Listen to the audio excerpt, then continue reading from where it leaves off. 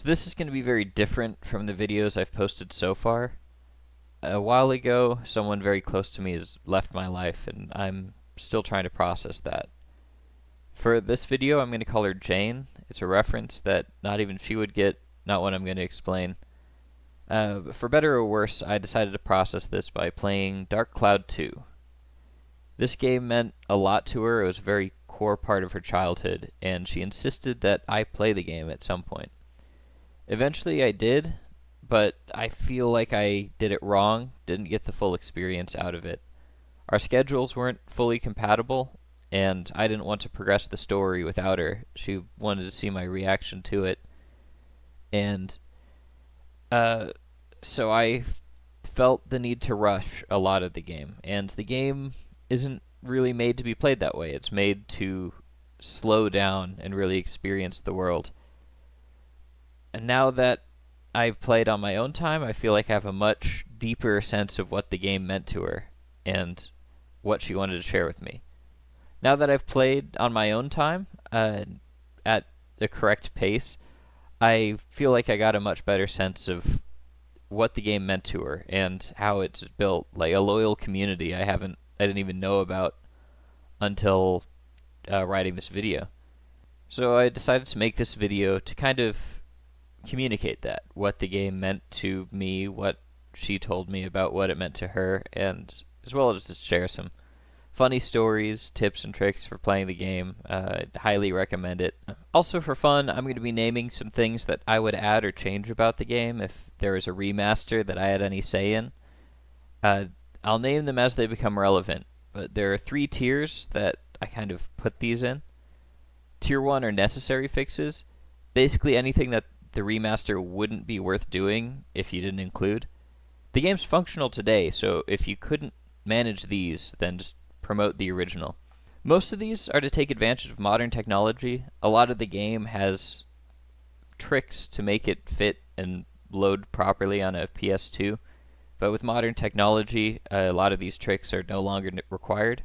And I believe these are universal improvements. There's nothing that I believe would be controversial. Everything that is included in Tier 1, I think everyone would think or would be a nice fix to the game. Tier 2 are like nice to haves.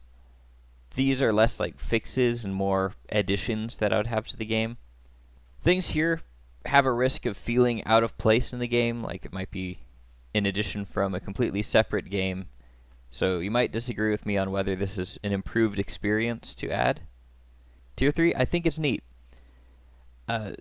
Just anything I think would be cool to add. Additions here might be poorly defined or controversial. You might not like the idea at all, but I'm including it because it's my video, my list, and I think it's at least fun to talk about. Dark Cloud 2.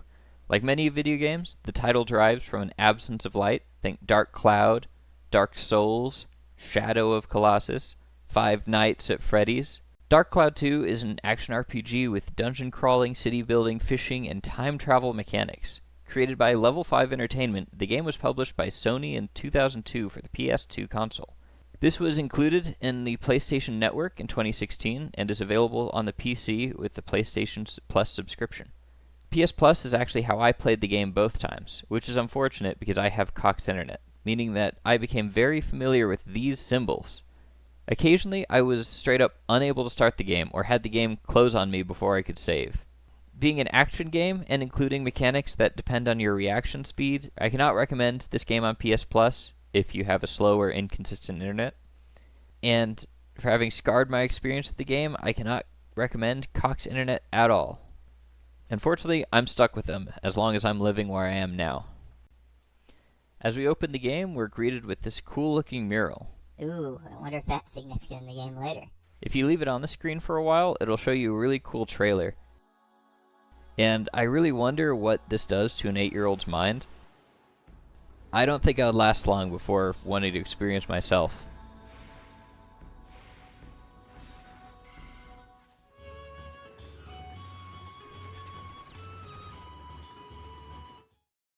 When you pick up the controller and press the start button as instructed, you get a standard menu. You get new game, continue, etc. And when you pick one, you get this music. This music always boosts my mood. It's such a cheerful invitation to the adventure, and it's well-known fact that the music for this game is incredible, as we'll see. After entering the new game menu, the first thing you get to do is customize the outfits of our main characters, Max and Monica. Here we have 3 points of customization, all options belonging to their own complete outfit, and the elements don't really mix very well, just like Helldivers 2. Monica's outfits aren't so bad though, some of these do mix okay. I'll actually direct my first Tier 1 fix here. I think the outfits not really mixing well can be solved exactly how Helldivers 2 does it, which is to add so many outfits to the game that some of them look good together by accident. After making our selection, we load right into the action. Monica's home is under attack. Picking up one of the decorative swords from a statue, she fights off the attackers to assist her father. Our first interaction with the gameplay is combat. All we know so far is that Monica's a princess, and this guy named Griffin is in charge of some bad dudes and has to be stopped. We use X to attack, and use the left stick to adjust the attack or turn it into a dodge. R2 blocks, and holding L2 charges up Monica's magic for a ranged attack, which you trigger with the X button. Circle targets enemies, and left stick either twitches which enemy it is or toggles targeting on and off. After winning the first fight with very little effort, because I'm so damn good at this game, we enter to see Monica's father already dead. His assailant leaves through a portal, leaving Monica to mourn her father.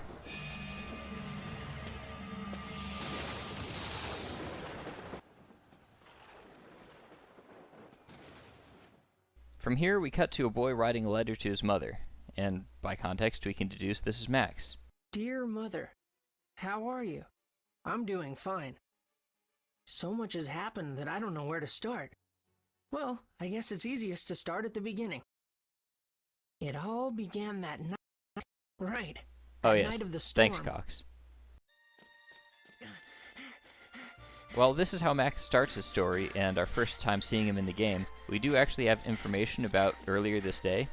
Almost 20 years after the game's release, we finally got a translation of the official prequel to Dark Cloud. The link to Hidden Castle's Compendium video is in the description. His channel is an excellent collection of deeper information about the Dark Cloud series. The prequel also includes what happened earlier in Monica's day. It turns out she was having a rough day to begin with, before the castle was attacked, and to add insult to injury, it happened all on her birthday. The cutscenes are always fun to watch, with all these goofy details that are added to Max's movement. The way he shakes himself dry like a dog is the first example of many. He also has a habit of nodding with his whole body. It's around this time that you might notice, that's Robin from Teen Titans. What was that last part again? Oh, I'm soaked.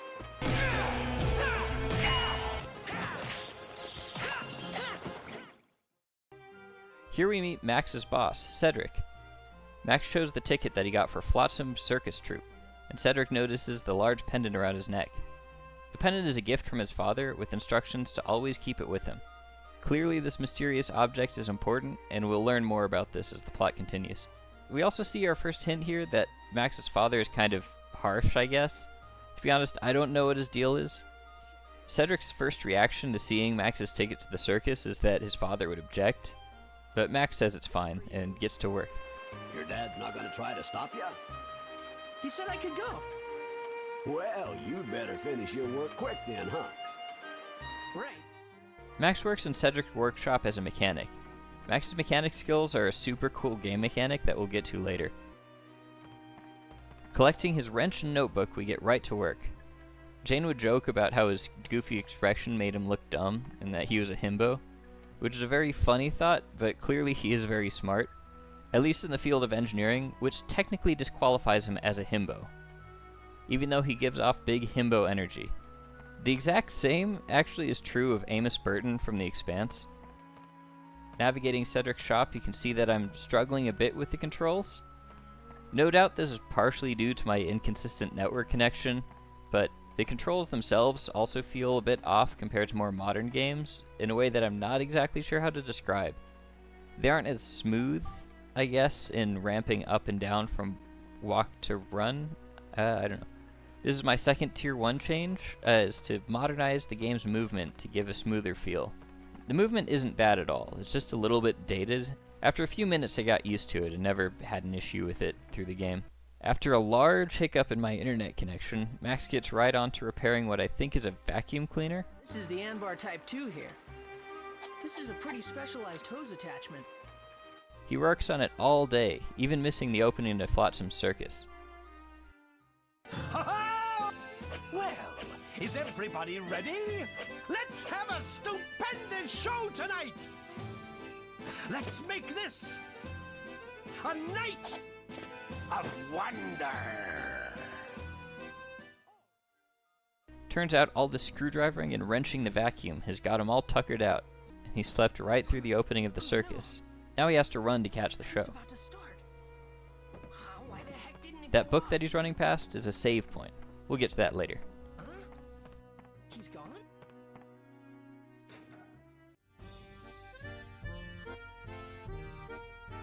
At the tent's opening, Mark Hamill asks to see our ticket. Need a ticket to go in. This shows us a gate key mechanic that will become a common feature of the game. Square is our use item button, and at a context point, such as the circus attendant, it will open our inventory to search for the relevant item. Using this, we hand over our ticket, and it's instantly stolen. Hey! My ticket! Our mission now is to find the red-haired boy. Here we get to talk to some of the people who are around. The first girl here tells us that we're late. Then we're directed toward City Hall. Did you see a little red-headed kid come this way? Nope. You see anything? He headed towards City Hall. When we get to the old lady, the game for the first time prompts us to speak to her from the front. And this isn't relevant to anything, but it really sticks out to me. I don't think this happens with anyone else, but for the old woman, we have to take the extra step to be polite. It's a really cute way that the game makes itself distinct. Some characters have to be interacted with in different ways. It's part of what makes the world feel very full and real. The old lady directs us further down the square. Then this woman tells us that she needs to go to City Hall. Sorry, but I have to go to City Hall. Which, isn't that City Hall in front of her? Aren't we right in front of City Hall? The next woman is just admiring the moon, and she tells us how to use the first-person game mechanic. This exact mechanic of pressing R2 to see first person isn't super useful, except to practice for the camera that we'll get later. It still is pretty cool that you can use first person to get a better view of most of the areas in the game. Finally, we talk to this small child and are thrown into a cutscene. Hey, did you see a red-haired boy? Me? No, sorry. I see. The red-haired boy gives away his position, and we have a little chase scene. This is totally some child tactics. Me and my sisters would do this all the time. Hey! Oof, that's a hard Gotcha. tackle onto the cobblestone. Hand over the ticket. I'm sorry. The boy apologizes and expresses that he just wanted to see the circus once. You really want to see the circus, huh? I'm sorry. I promise I'll never do it again. Max Alright. takes pity on him Here you and go. decides to give him his ticket, and What? You passed. You might be able to do it. Hurry. The first door is waiting for you. the boy vanishes, leaving the ticket for Max. What's going on? And whether Max deduced that the first door is the circus entrance, or that it'd just be a waste to miss Flotsam's troupe, no matter what spookiness is afoot, he picks up the ticket and enters the circus. Hurry up, it's starting. Yep.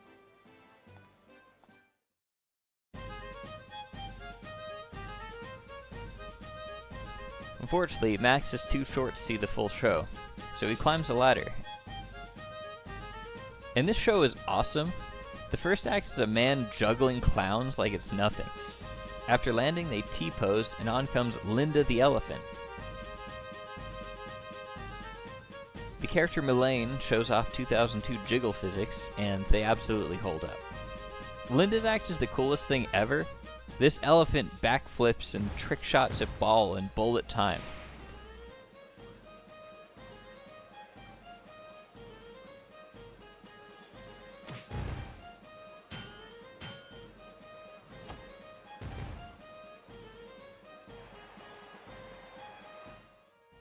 The clowns from the lane follow up with this insane trick.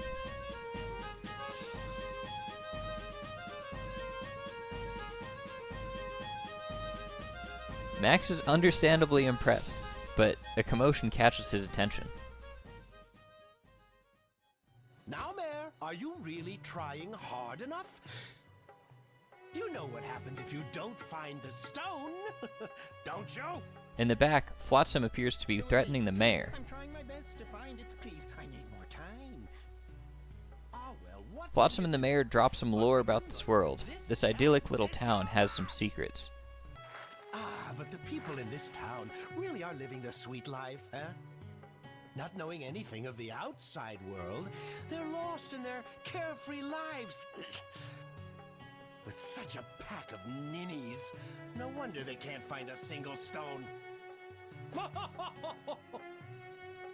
You can't tell anyone about the outside. There'd be a panic. Then no one would be able to look for your stone. Flotsam needs to find some mysterious stone and is able to threaten the mayor to search for it. Unfortunately for Max, he's wearing that stone. Even worse, he manages to knock over a paint can.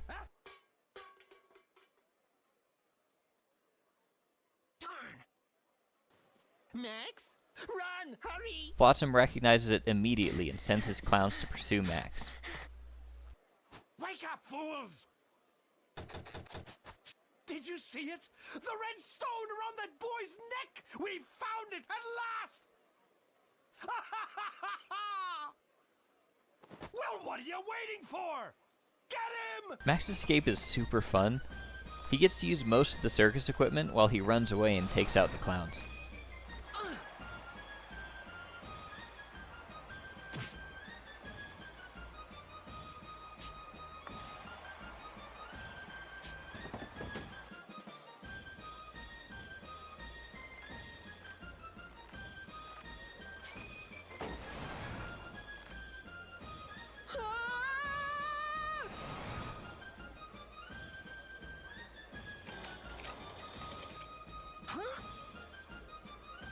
When Max jumps from the chandelier and is just fine, it might look like the meme, but Max's jumping skill is just that good. He has 12-foot vertical leap on his resume. About 8 foot vertical leap. The crowd thinks this is all part of the circus, and Max clearly isn't afraid to give them a show. After basking in the admiration of the crowd, he then beats the shit out of 4 clowns with a wrench.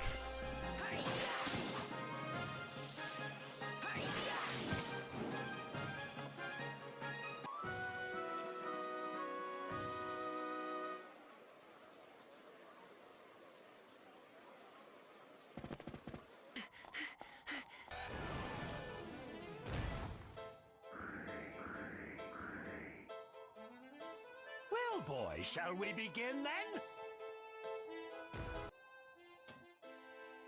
Max's running brings him to a rooftop where he manages to kill this guy.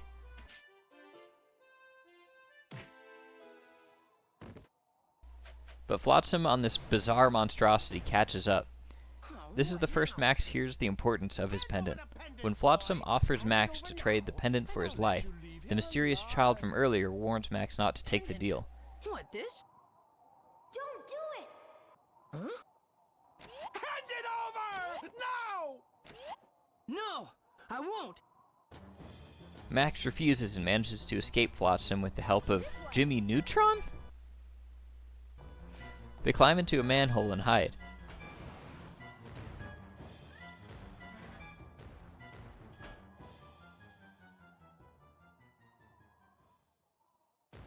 Here we get another entry to Max's journal to his mother, and the proper intro to the game. I was so scared then. But in a way, it was really fun. The intro song is called Time is Changing by Tomohito Every morning Nichura. they've been just the This same song fun. meant a lot to Jane, being the intro music to such an important experience to her, and the feelings are too intense for me to watch this very easily, but it's a very good opening.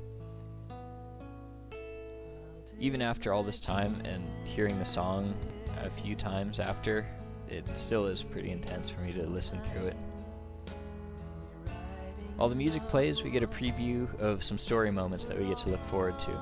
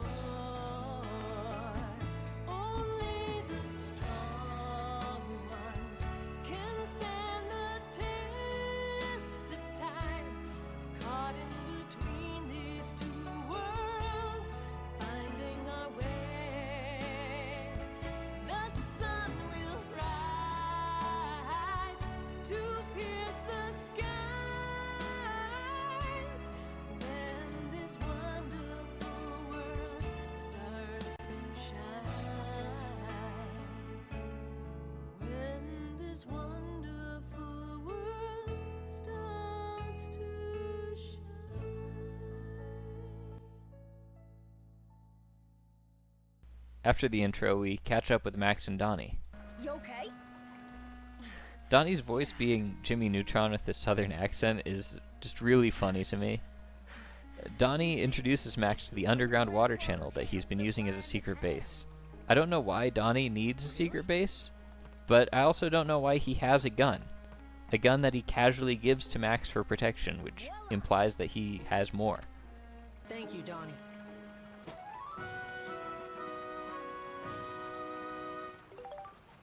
I think that Jimmy Neutron gives you a gun should be all you need to hear to convince you to play this game for yourself. Max decides to investigate what Flotsam is threatening the mayor over. They discussed hiding the truth about the outside world, so Max has a target to investigate. Apparently, access to the outside world was cut when the Blackstone Railroad shut down. Donnie hands Max a help receiver so he can get gameplay tips while we're in the channel. Max heads off. It's around here that we're first prompted to save our file. This is done with a save point, one of the big floating books. Here's my third Tier 1 change. Save points were needed to limit the save size of files back when computer memory wasn't as cheap as it is now. While some more recent games do play with this idea of dedicated save points, I don't really think it serves the gameplay for Dark Cloud 2. However, I do think that saving should be restricted to only outside of dungeon levels. The need to complete each dungeon level in one run adds what I think is a fun level of tension. Jane was worried that I would ruin the experience of the game for myself because all saving is manual. If you die in the dungeon, the game goes to the title screen and you have to reopen your last save. If this happens and you forgot to save for a long time, it can erase a lot of progress. So the Iron Man Dark Cloud 2 challenge is totally possible, but not recommended. In the end, Jane was right to remind me because I did totally lose like an hour of progress because I forgot to save. I think that only happened twice though. Sometimes I would enter the next level too quickly for her to remind me and I'd have to play it cool, like I am so confident that I was going to win. It worked out most of the time. Dungeons can also be escaped, though doing so will cost you half the money that you have in your inventory. Jane learned early that good fiscal practice is to store most of your money in precious metals. Since your inventory is not affected by the escape cost, buying gold bars is a good way to minimize the damage that escaping will do to your savings. Fittingly, Chapter 1 opens with our primary gameplay loop. The bulk of the gameplay and the medium for advancing the story is the dungeons. These are shown in the map select screen. You select one of the unlocked floors and get into the action. Each of these dungeon floors has a name. These often have hints about what kind of weird creatures you're going to encounter, or just be a pun. They're very cute, and I really like them. Under these, we see 3 medals that we can earn by completing the level's challenge. Medals are a type of in-game currency that we get to spend later on. For the first level, we can see that the challenges are defeat the monsters within 2 minutes 35 seconds, clear the level without healing. We'll talk more about these medals after unlocking all of the challenges, and that happens to be around here. Max gets a call on this whimsical cell phone that Donnie gave him. Where did we go wrong? I want a cell phone with a rotary dial. Donnie tells us how to play the game, and we're off. Each dungeon is basically a procedurally generated maze full of monsters and treasure. I never thought of procedural generation as something that you'd have in a game from 2002, and it works great. If you ever played SCP Containment Breach, you might have encountered some really bad procedural generation, or at least I did. But it turns out that this studio-produced game managed to pull off that something that indie developers would struggle with decades later. The dungeon design is pretty simple. I think it's just about right for what it is. Maybe with modern tech we could spice things up a little bit, but even then I think that early game dungeons are kind of perfect the way they are. If there are any changes, I would definitely make them late game. We fight our way from dungeon to dungeon, fighting off clowns, winged frogs, bats, large rats, and balloons. The treasure chests tend to have items in them that are all valuable to some degree. They can be weapons, throwable items, food, upgrade crystals, or... It's a fucking mimic! Yes, this game has mimics, and they're always scary, except when you encounter the king mimic, which scary isn't enough to describe anymore. Jane played this game so much that she could actually tell whether a chest was a mimic before the reveal. The animation of the unlocking chest has a subtle timing difference for mimics, and I haven't figured that out yet. While all the items in the chests are valuable to some extent, some of the most useful are the map. This will fill out the whole mini-map. The areas that you haven't explored yet will remain dark, and monsters that you can't see won't show up as these indicator dots. The magic crystal. This will show the position of all the monsters in the dungeon. Even if you haven't opened the whole map yet, you'll see these indicator dots just like floating around in unexplored areas. Some door key. Some of these maps will include closed areas which you need a key to open.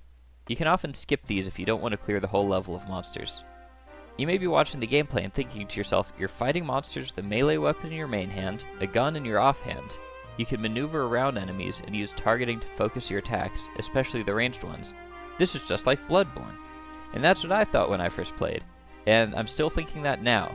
So a tier 3 change, just for me, is make a Bloodborne-like controls option. I think this would be cool, especially with a smoothed out control scheme. The left stick is used for context for some of these attacks, jumping with the heavy attack and dodge attack, but what if R1 did heavy attacks and a charged attack, and R2 did the basic attack? Circle could be dodge, R3 could toggle target, L2 could fire the gun, and L1 could toggle the ride pod. I haven't got to the ride pod yet, but if you're familiar with the game, then you can trust me that the control scheme mapping like this would be very cool. The square button already uses your equipped item at the top here, and you can cycle through which of these items you use with the D-pad. Triangle maps to the menu, which is how you employ your healing items, which I think is close enough to Bloodborne. The combat of the game is fun, but it isn't that Dark Souls-like. As a kid's game, Level 5 designed this game to not be constant stress. Though the fights can be challenging, and timing your combos to do as much damage as possible, while also ending the attack in time to block enemies. The game isn't too punishing at the start if you get greedy and try to fit one last swing in a few times. It can be stressful, since if your character gets knocked out, then the game ends and you have to open from a save. If your save is from a while ago, then you have a lot of catching up to do. I don't hate this, but since you have an opportunity to save before every dungeon level for free, I would add an autosave before you enter each level. Level progression is done by finding the gate key. In this case, it's the key handle. The gate key can be held by any of the enemies on the map, and when an enemy is defeated, the gate key will go straight to you. Any other item dropped by the enemies can be missed if you aren't close enough to collect them, but the gate key will always go right to your inventory after doing this thing where it hovers around you to show that you got it. When you get to the gate, you can scroll through your inventory to find the gate key. By selecting it, you open the gate and are able to exit. Combat quickly gets more difficult as you find yourself fighting off more than one enemy at a time. The only coordination the enemy has is their goal to mess you up. Jane told me the story of a time that she was having a nightmare and woke up flailing for the triangle button and managed to smack herself in the head. I guess this shows how much the game impacted her, that the controls were an instinctive reaction to stress. Playing the game, I can get it. When the situation gets really rough and you're running low on health, you press the triangle button and everything chills out.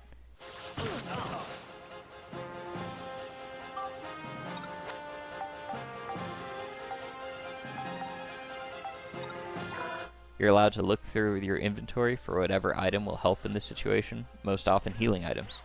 Here we also get to upgrade our weapons, another mechanic that I didn't appreciate my first time playing. Almost every item in the game can be spectrumized, which renders the item down to its combat traits. The possible traits, just like real-life weapons, are Attack, Durable, Flame, Chill, Lightning, Cyclone, Smash, Exorcism, Beast, and Scale. After being spectrumized, the item is no longer usable except to synthesize with one of your weapons. This upgrades those combat traits of your weapon, making it more effective in general and especially against targets who are weak to those traits. Kind of like a rock, paper, shotgun deal. Most commonly, you'll be spectrumizing these special crystals. If you spectrumize a rock or something, you usually get 2 points in that specific trait. These crystals will give you 3 points to their assigned trait. Also, they're generally less useful than other items. So all around, you should be using these primarily for upgrading your weapons. Unless you want to make the game difficult for yourself. You play however you want, freak. Each spectrumized item costs 1 synthesis point to synthesize with your weapon. Synthesis points are obtained when you level up your weapon by grabbing enough experience from slaying enemies. Minecraft rules, basically. You have the option to spectrumize multiple of an item at the time, which saves time when you need to add a lot to your weapon at once. Synthesizing plays this cool animation, and it's especially nice because after you upgrade aspects of your weapon enough, you can turn them into a whole new type of weapon. I'm making a tier 1 change here to make the synthesis animation skippable.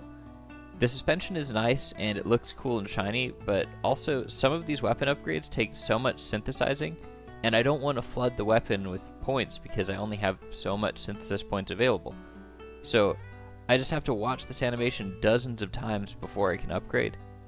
Skipping might not be the right answer, but maybe if I could navigate the menu and get my next item spectrumized while the animation plays out on this quadrant of the screen, that would be nice to streamline the process a little.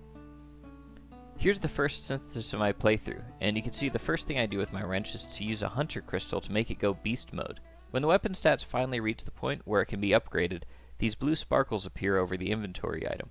Selecting Build Up lets you select the next stage of weapon. The weapon will transform, and we go forward with a new tool. As we make progress through the underground water channel, we get some of Max's backstory. He journals and explains why he was so eager to see the outside world. To see the outside world to Donnie. But there was a second reason why I wanted to go there. It was more than curiosity or defiance to Flotsam. We start to see this flashback, where we get to see some of his home life. Look at this Batman-esque dining setup. Also, side note, these cutscenes often need you to progress the dialogue by pressing X. This gives you the opportunity to control the pacing of the scene, and I use this for comedic effect when playing with Jane. In this scene, you can hear that the audio of Max's dad eating continues while the dialogue is paused, and I think it's really funny to extend the awkwardness of the moment gratuitously.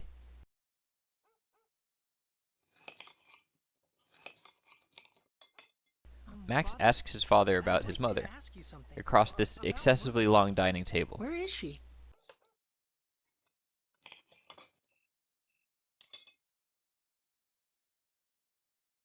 I'm sure I told you this already. Your mother is doing important work far away from here. But what's the name of the town, and what job is she doing there? Max's dad evades the question, and we start to see some of the tension in the relationship that was alluded to by Cedric. Max storms out. Don't tell me anything.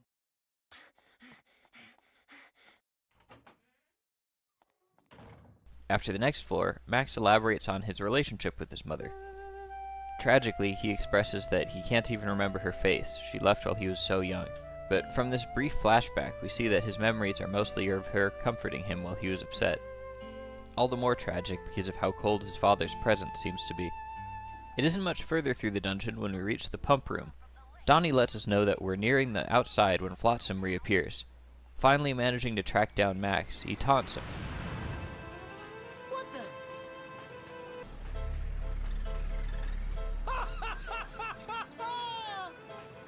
Flotsam!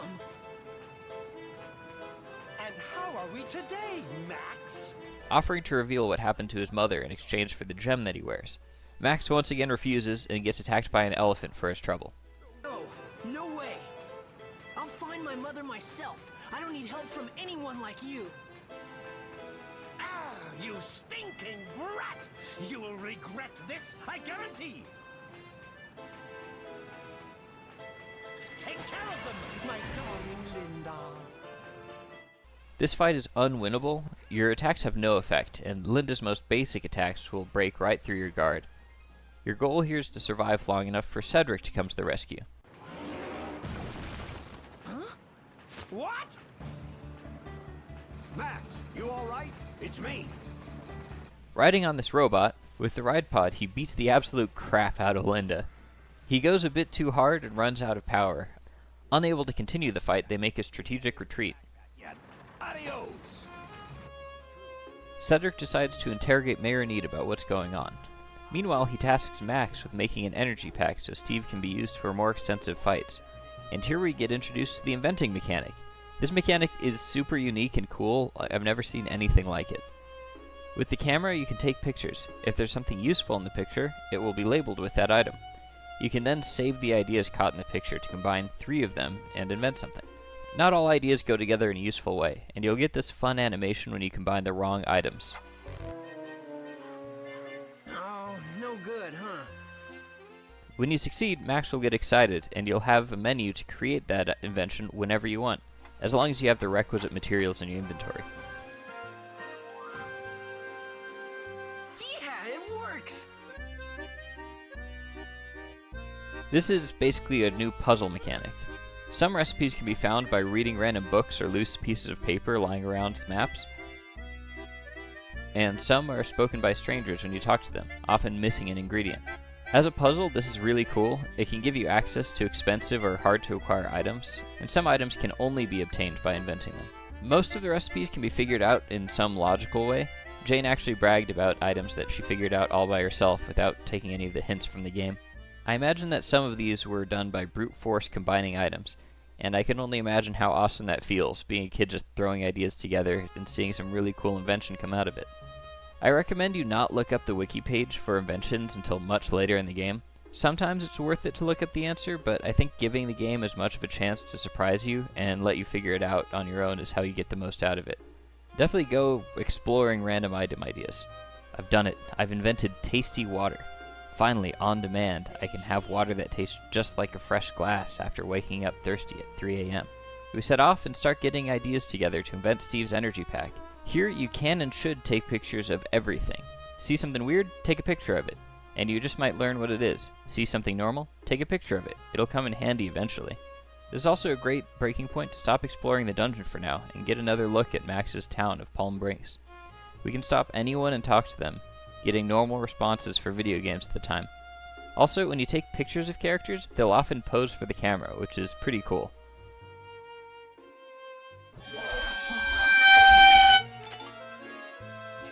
Another quick thing I would fix is the render distance for the characters. By modern standards, none of the areas of the game are big or complex, which we could easily render all of the characters within line of sight on today's hardware. Our access through Palm Brinks is limited.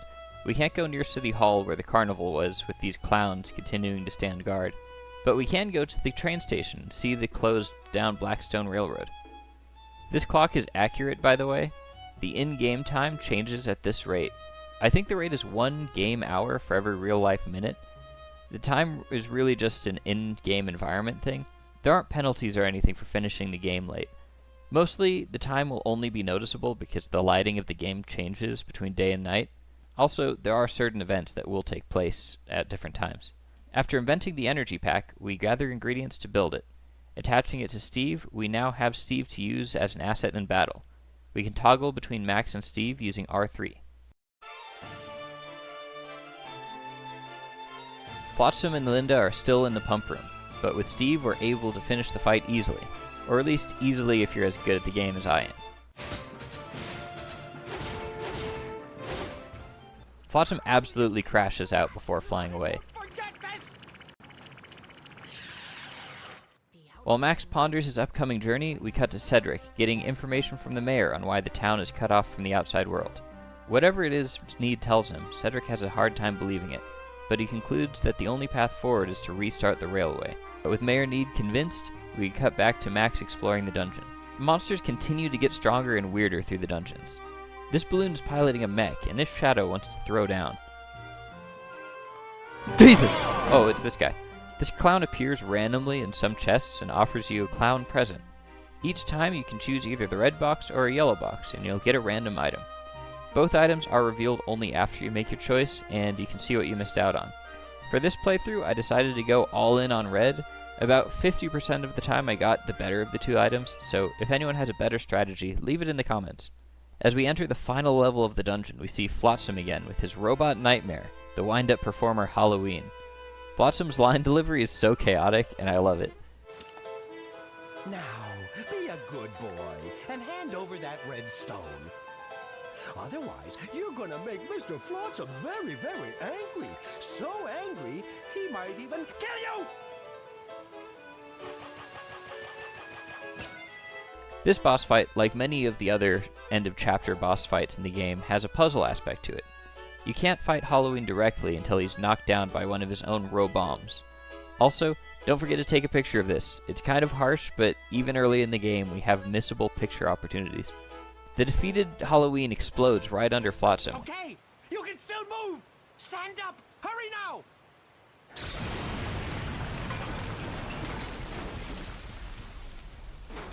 And his clowns carry his body out of the water channel. They leave Max alone as he manages to exit Palm Brinks for the first time.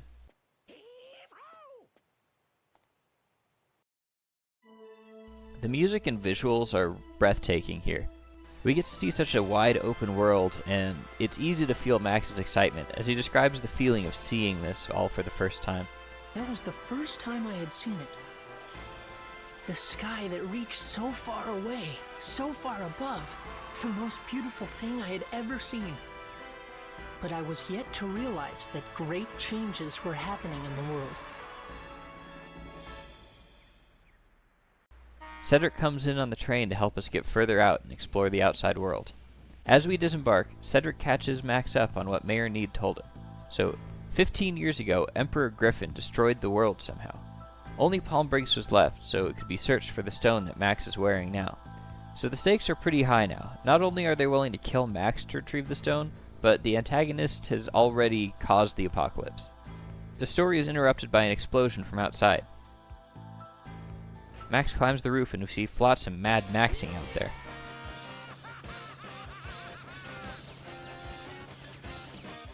Cedric has a supply of bombs just lying around, probably provided by the character Eric.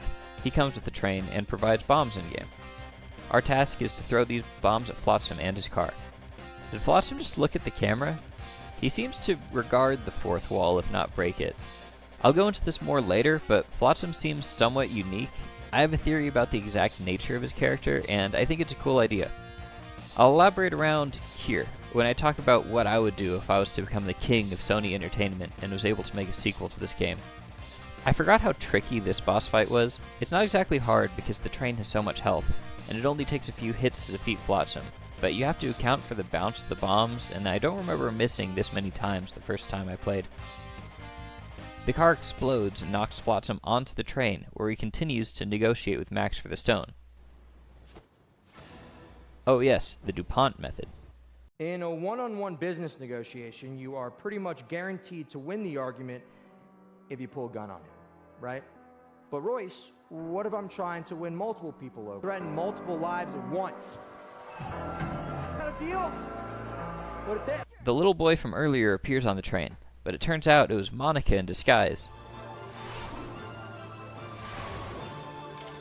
She kicks his ass thoroughly, not satisfied with slicing him 9 times with the sword, or throwing him off a moving train. She makes sure to light him on fire before he even hits the ground.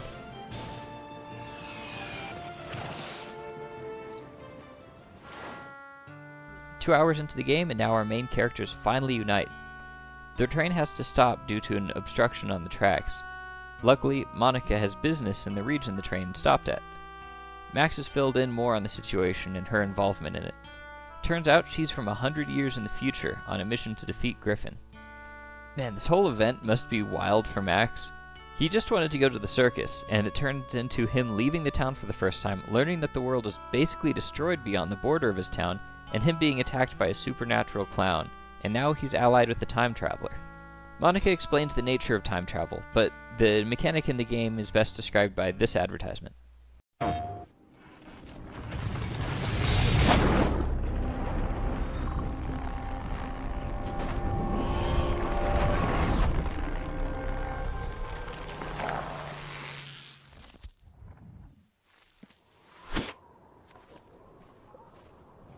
Monica's current task is to resurrect Jurak by restoring his origin point 100 years in the past, so that he can assist in the fight against Griffin in the future. She recruits Max on this dangerous mission. He considers for about 5 seconds and agrees with that full-body nod he does. Okay, I'll do it. All right, I knew you would. Guess we're a team now, right? To start on this mission, Max and Monica enter the Sindane Forest. There they find an isolated house with someone sleeping on the roof. He hops down to see what they want. Monica, never having seen an Irishman before, gets overly excited and pulls on his mustache. It's so cute, all curly and everything. Hey! Hey! That's right. There's something I want to ask you, okay? For comedic effect, I decided to leave this part of the dialogue going on for a while. Look at Max's stunned face. This little guy is from a race called Furbits, basically like hobbits with the technological affinity of dwarves, but we'll get to that. Max and Monica follow him into his house and exploit the Furbits' affinity for grape juice. A race speaking in an Irish accent and having a lust for grape-derived beverages? Where do they find the inspiration for these things? And we brought all this grape grape juice too. Now what are we gonna do?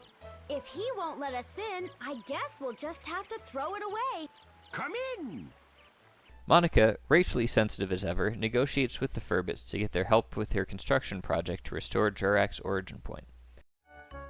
What? Oh, you want the grape juice, huh? Well, it'll cost ya. I've heard you Furbits have a mysterious magical power to make things like houses and plants.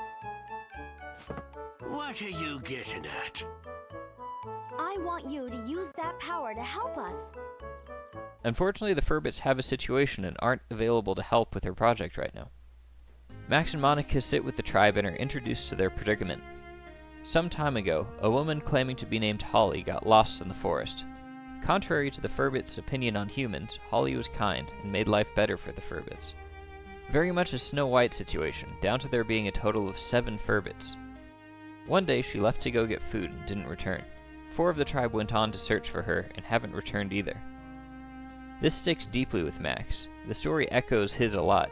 The kindness of the woman, and even Conda's inability to remember Holly's exact features. Special features, let me see. Must have been something. Her hair. It was long, I think. No, wait! Maybe it was short. I think. Both Max's mother and Holly were famous for their potato pie. Eating them would always cheer me up. The most delicious potato pies in the whole world. Max even has hope that perhaps this woman could be his mother, lost in the forest a long time ago, maybe now able to return to his life. Look at Tiny Max! And here's where I would say to stop if you don't want spoilers. Will Holly be found in this forest? Is she truly Max's mother? And how did she end up lost here? It's the first real mystery of the game, and the end of what I would say is the introduction to our story. For those not worried about spoilers, here is the Rainbow Butterfly Forest. This will be our dungeon for the next chapter. Its entrance is surrounded by these big, creepy-looking flowers. As a Tier 2 fix, I would want to do something about these textures. This isn't the only example of a kind of glaring JPEG image in the world's textures, but it's the one that sticks out the most to me. Conda tells us of the legend of the rainbow butterfly. Anyone who lays eyes on it never leaves the forest again. As a precaution, he tells us that if we see the butterfly, just pretend we didn't. What do you mean, be careful? What can we possibly do to prevent it? If that happens, If that happens? just pretend you didn't see it. Huh? Well, whatever. Monica is unimpressed. Max doesn't seem to object, though. We grab some grape juice to help lure the missing Furbits and head out to the woods. We immediately see a completely different environment from the water channel. The Rainbow Butterfly Woods are full of plant-themed monsters and skeletons. What sticks out more is how open the area is. Between battles, the calm music helps you immerse yourself in how beautiful the area is. The trees off the path seem to go on forever, and the light shifts constantly on the ground to help give a feel of an unseen canopy of leaves above us. We also have a new kind of gate key. To exit these dungeons, we have the fairy saw, to cut down a tree and use it as a bridge to exit the dungeon.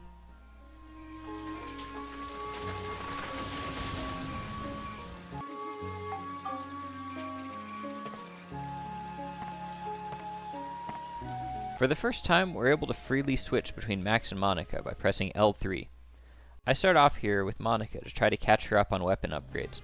Something I think is cool is how the game doesn't force you to keep the characters balanced. The game will reward you for keeping them balanced, since you'll always have a useful character to fall back on if your other option is knocked out. But there's nothing stopping you from defaulting to the ride pod for every encounter, other than momentum.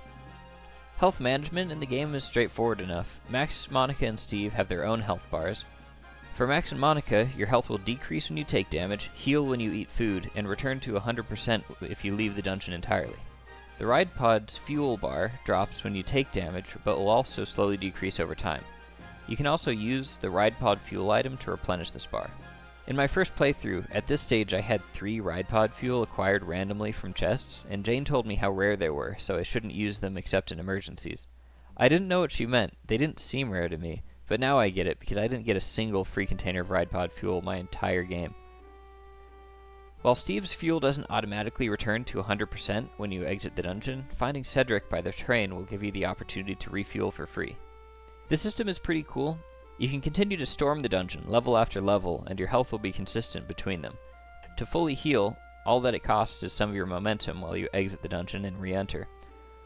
Or another perspective is that you can take a break from dungeons and go to buy more items or play minigames, and we'll get to those. When you return, your character will be refreshed, and you won't have to worry about how much health you have left. This is also a decent deterrent from spamming Steve from dungeon to dungeon. He doesn't have enough energy to do several dungeons in a row, so it would be a hit to your momentum to consult Cedric after every floor. Oh, and guess who forgot to save before entering the Rainbow Butterfly Woods? That's rough.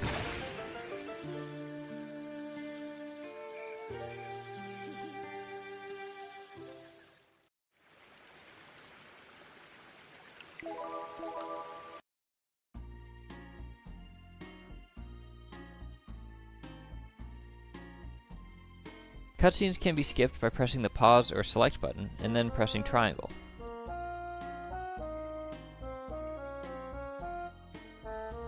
We also have a different kind of room key. Some areas in the woods are blocked off by a web.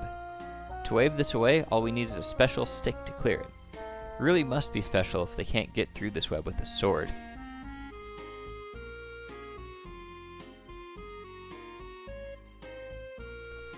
The molars and the killer snakes both burrow underground. This makes them impossible to hit, so we can just wait and prepare for them to come up and attack. The snakes erupt from the ground violently and can even knock you over if you're guarding, so I think the best strategy is to run away so they have trouble hitting you, and then you come back while they're above ground. Oh, and now when we return to Palm Brinks, you might notice the little gift boxes. I think they appear early in the game, but I didn't spend much time checking for them until now. Jane would make fun of me for being bad at finding these, and she was right, I was bad at it. In my defense though, when you first pick up the game, you don't really internalize how nice it is to find a little treat in a random box. The boxes appear all around villages as you progress the game. They usually have a stat boosting item, but they'll always have something rare in them. There are various gems you can find that are very valuable, especially useful for synthesizing. When they spectrumize, they'll give powerful boosts to multiple weapon stats at once, much better than any crystal. Note, I got a diamond from one of these, and if you get one as well, don't spectrumize it. There's a use later in the game that takes 3 of them, and they're super rare, so I recommend that you preserve them all. My favorite thing to find in these boxes are the most common, the potato pie, witch parfait, and the fruit of Eden. Potato pie and witch parfait are Max and Monica's favorite foods respectively, and they can only be given to that character. This will result in a defense boost, and the Fruit of Eden can be fed to either character to increase their max HP. This is the only system to level up the characters. Most of the leveling is only done to your weapons. Steve can also be upgraded, but it's much different. The ABS points, those XP orbs that enemies drop when they die, increase Steve's XP, which can be used as a currency when talking to Cedric to upgrade the ride pod. Upgrading Steve's core, or even adding the voice box, are arguably the best use of this system, since I think these are the only ones that are uniquely available through Cedric. Most of the other accessories you can attach to Steve can be invented by Max.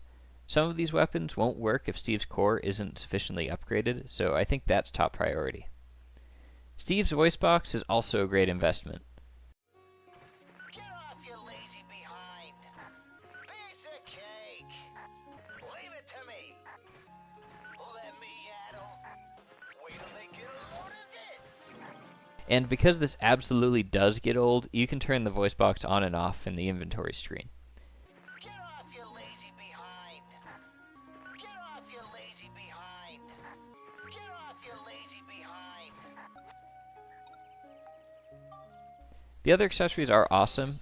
When we get to it, I'll go into more detail on the more practical accessories, but for now, just look at how cool these are. Roller skating while dual-wielding guns is one of the coolest things that is possible to conceive.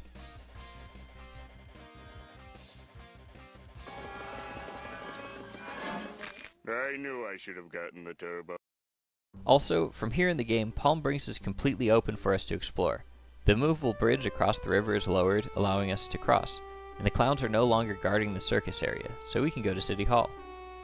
On the other side of the bridge, we see more of the town and its people. Look at this guy. He's from the moon. そうよね。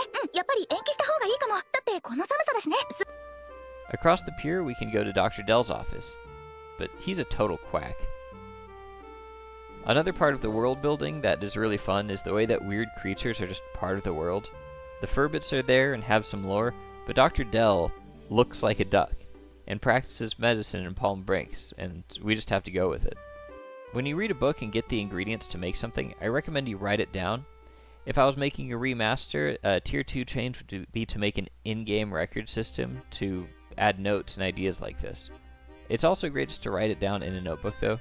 Jane told me about her sparkly pink notebook that she'd use to budget materials and note invention ingredients like this. I have my purple notebook now, which in my opinion is cooler than pink. Now I just need the glitter.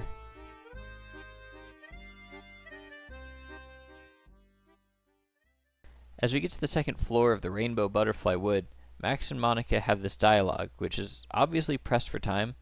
They go on to explain the build-up system for weapons, but they didn't get to voice over this part. For the remaster, they should at least add the voiceover. After this floor, we reach the Great Fish Swamps.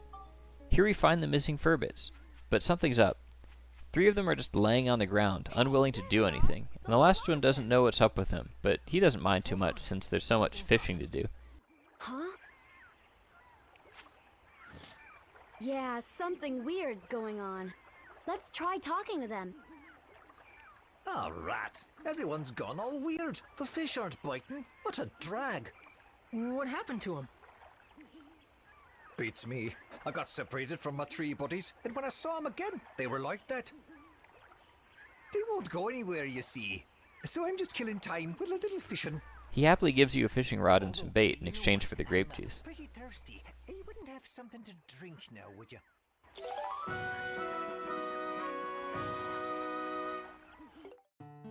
Jane always said that it's not a real game if there's not a fishing minigame, and here we have our fishing minigame. When Max equips the fishing rod and bait, this music will always play. It's such a perfectly calming tune. After casting the rod, you can just let the music set in while you wait.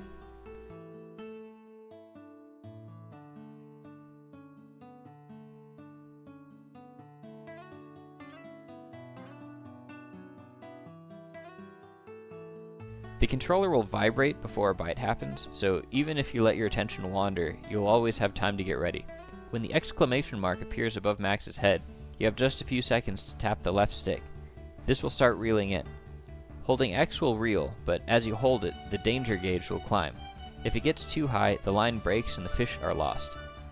This danger bar will slowly decrease over time while you're not reeling in the line. Occasionally, an arrow will pop up to show the direction the fish is going to pull. You respond by tapping the stick in that direction, and the danger bar will fall dramatically when you do it in time. When the line's length reaches 0, you get the fish. Each fish caught gives you fishing points, which can be exchanged to upgrade stats on your rod, such as luck and strength.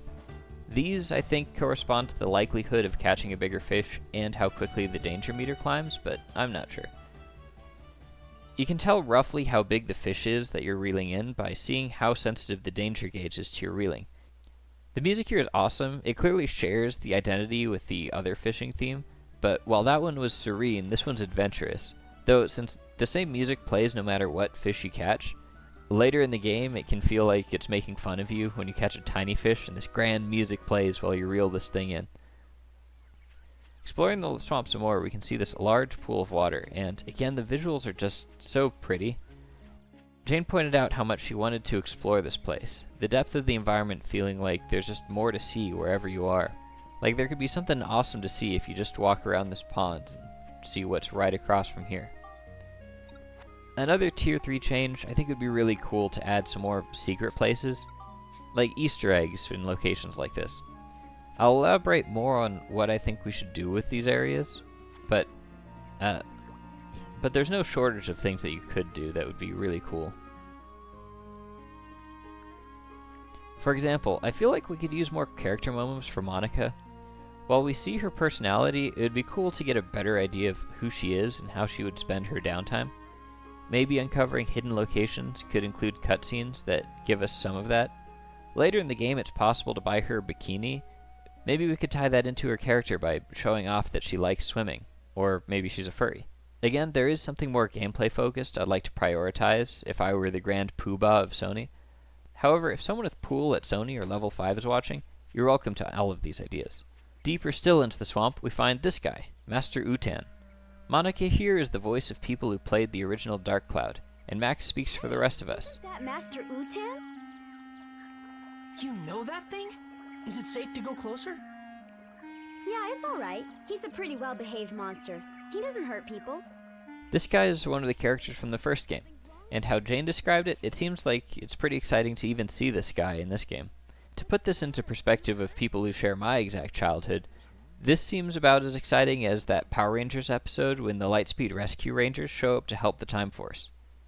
Utan is a pretty chill dude, happy to help out. Humans, Don't see them every day. Tragically, he recently ate some bad apples and has a tummy ache. It's pitiful, really, but I was awful hungry and somehow got my hands on the forbidden fruit. When I did, my whole body just up and froze like this, and I couldn't move. Heartbreaking, but he'll be better in a while.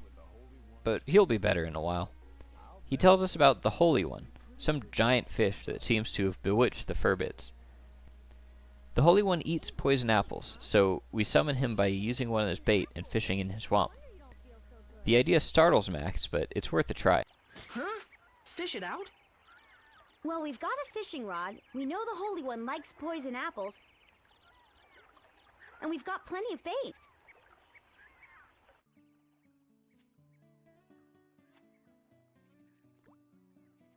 We get a bite. Max fights hard to reel him in, but the line breaks. Whoa. The Holy One is a fish fit for a boss fight. This fish is remarkably flamboyant. What's going on here? There's a hook stuck in my beautiful lips. Its motive is to be admired for its beauty, and that's all there is to it. If you ever watched Charlie the Unicorn 3, then the centipede no doubt comes to mind when you hear this thing speak. Yes, I know. You don't have to tell a man twice. What? You're a guy? The Holy One amusingly thinks that Max is stupid too, assuming that he doesn't understand basic speech until he talks out loud. But nothing comes for free, you know. Business is business, and everything's business. Oh boy, this is gonna be another pain. So what do you want us to do? Ooh, so the little boy understands too. Listen carefully then. I won't say this again. True to his motive listed above, the way that we gain the Holy One's cooperation is by offering to help enhance his beauty. He demands a pristine fish, a small fish that will help eat the scum off his scales. Luckily, I caught one of these before meeting this guy, and after giving him the fish, he releases the spell on the Furbits.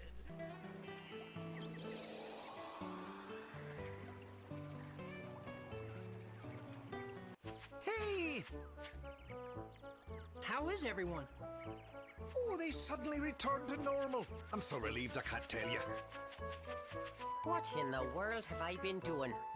I cannot remember a darn thing. Last thing I remember, I was thirsty, and I drank some of that swamp water. I can't remember anything past that either. What in the world happened to us? The Furbits never found Holly, so now they ask us for help. In exchange, they'll help rebuild Jurak's origin point. To this end, they bring out Carpentarian, and Max is excited as I am. What the heck is that? I don't know. When's Caterpillar gonna make something like this? This is the game's city building mechanic. As we progress through the future dungeons, we'll find geostones, which don't look like things that you should touch with your bare hand, but they seem fine.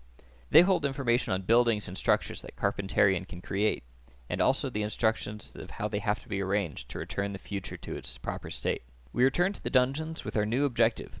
Utan has recovered from his food poisoning and helps clear the path to the deeper levels of the forest.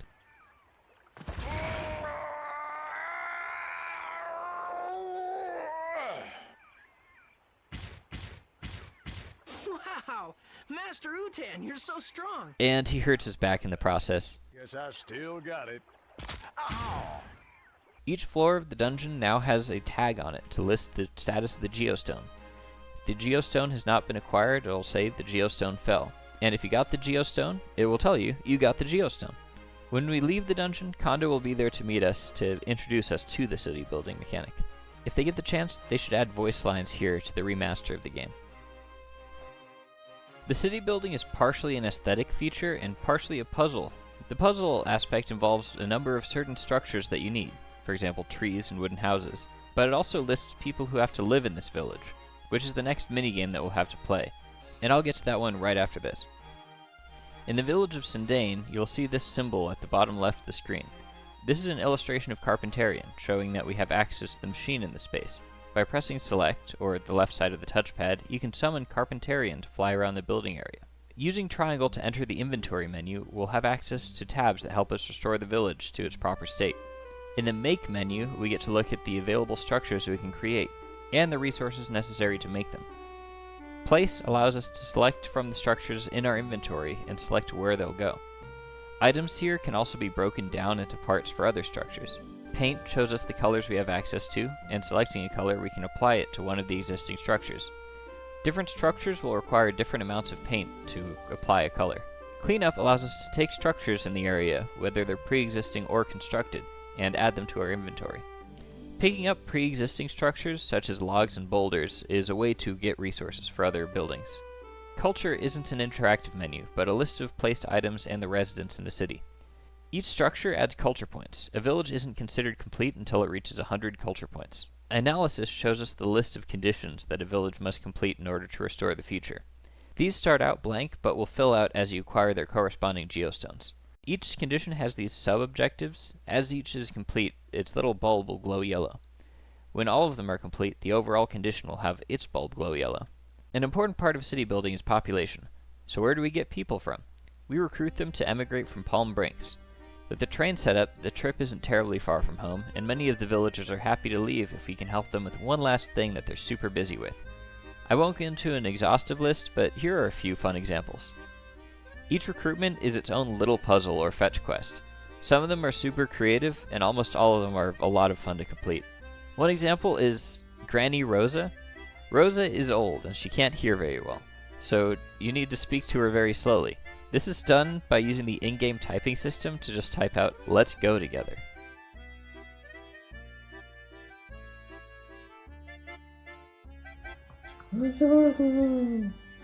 This is super cute. Not all recruitments are so easy, and I appreciate the variety of not just challenges, but also the scale of each challenge. While Granny Rosa was super easy, Sheriff Blinkhorn may be the most difficult, and is definitely the most frustrating. He's weirdly sexist, not willing to talk to Monica about this mission to build new villages, and only saying that he doesn't like seeing girls run around with swords. When you talk to him as Max, he demands that you complete the Fitnessgram Pacer test before he'll join you, which is more rough because Monica is slightly faster than Max.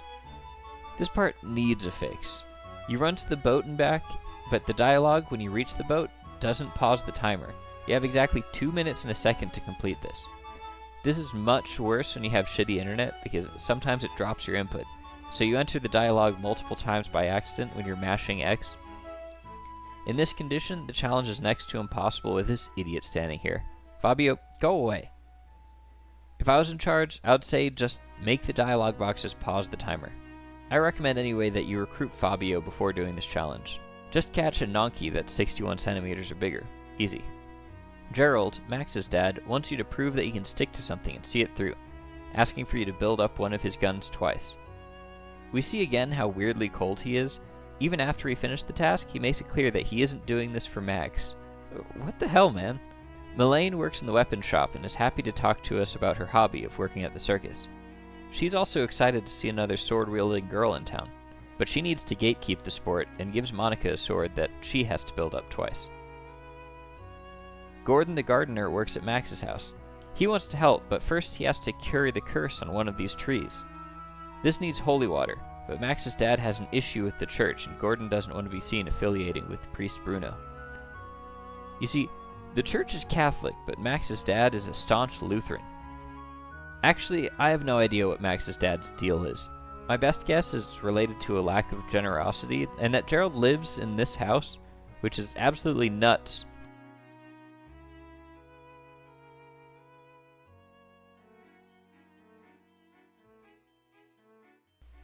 You can buy holy water from the priest, but I came across some in the dungeon, so this mission was super easy. Aunt Polly is ready to move just after she finishes this last delivery of crunchy bread to Morton's. But Morton's party was cancelled? The cheese! It was cut too thin! We get to keep the bread. Jane warned me not to use it until late game because these are not replaceable and they're very powerful healing items. I am giving this knowledge to you, viewer, with the trust that you will use it wisely. Now that we have some characters, we can begin moving them to the new village. Most of them are easy to accommodate, but some of them have specific rules they want.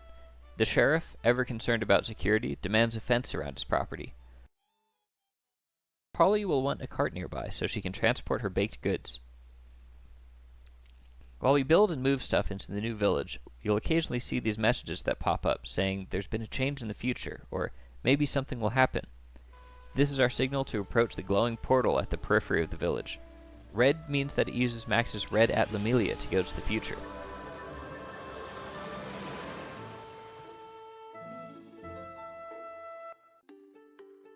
From the future, we can employ Monica's blue Atlamelia to return to the past. By the way, these stones are called Atlamelia. The story gets around to telling us that the first we hear this word is during specific dungeon challenges, where the red or blue seal bars entry for whoever is chosen by the Atlamelia of the corresponding color. In the future, we see what becomes the village if we leave its origin the condition we left it. As we progress the construction of the village, the future advances further. It's Back to the Future rules. Jane kind of had to remind me to be excited when these messages popped up, because I tend to get really focused on the task at hand, so when we're doing the Georama stuff, it's hard for me to stop and time travel to the future. Even playing the game again, I wanted to get some footage of the future as it evolved, but I kept getting myself caught up in the city building and trying to cross one more of these goals off the list before I went to check on the future. Also, OBS Studio managed to mess up a lot of my recording, so you'll be seeing gameplay from different sources used here to make up for what was lost. As I mentioned before, having a system to list down ideas and inventions would be cool, but I'd really like to have a budget system so you can kind of plan out what you're going to build, because right now, when you run out of materials, you run to Conda to buy more, and he's all the way in the train, so when you run back, you find that you have another thing that you want to build and have to go back and forth. I complained about this with Jane and she told me to get good. She had her glittery notebook, and if I had one, I could handle this just fine. But it's the future, damn it! We should have an in-game mechanic to do this. Really, my main issue is that you get into the flow of things, music and all, and then you have to go back to the train, and the train has a whole different music track, and then the old music starts over when you get back. It steals your flow.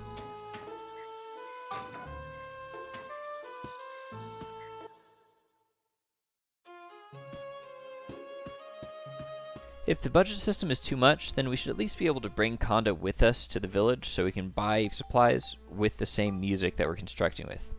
Arguably, that's a better solution to the problem than even the budget menu. With more characters available, you have a growing pool of people to add to your party.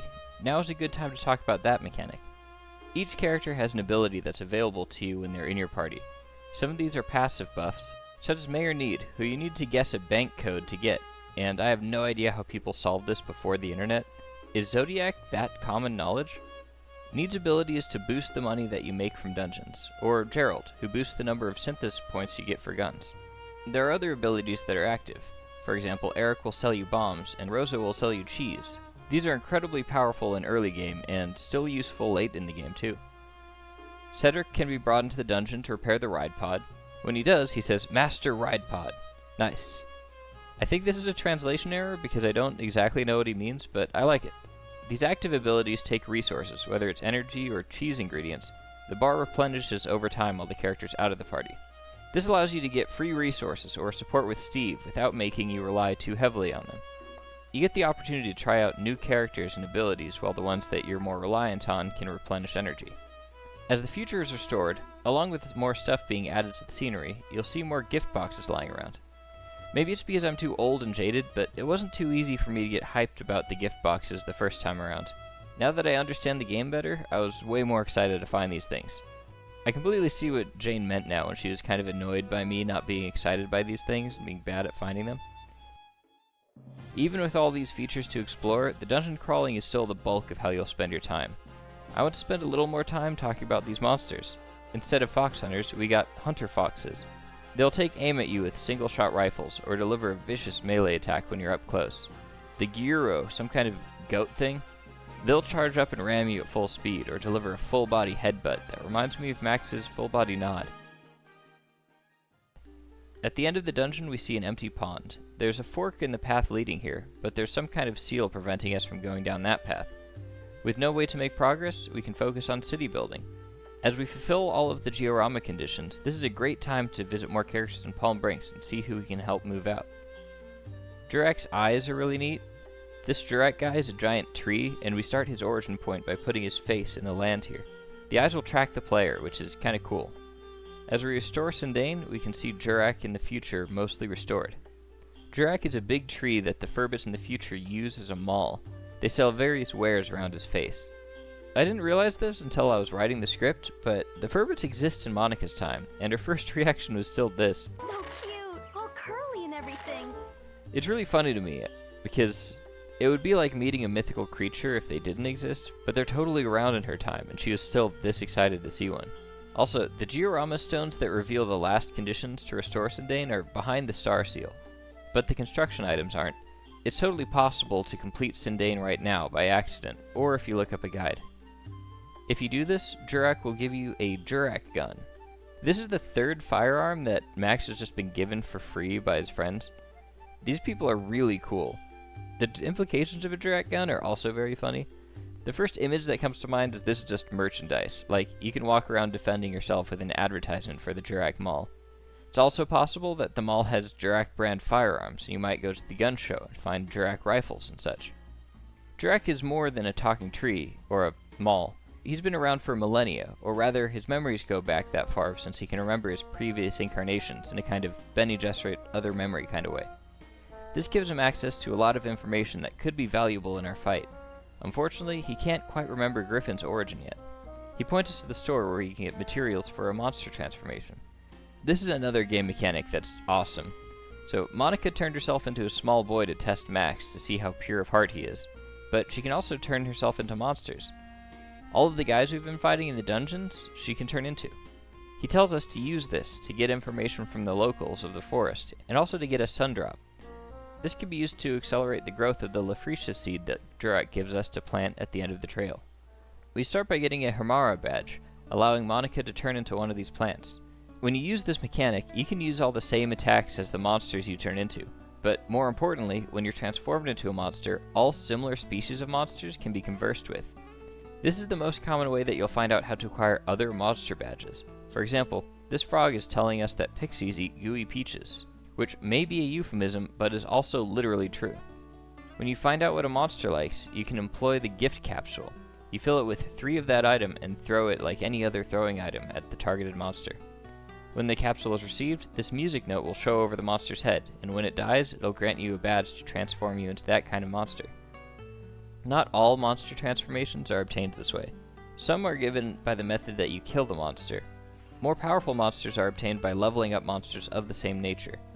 When you do this, you don't lose access to the lower level monster, but rather you get a drop-down menu that allows you to select which monster you want to turn into. This is so creative, and when you talk to monsters, they sometimes don't have anything useful to say, but they'll try to make small talk with you.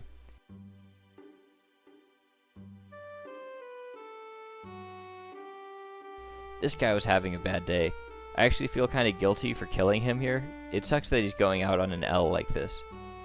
It's also funny to me that monsters will go aggro on you as soon as you turn back, and will de-aggro when you turn into a monster again. It reminds me of when X3, when Magneto abandons Mystique after she loses her mutant powers.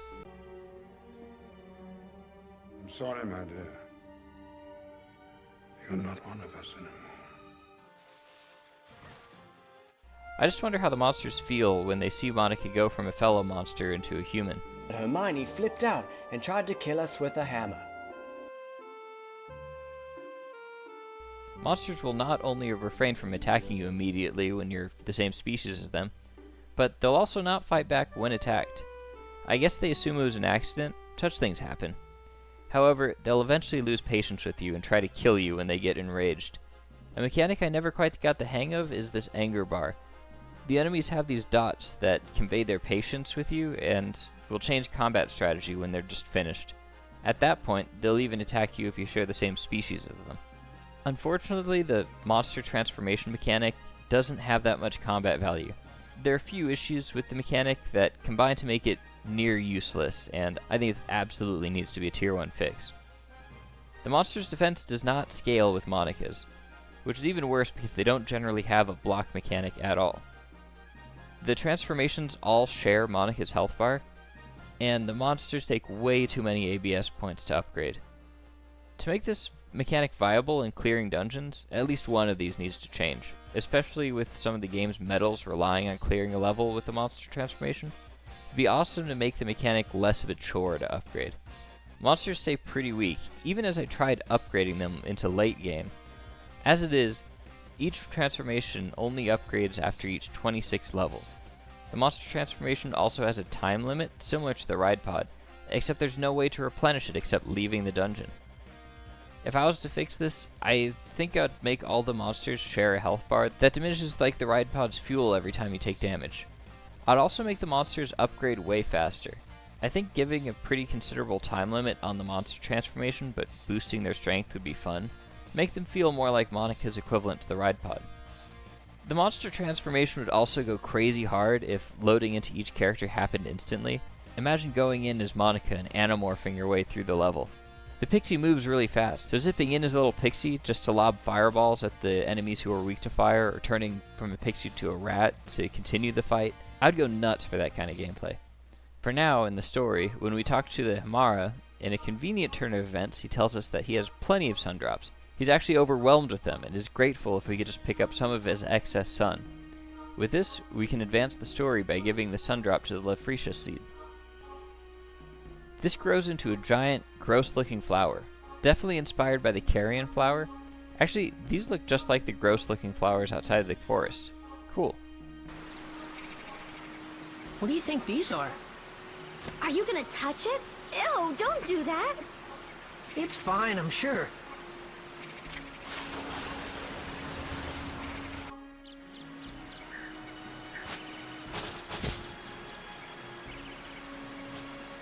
These petals are huge.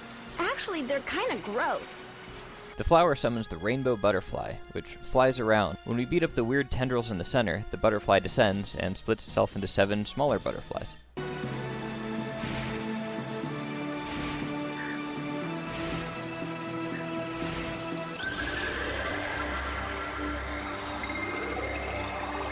I was really bad at this part.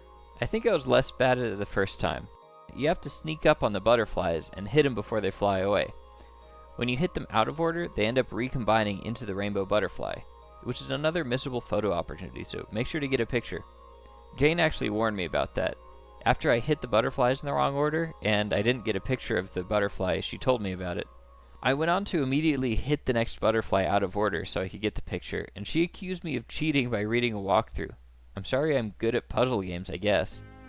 Defeating the rainbow butterfly, it transforms, and we learn that Holly was the butterfly all along. She used her powers to turn into a human form to live among the Furbits, but something was corrupting her monster nature. She didn't want the darkness to hurt those close to her, so she ran away to live in the forest, but will always miss her time living with the Furbits. She writes a letter to them to make her feelings clear. They accept her nature as a monster and miss the time they shared. But I have reasons that prevent me from staying with all of you. You might already have an idea of what those reasons are.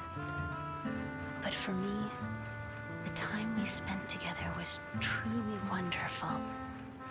Holly!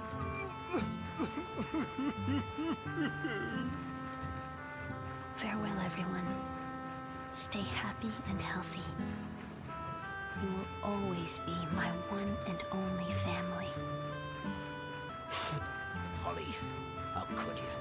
How foolish of you. Human or butterfly, it doesn't matter. Holly's just Holly to us. You knew? Of course I knew. I could tell she wasn't human just by her scent. But if Holly chose to approach us as a human, that was perfectly fine too. Jurak tells us that we may be able to find more relevant details to fight Griffin by talking to the great sage Crest. I remember about Griffin. You do? Tell us about him.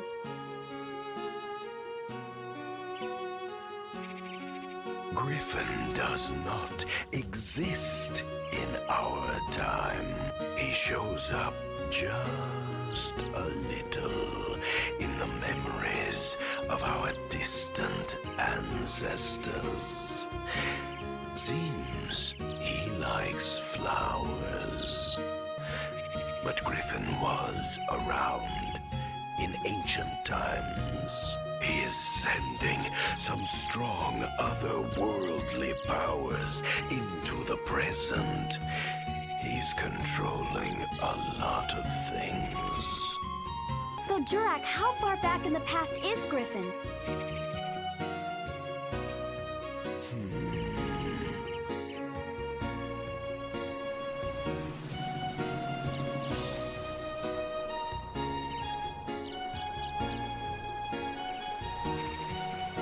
I'm not really sure.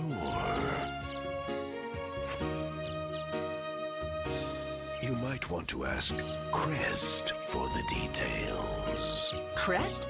Crest, the great sage, the greatest and wisest sage of all in my era. With the moon crystal, he can use vast astrological powers. He can see everything that happens in the world. His origin point was also destroyed, but the Furbits are happy to lend the help of Carpentarian to restore it. Cedric and crew have just managed to clear the railroad track, so we're off to Balance Valley. We have a new slow tune for Balance Valley Station. Jane described it as sad. It starts off with a kind of somber note. The upward swing at the end feels almost like a question, like goodbye unless? Maybe like waving bye to someone at a train station with the hope that maybe it won't be as long as you expect before you see each other again. I don't know, I might just be yapping right now. When we reach Balance Valley proper, we get a very nice piece of music. I just love this piece a lot. Jane did too. When it comes to the georama in this area, the music is perfect. You can just chill out while you place all the items, arranging them to make the village as nice as possible.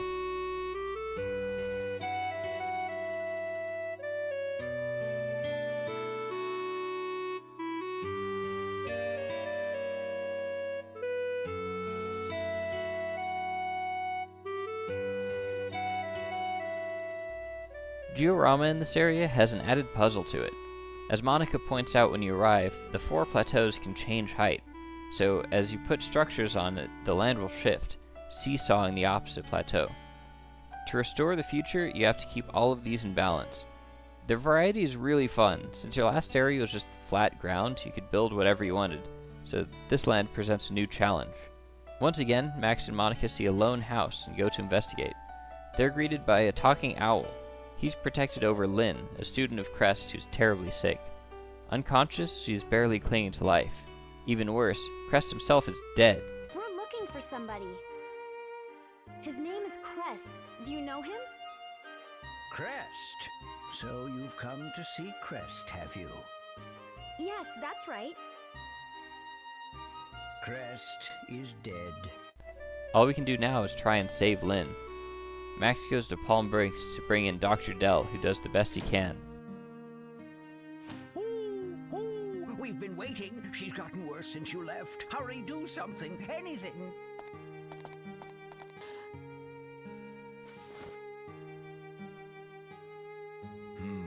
Not good. Not good at all. And wow, I totally did not expect that voice to come out of that bill. Unfortunately, Dr. Dell can't treat her. Monica comes up with a new plan. Here in Balance Valley, in 100 years, the chef Lao Chow will have a food so good that it can cure any ailment. As we can see in the comedy comics that Level 5 released, a small dose can even cure acne. So our next step is to restore the origin point of Lao Chow's bistro. And with that, we're off to Starlight Canyon to retrieve the geostones that we need to complete this mission. As we enter the Starlight Canyon, we encounter a fresh set of enemies. These masked tribesmen gave me a lot of trouble the first time I played, until Jane took pity on me and told me the secret. When they charge you and fall over, you have enough time to run behind them and just wail on them. As you can see here, I forgot this trick when I revisited the game. For this, you have to bait them into charging it by putting distance between you and them. But don't go out of their aggro range, and also be careful to avoid getting into another enemy's range. Another new enemy are the Smiling Fairies. For some reason, the first thing that comes to mind when I see these guys is Jeff the Killer. We also see elephants here, but after fighting Linda in the first chapter, we're veterans at these guys, and they're no big deal.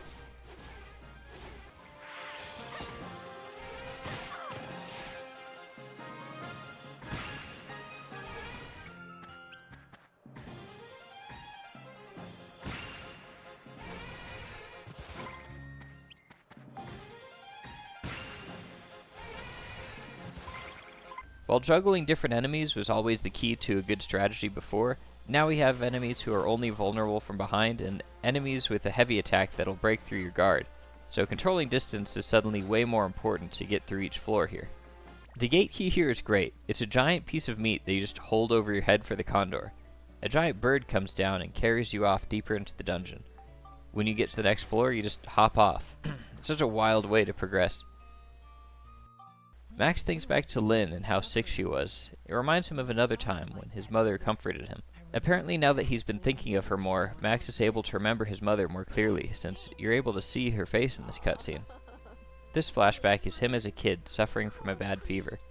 As kids sometimes do, he overreacts to how sick he feels, talking about how he feels like he's gonna die. And anyway, it's the priest's day off today. So if you don't hang on a bit longer, you won't be able to go to heaven. What? That stinks. The enemies can get really tough, and these gem runs are very frustrating for how early in the game we are. They have long-range attacks and will roll for a melee attack. If you're using the ride pod here, make sure to keep moving to avoid it getting destroyed. The deeper we get, the tougher the enemies get. We get these rock golems and transformers, dog statues. And Ivanov. Ivanov is particularly intimidating. They roll super fast and are a challenge to deal with.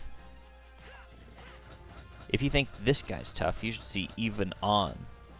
Again, we have a fork in the dungeon, but unlike the rainbow butterfly would, we're able to traverse both of these paths. One here is marked with a sun, and the other with a moon. If we go far enough down this path, we eventually reach the Great Yorda Tree. And a Tier 1 change, I think we should voice over this scene. I can't seem to reach the end of the other path either, which means we haven't sufficiently advanced the Georama. So let's go do that. We've got some more characters to wrangle up. Priest Bruno will come with us if we complete this candle puzzle. I always loved these as a kid. Parn. This is a weird dude who paints. When Monica tries to talk to him, he just goes on about how girls don't understand why men pursue their ideals. When Max talks to him, he sends him on a quest to get golden paint so he can paint his ideal woman. Calm down, son. It's just a drawing. In the comics, Max and Parn get into a fight over 2D versus 3D women. Sad to see this philosophy doesn't make its way into the gameplay. Max's butler, Stuart, needs some money to buy a book at the auction. Somehow, Max grabbing money that was lost in the sewers or the woods has managed to out-earn his butler. Or maybe Stuart just has a history of financial irresponsibility. For this auction, he needs 1,400 gilda.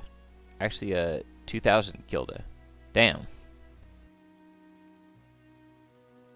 As we build up the future, we can gather some more little treats. Yay! Eventually, we restore Lao Chao's Bistro. Also, the Starlight Temple looks amazing. These large bridges connect all the plateaus with some really cool structure in the middle. Entering the bistro, we meet Lao Chao himself and his bizarre mustache. He informs us that he can't make his dish without the white windflower, which is extinct as far as he knows.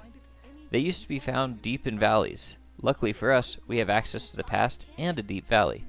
With this knowledge, we go back to the past and head deeper into Starlight Canyon.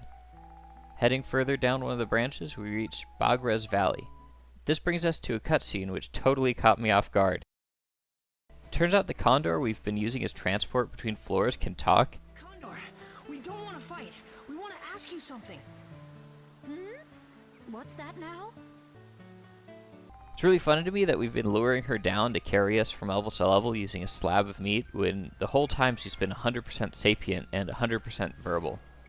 Unfortunately, she can't help us find the flower right now. She's occupied trying to find a way to get this food to her children. Her nest is being obstructed by some mysterious orb. This is a time distortion, and it's caused by Griffin's time-traveling attacks, warping reality to the point that it physically breaks in some places. This damage manifests as a distortion and a sphere. The sphere must be recombined with the distortion in order to repair time. As you might have guessed from this is our golfing minigame. Starting with the stick, we wind up to hit the sphere toward the distortion. After aiming, we press X to start building the power for our hit. Pressing X again will determine how hard we hit the sphere. Then we press X one more time to try to center the cursor in this region. If we get this last part just right, the hit will be even more powerful. And if we miss it totally, then our aim will be messed up when we hit the ball. While the cursor comes back, we can use the left stick to add spin to the ball. Topspin makes the ball jump forward when it bounces, while backspin kills its momentum on bounce, or you can even make it jump backwards. Hook and slice will make the sphere curve in the air either right or left, but it will move in the opposite direction than you'd think, so watch out for that. The sphere will swap colors between red and blue with each collision. If the sphere is the same color as the time distortion, they'll repel each other and you won't be able to repair it. If they're opposite colors, then they'll attract and be able to recombine even if your aim is a little bit off. This is called Spheda, and it's 90% of why I rage at the game. A fix I would like to see is a rebalance of the Spheda scoring in early game. From here on, every level has a Spheda challenge. When you clear the level of all monsters, Max gets a chance to play golf, but you only get a certain number of hits to make the shot into the distortion. The number is calculated by the game in the same procedurally generated way that the dungeon levels are, but I'd like to see them get more forgiving for the early levels. Weirdly, the later levels of the game seem to have consistently more achievable calculations here, though it's really cool how these early game levels force you to take advantage of the open space when you're making your shots. The hedges in the rainbow butterfly woods can be shot over, though the trees can and will interfere with your shot. This is really neat. When I first played, I totally saw the hedges as a universally out-of-bounds area, but the world has more depth than that. You can shoot over these barriers, but it's super annoying when you mess up tricky shots here. Fixing a distortion will reward you with a new treasure chest. These chests generally have a more rare and more valuable item than a standard chest. Our first reward is a fancy Spheda club. This is called Spheda, and it's 90% of why I rage at the game. Now the condor can feed her children. And with that problem out of the way, she's happy to help us search for the white windflower that Lao Chao needs for his miracle dumplings. As she's thanking us, she bows her head to reveal that the flower was on there the whole time. Jane told me how this was peak comedy when she was 8, and it is still pretty good. Returning to Lao Chao's bistro, I can't stop noticing that he has Dr. Insano goggles. His cooking animation is nuts. I love watching this. Before long, he has the dumpling ready for us. As the characters remark on how delicious the dumplings look, the owl protectively declares that they're for Lynn. Monica knows, but her delivery here makes me think that that comic strip depicted exactly what she wanted to do. We select the dumpling in our inventory, and it manages to wake Lynn up. When she wakes, she can't remember Crest's death. The attempt to make her remember seems to cause her some pain. Argo tells us the story, that an airship of some kind attacked the artifact known as the Moon Crystal, which powers the lighthouse. Monica proposes the solution to save Crest: time travel. There's a rare item in the future called a Starglass, which can transport the user back in time to an important event in their memory. The Starlight Temple in Balance Valley's future has an item shop that has a Starglass available, but with Lynn suffering from amnesia, we can't use it to get back to the time of Crest's death. To restore her memory, our best chance is to have her join our party and descend further into the Starlight Canyon to approach the site of Crest's death. Lynn is now a member of our party, which isn't bad. She makes Monica's armband level up faster and adds random elemental traits whenever we level it up.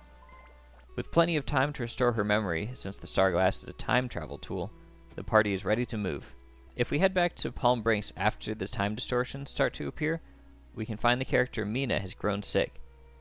Monica recognizes this as time sickness. Apparently, some people are super sensitive to the fracturing of reality and will grow ill when it occurs too close to them. The solution is for us to close distortions until she starts to feel better. The magic number is 10, at which point she'll happily board the Blackstone Railroad and she can join our party to move into the village.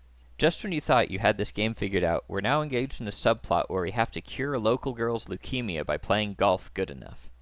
This, more than anything, leads me to my next proposed fix. Can someone explain to me why Monica doesn't play Spheda? She's from the future where people play Spheda recreationally. Surely she's touched a club once before. This is more than we can say for Max. Is she just standing idly by watching me flounder over here? I think we could fix this well enough with just one line of dialogue.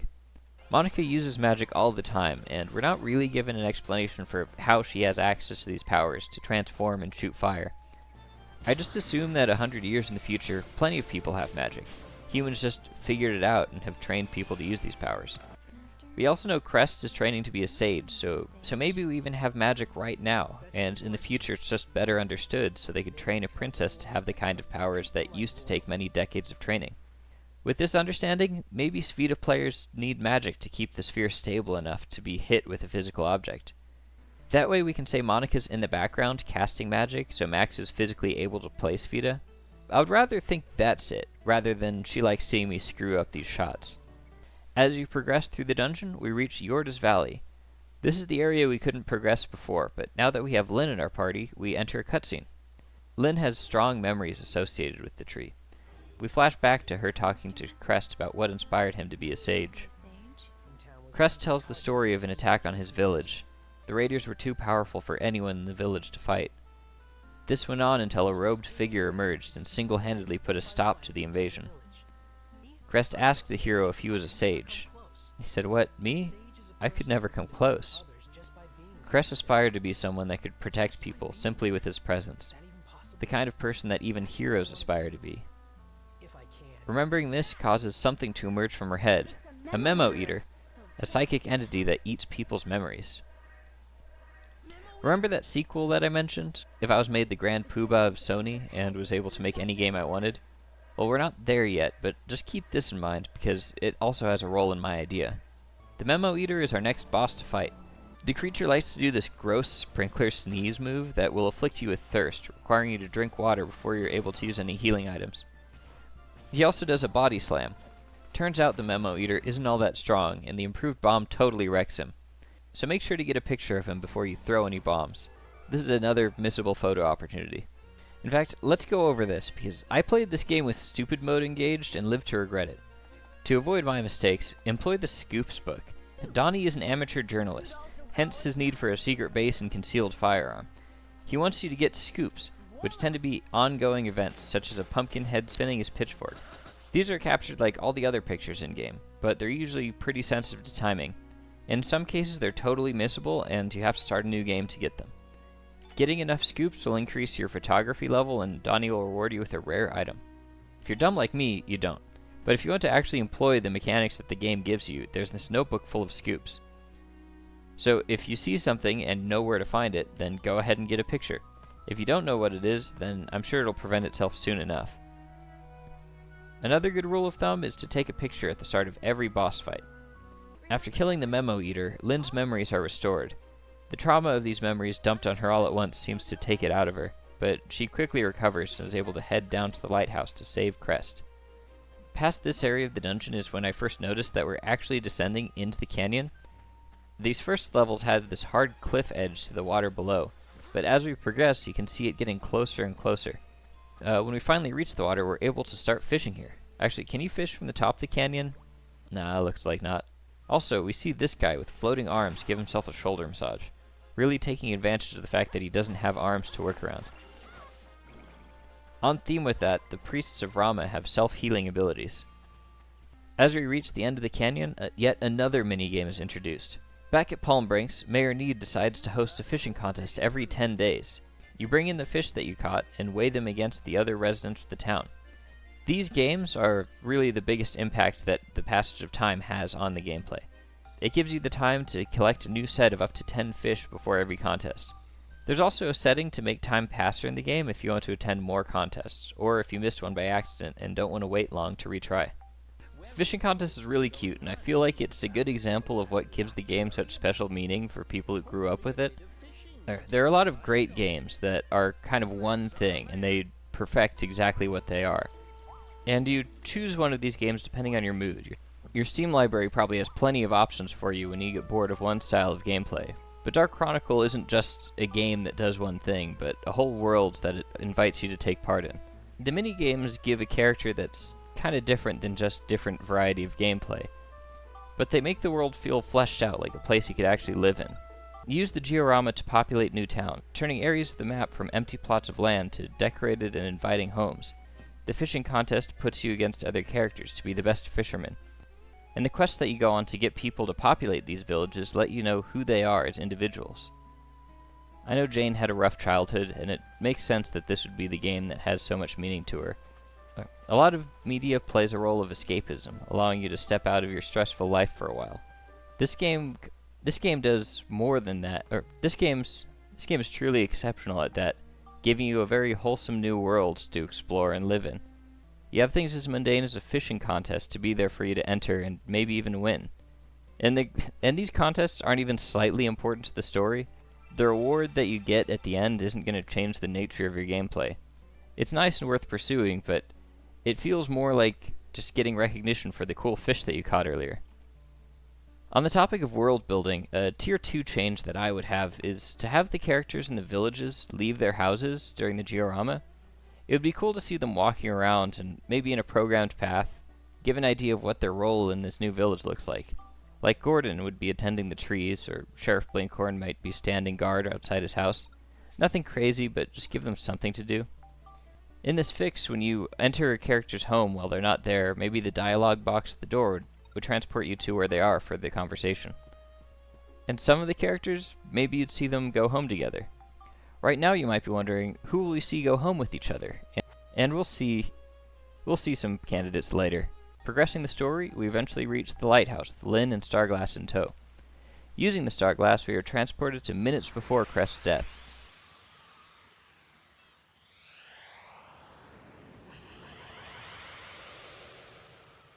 Crest and Lynn are sharing a sweet moment in the lighthouse together when they see an armed gunship appear out of nowhere. We see the man who killed Monica's parents with this teal-haired guy. Under Griffin's orders, they fire on the moon crystal. Max and Monica get to the top while Crest uses his magic to defend Lynn and the crystal. And the music starts to get funky. Monica instantly recognizes her father's killer, Gaspard, and she doesn't hesitate to take revenge, jumping onto the airship and leaving Max behind. Meanwhile, Max has to defend Lynn against the magic fire set at the base of the lighthouse. Unfortunately, the monster transformation doesn't serve well in this fight against Gaspard. I really like this boss fight. Something I always like in video games is when the enemies feel like they follow the same rules as the player. The monsters kind of have that, but Gaspard's moveset and combos really feel like we're fighting an opponent on a similar level to us. He also has a huge health pool, but since Max and Monica are separated, we can't cheese this fight by switching fighters or spamming the ride pod. As we progress that fight, we cut to Max as he tries to put out the evil flames before they can reach Lynn. I wonder if this could work in like a co-op mode. It'd be fun to have a second player to be like Max or Monica. I don't know if that would work outside of a few fights, but it's a fun idea, and I like the mechanics here of how each character gets to fight on their own. Max's fight is comparatively easy here, which I think works. It's Monica's moment fighting Gaspard. She deserves to have all the healing items. Defeating Gaspard, we see that Monica has surpassed her father at the age of 16. Knowing this, I can only imagine how terrifying an opponent should be in adulthood. Gaspard manages to get away in the confusion as Crest uses the moon crystal to power attacks against the airship. Unfortunately, he isn't strong enough to hold out against sustained cannon fire. We didn't manage to save Crest, but Gaspard and Jamming are forced to retreat before they could destroy the moon crystal. As he dies, Crest asks Lynn to fulfill his dream of becoming a sage herself. This part managed to get me. You were a sage from way back when. I was saved just by having you with me. But I'm sure you didn't want to be a sage just for me. Right, Master? You're up there watching, aren't you? I'll show you. We come back to a message that maybe something will happen in the future. As we travel, we can see that Lynn is still alive in 100 years. True to her promise, she's now a great sage and is going by her teacher's name. The great sage is able to see that Griffin is 100,000 years in the past, far out of reach of Monica's Atlamelia. With his powers, Griffin is somehow able to send a powerful consciousness into the future and commands his servants. Monica questions the nature of this command, and Lynn corrects her. These are evil servants, obeying because their interests align with Griffin, not under his direct control. To reach 100,000 years in the past, we're directed to Lunatic Wisdom Laboratories, the only science facility which may have the ability to create such a time-traveling machine. Of course, that means we have to restore its origin point. As we run off to our new mission, Lynn says a prayer for us to her master, Crest. Also, just like Jurak when we finished restoring Sindane, Lynn rewards us with a weapon for restoring the Starlight Temple, the Serpent Slicer, a cool new sword for Monica. While you still have to level up the new weapons, if you don't want to divide your ABS points between them, you can spectrumize weapons and synthesize them with each other. We return to the train just in time for the new obstruction to be cleared. This time, we tell Cedric we need to reach the Venecio coast, the origin of Luna Labs. Conveniently, it's just after our new destination that the next obstacle presents itself. The bridge has collapsed just after the train stop. The music for this stop is a perfect beach theme. Monica's already in a cheery mood just from the smell of the place. Max is excited too, getting to experience the ocean for the first time. Walking to the village, Max's first instinct is to run straight into the water in his overalls. Also, my comment before about Monica maybe being a swimmer is totally backed up by her evident love of the ocean. Oh, also, about that comment, while having those character cutscenes with Monica in a peaceful dungeon floor would be really cool, I have a more practical use for such an area. Spheda practice. There are several areas in the game that I think Spheda practice should be available. I think this is especially useful because there are multiple club types, and you can even upgrade your club in the game. I never used anything except the first swan I got because I was nervous about messing up my shot as a result of switching up my club. Every time you play Spheda, you only have a few shots to get it right, and if you miss, then you have to clear out the whole dungeon to try again. I'd really appreciate a less punishing way to test out this mechanic and try out new clubs. Maybe we could have places where Monica would line up an apple or a rock, maybe any inventory item, and Max could try to make the hit. Maybe each of these locations could help support a particular play style, like top spin or bottom spin, or the hook and slice. Even if we don't do it in a dungeon, I think Spheda practice should totally be added somewhere. I'll put it as a tier 2 because it's kind of a bonus thing. If the Easter egg hidden area thing doesn't work out, then I think the ideal place should probably be behind the Palm Branch Church. This area was famously unable to be completed in the geometry of the game due to time constraints. The solution ultimately was to restrict the camera so you couldn't see the missing pieces. So what if we added back those missing pieces and turned them into a golf course? Max and Monica hear a sound from a cave and decide to investigate. Max talks about his excitement, ready to see all the things in the world, and most of all, to see his mother again. Chapter 4. Goodbye, Shingala.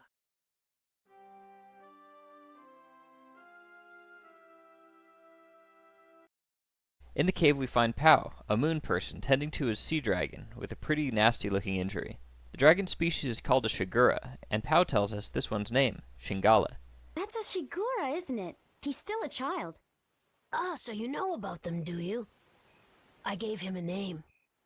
I call him Shingala. Shingala is a very young Shigura, who seems to have been separated from the tribe during their annual migration.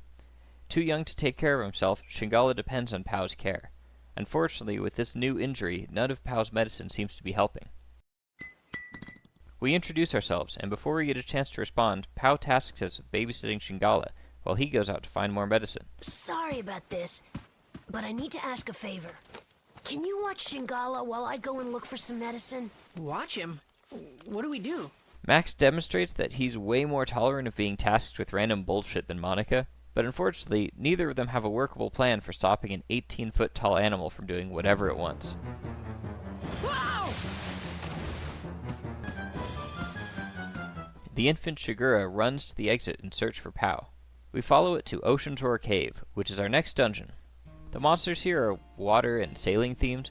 You encounter Corsairs who I just realized are not human enemies but zombies. If you turn into a skeleton, you can make conversation with them. Fighting our way through spinning turtles and drowned pirates, we get to see the new game mechanic for these levels, multiple floors. Considering the limited budget and tech of the game, the multiple floor dungeons are pretty cool. It really sticks out while playing that the level might not just have cave areas, but also include the beach.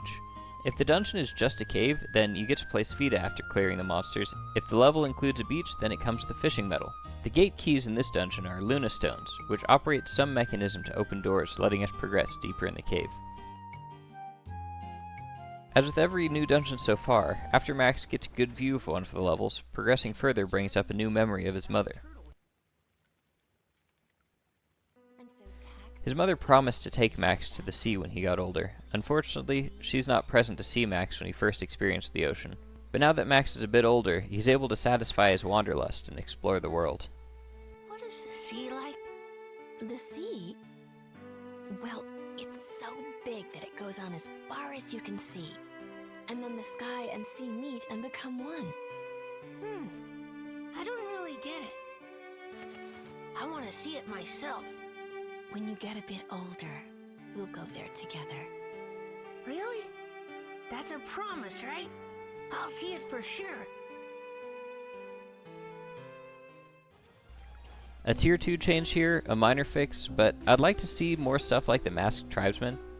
We see some unique enemy mechanics here. The cannons we see in later stages shoot bombs, which explode on a timer. And we see stuff like Medusa, which shoots petrifying beams from a long range.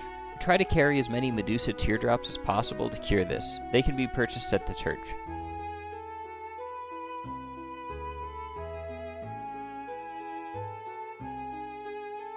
I feel, though, that the dungeon here is a little bit less innovative than the last one. Controlling the distance is still present, but since many enemies are going to trigger ranged attacks when you get too far away, it doesn't play much of a role in dealing damage. I love the water reskins of classic enemies, though.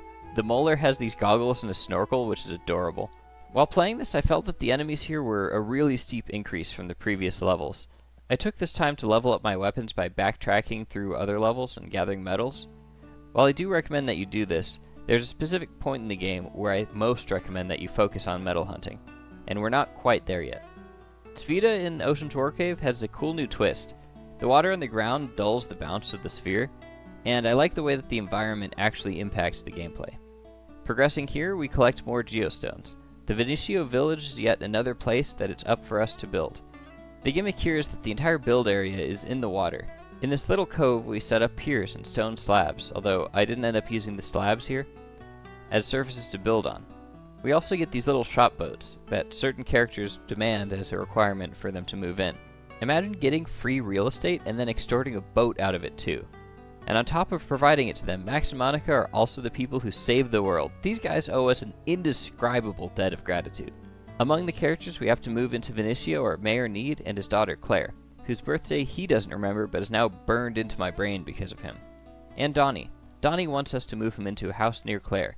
He obviously has a thing for her, and I think in the demo of the game there's a mission where you had to get him a picture of her.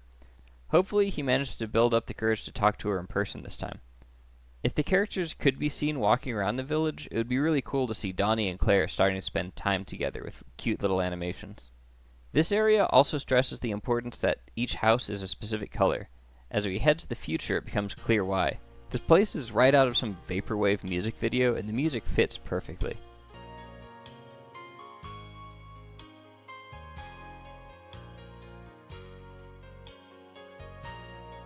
I think Balance Valley has the best music of any of the villages in the present, but this place is my top pick for the future. The scale of this place is impressive. Large metal platforms connect to the central structure, and it all fills out as we restore the past. Luna Labs employees stand outside making the place look busy, but I think it would be cool to have them walk around like Palm Breaks. This guy thinks that the bright flashing lights are nifty, and I agree. Entering one of the buildings, people who played the original Dark Cloud will see a familiar face. He's taking a nap in one of these egg chairs that look interesting. I bet they're pretty comfortable. He won't wake up until we've progressed the dungeon a bit though. As we do, we'll reach a floor with the mural from the title screen. The mural is called Moon of Destruction. True to its name, the mural is an ominous prophecy of the moon crashing into the planet and eliminating humanity. Nobody's been able to figure out why there are so many of these things, or what purpose they served. Wow. What's the point of so many murals, all exactly the same?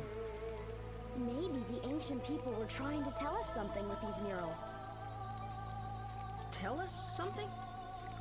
Oh, I don't know. It's just a hunch. Something about them makes me think so, I guess. Suddenly, Shingala pops out of the water and attacks us. Somehow we overtook Pao going through the cave, but he finally catches up. Shingala continues on his rampage. Clearly he's being controlled by some device on his head. There's only one person who could do this. We head to the future to find some way to free Shingala from the device's control. When we return, we see Osmond has woken up. Are you a Luna Lab researcher? Indeed. I'm Osmond, and I'm one of the top researchers at Luna Lab. This is our second returning character from the original game, and again it seems like a pretty cool experience to see him here after you play the first game. Your help. Could you lend us a hand? My hand? Oh, here you are. Osmond is awesome. He immediately has the wildest solutions for our problem. Hearing that we want to free a sea dragon from mind control, he pulls out an electric worm. An electric worm! Like, he just had that thing around, ready to use. How do we use that? Feed it to the dragon. Unfortunately, no one knows if Shigura even eat worms. They definitely eat fish though. Solution? Feed the electric worm to a fish, and then the fish to Shingala. To do this, we'll need an aquarium. When a fish is caught, you can give it any kind of food in the aquarium and they'll eat it. The aquarium is a mechanic that you can unlock early in the game, but is now necessary. The recipe is lying around, I think in the mayor's office, but Jane bragged that she figured out the aquarium recipe all on her own. The pieces do make sense. Once you invent and build the aquarium, it stays in your inventory the whole game. Fish you capture can be put into the aquarium where you can feed, train, and breed them for races. Yes, there are fish races. They become available shortly after the Shingala boss fight. We'll get to them later. The aquarium has separate tanks for feeding, battle, and breeding, which fish can be moved between freely. Fish can't go into the breeding tank until they've reached maturity. They become mature after they've been fed enough times, so while fish don't starve when they're not fed, you do have to feed them regularly to get the most out of the aquarium mechanic. Feeding them will also boost their stats. Using the aquarium as instructed, we feed the electric worm to one of the fish. You may want to move the fish to different tanks or take them out of the aquarium and into your inventory before you do this, since I don't think you can undo feeding a fish an electric worm. Once you do this, that fish will become your main weapon in the next boss fight. Returning to the Cave of Ancient Murals, we fight with Shingala. After a few hits, he'll do this screaming thing and you get a chance to throw the electric fish into his mouth. Be careful. Killing Shingala will doom the future and is a game over condition.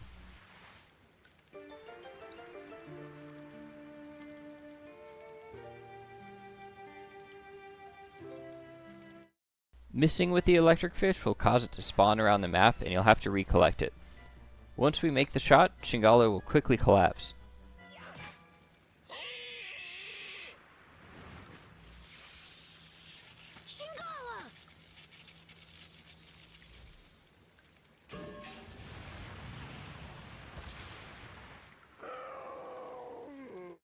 Exhausted, we bring him back to Pao's cave.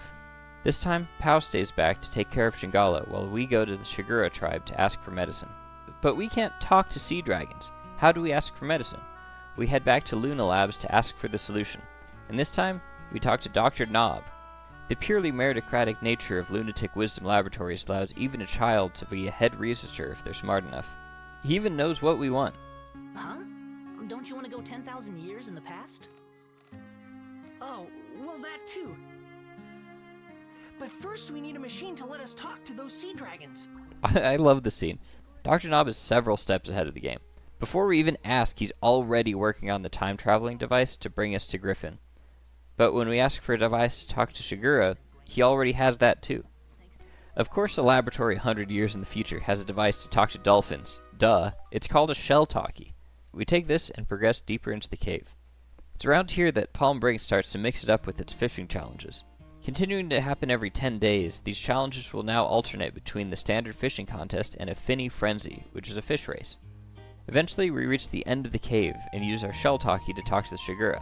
What you have here is basically a game of spot the main character. The only Shigura with spoken lines is the one that's of a different color. But you can get speech bubbles from the other Shigura to understand the tribe a bit better. The big guy is Baru, the tribe elder. He's polite and helpful. Tribe elder. We rarely see humans here. What is it you want? Well, actually, we have a favor to ask. A favor? What is it? He's ashamed that he managed to lose track of a child from his tribe without even noticing. Apparently, his age is starting to get to him. He gives us some medicine to treat Shingala, and we take it back to Pow's cave. I spent some time shuffling through my inventory to find it, but eventually I did. The secret dragon recipe helps Shingala out almost instantly.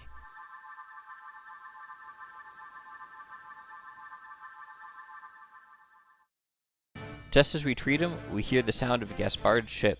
Max and Monica run to the Shigura village to protect them, but it's too late. All the Shigura have been fitted with mind control helmets identical to Shingala's. Finally, we get to see the man responsible, Dr. Jamming. And you better believe that this guy is jamming.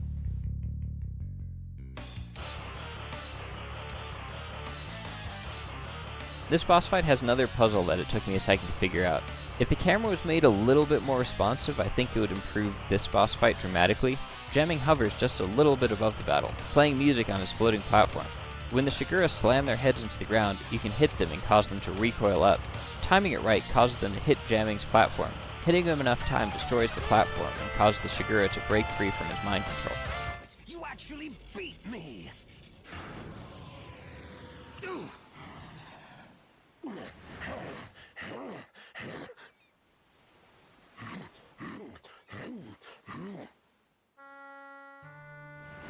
But they don't seem immediately hostile to him. Gaspard is disappointed with Jamming and abandons him. You're all worthless. Withdraw. Baru says he's too old for this shit. World-ending catastrophes, mind-controlling weirdos, he's done. Emperor Griffin. That's right. He and his henchmen are trying to undo history. I don't know what he's after exactly. But I do know that if we don't stop him, our world may be destroyed.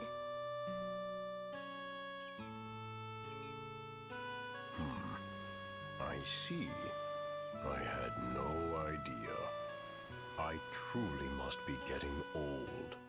I should have known what was going on in the world. I'm too old for this shit. Pow brings Shingala along, and Baru tells us of Shingala's mother. He thanks Pow for his help raising him. Even for the Shigura, an expedition of this kind is never easy. It's a long journey, and we lose many along the way. Sadly, this child's mother was one of them. I don't know how to thank you. This child will grow up to be a fine Shigura, thanks to your kindness. Shingala and Pow have a tearful goodbye as Shingala rejoins the tribe when they migrate south. Shingala! I know you'll come back someday. I'll be waiting for you. Every year, Shingala brings Lunastones to the shore of Vinicio. Eventually, Shingala becomes the tribe elder, and the Lunastones are vital for the completion of lunatic wisdom laboratories.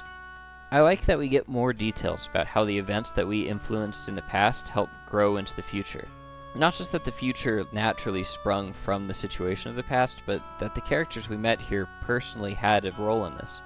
After completely restoring Luna Lab's origin point, Dr. Knob shows us the Ixion, a time-traveling locomotive. As we ask how long this will take, Dr. Knob brings the head of the project, Dr. Jamming, the grandson of the Jamming that we fought in the past. It turns out our Jamming had become evil in desperation after failing to make progress with his aeroharmonics research, a method of acoustical levitation. After we defeated Jamming and the Shigura took pity on him, he decided to return to his research and perfect his technology.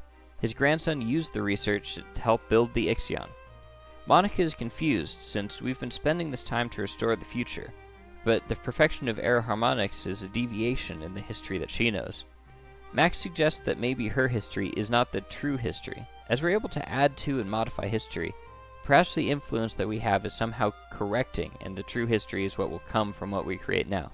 I think the idea of real history here is kinda cool. Like there are forces that will redo and modify history to correct them. The history of the Atla-Milia isn't really explained, but it's perfectly possible, and it makes sense in my mind, that they were created as agents to bring about the correct version of the future.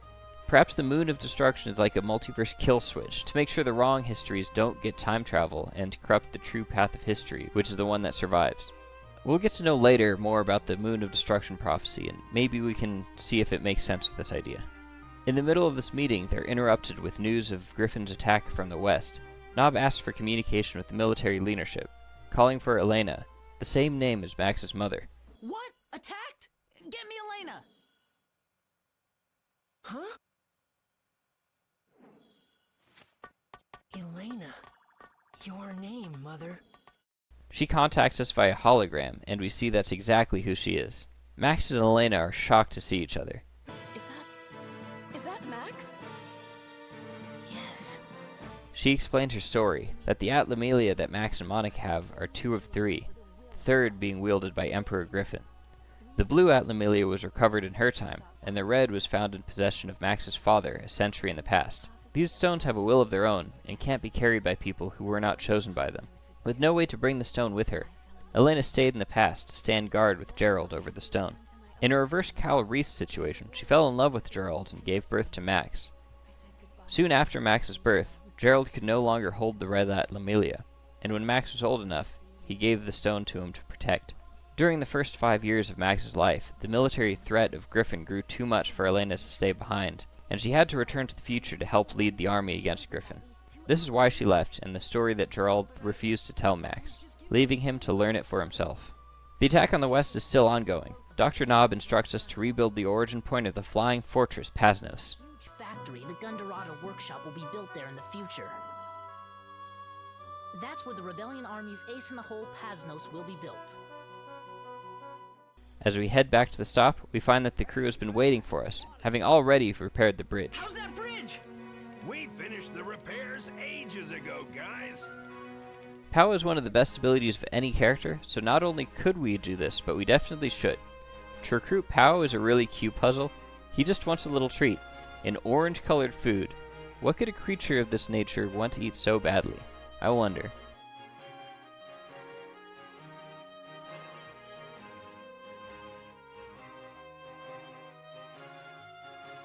With this game having so many occasions where you have to search your inventory for the appropriate item, I feel like this style of puzzle could easily fit in more places.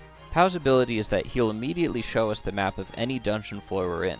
He doesn't give us the ability of the magic crystal to see all the enemies on a map, but when we do see whichever enemy holds the gate key, with Pow in our party, we'll see that enemy's icon blinking.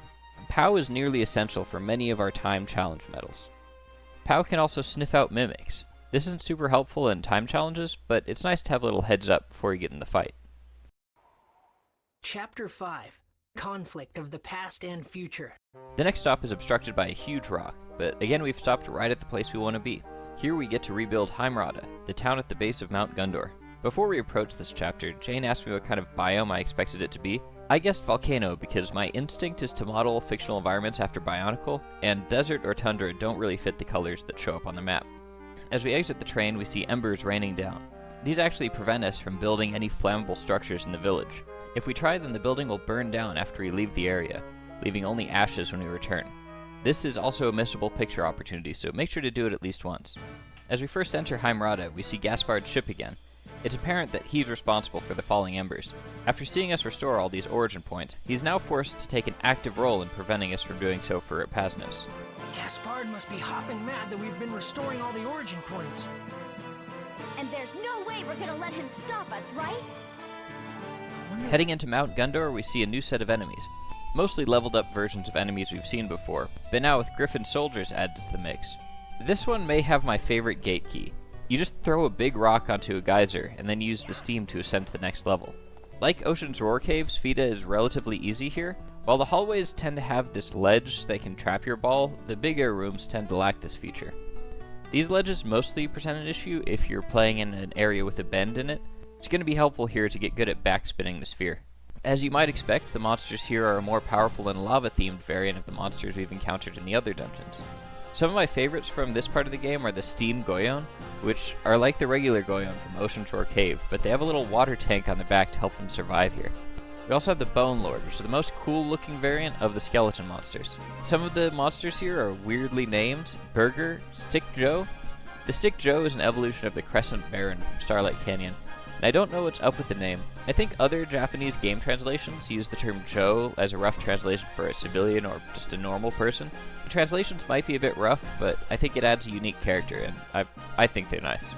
The burger looks and fights like the Memo Eater boss. It's not clear if this version has any psychic properties. I think it's a cool idea that because the monsters can adapt to live in different types of dungeons and environments, some of them might have made the jump just to live inside people's minds. I don't know what the name's about though.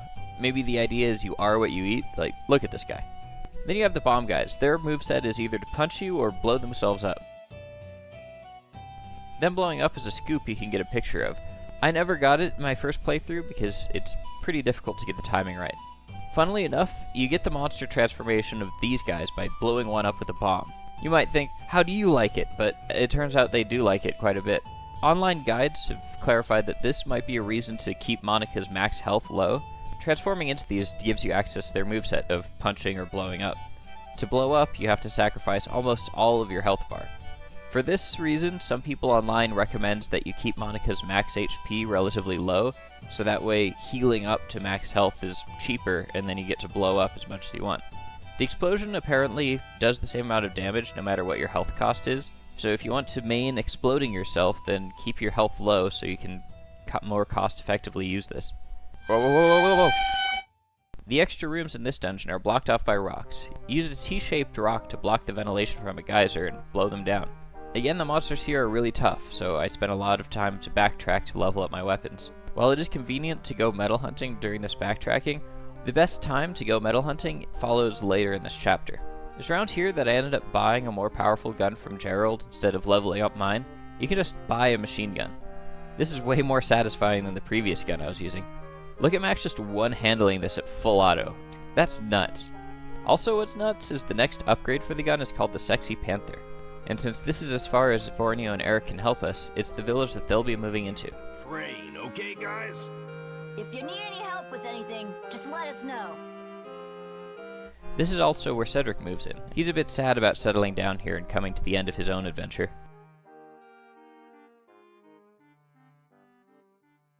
The area in the future we're restoring is called the Gundurata Workshop, named partially for the mountain and partially for the village at its base.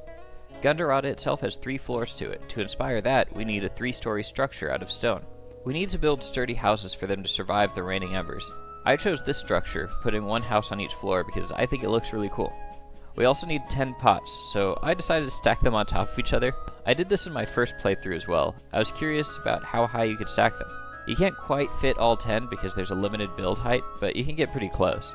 To support the growth of the workshop into a production line for weapons that can challenge even Emperor Griffin, we add generators and crane arms to the structures in Heimerata. As we do, we get a notification that something has changed in the future. As we jump forward in time, we get to see the Gundurata Workshop, and this place is enormous. The buildings here tower over us, completely dwarfing the other structures we've encountered so far. Reminds me of the first time I went to New York and looked at any of the buildings and realized that I've never seen something that tall before. The workshop is built around a giant crater. Circumnavigating the first floor takes 1 minute 54 seconds, which is nearly the distance that Sheriff Blinkhorn makes us run for his mission. All this space is dedicated to the production of Pasnos. The music here is really fitting, helping you feel how big and innovative this is. Drums like the clanking of machinery giving the ambience of a construction yard, hissing like steam coming out of valves. The shops here are all on elevated platforms with fire spewing out of them. Looks really cool, but I'm not sure what the purpose of all this fire is. Oh, this guy's just leaving those electric sesames lying around? The run rules here are really lax. I hope those things are at least shunted. With the combat being so difficult in the dungeon, it's nice to have such a large area to retreat to cool off. Running around to find the gift boxes is a great way to refresh and unwind as we prepare for our next trip into the dungeon. These teleportation pads are convenient. They allow you to get around to the workshop without needing you to sprint for minutes around the crater. As we head up to the second floor, we meet the plant manager, Garrick. Garrick looks way cooler than any production manager you've ever seen. Smoking a cigar shirtless is the kind of aura farming that isn't usually allowed on the job site because in real life, companies are afraid of succeeding too much. It turns out the raining embers are created by a device called the Fire Squall. Griffin's forces tried to destroy the workshop with this directly, but they failed and must have taken it to the past to prevent its creation. Garrick gives us a time bomb to destroy the squall.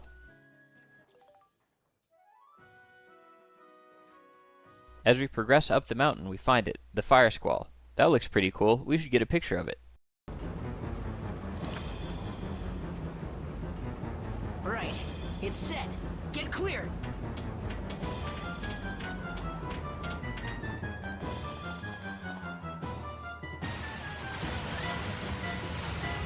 Luckily, we don't get caught before the bomb goes off, but Gaspard does catch us, and we get a nice mech battle.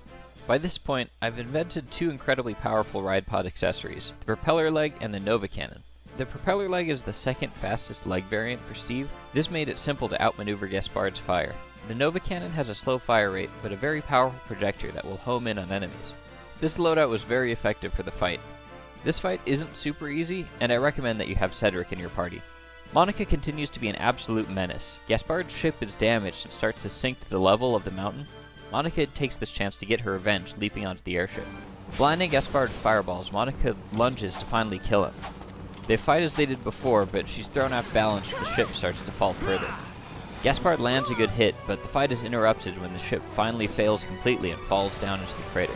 With Monica lost to the crater, Max has to progress on his own. The second half of Mount Gundor presents even more weird enemies and challenges. The color theme here is darker with more magma. The gate key here is a rope, which helps us descend further into the mountain as opposed to the rocks which took us up it. Here we get lava runners, red dragons, and this happens.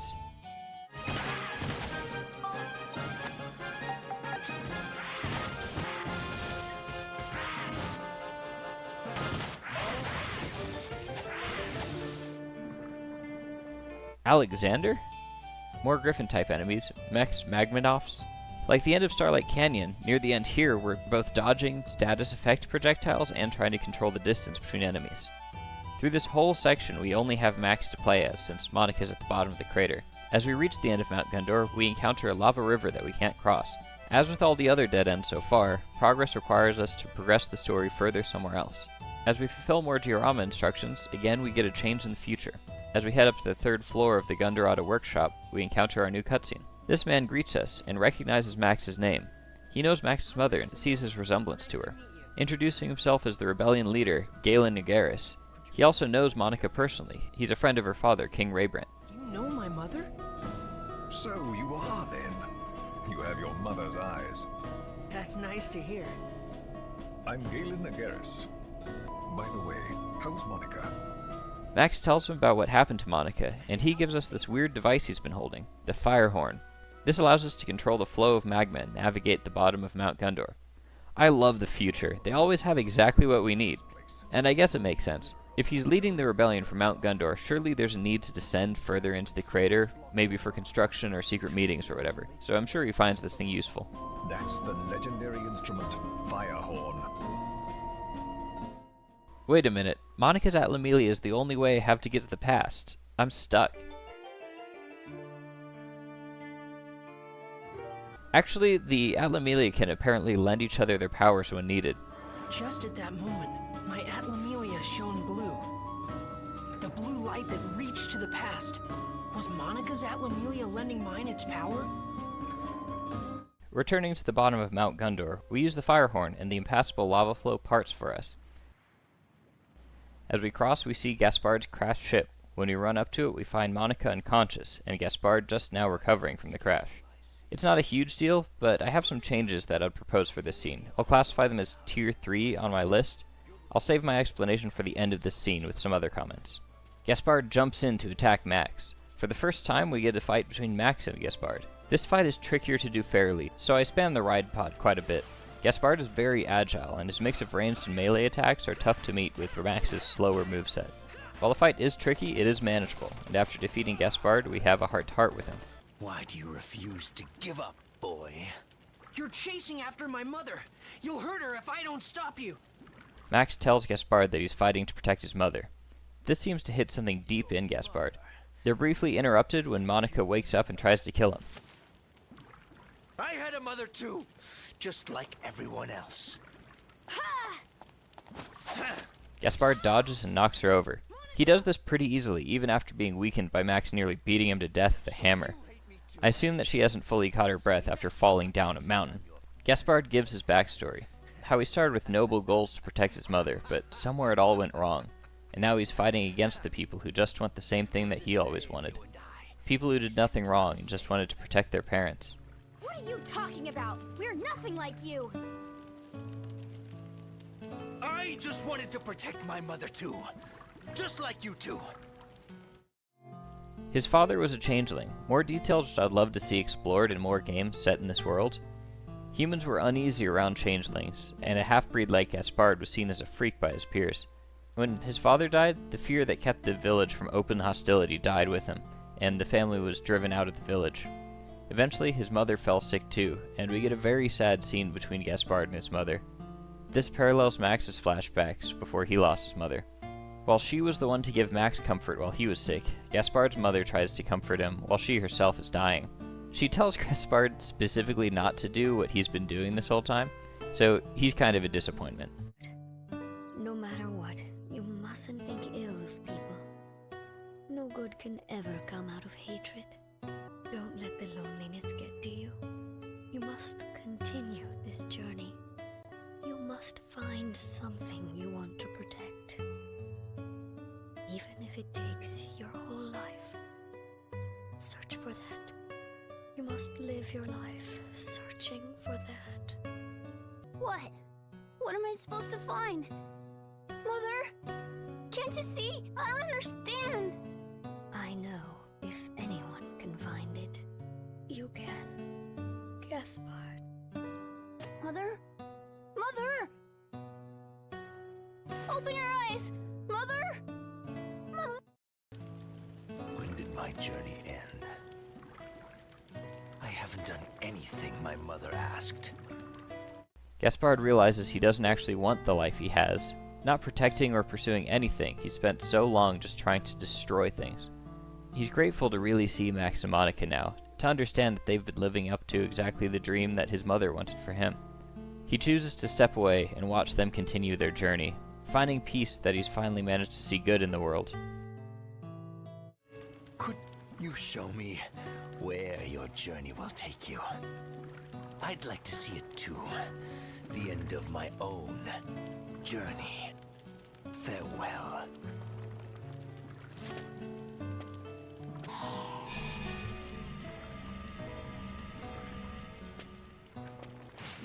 Unfortunately, Griffin won't let him just step out of the story. For the first time, we hear the voice of Griffin. I will not forgive this betrayal. Sounds almost like a child's, echoing loudly from all around the cave. Reminds me a bit of Pride from Fullmetal Alchemist Brotherhood, which I consider the lesser of the two anime, but that's unrelated to anything here. He uses his power to corrupt monsters to presumably take control of Gaspard's changeling half. I think this is like what happened with Holly when her monster nature was taking over and she fled while she could still resist it. I assume that Gaspard got a direct blast to turn him into a monster because he's part changeling. This might be related to whatever allegiance ritual Griffin has his servants do. Gaspard is fully transformed into a fire demon. Get a picture. Now we have to fight him despite his realignment. We get another 2 phases of the boss fight now with Max and Monica in the party. An enemy of this size is hard to confront with anything except the ride pod, especially during his second phase where he jumps into the magma and starts to attack you with fireballs. As he's defeated, his body explodes, returning him to normal form. He regrets not being able to see the end of their journey, but more than that, he's grateful that he finally found something to believe in and is worth protecting. As he dies, we see the afterlife where he can reunite with his mother, excited to tell her all about Max and Monica. Hello, Mother! I'm home! Sorry, Mother. I couldn't find what you asked me to. But you know what? I met some weird guys. They're both real You found it, Gaspard. You managed to find it. The scene is really touching. I feel that there are some changes to the scene's details that would help it land better. Firstly, I feel kind of bad for playing golf and fishing during this chapter, after seeing that Monica has just been laying there vulnerable the whole time. It's not a big deal, it definitely works, and I'm not really sure if there's a much better way to handle it.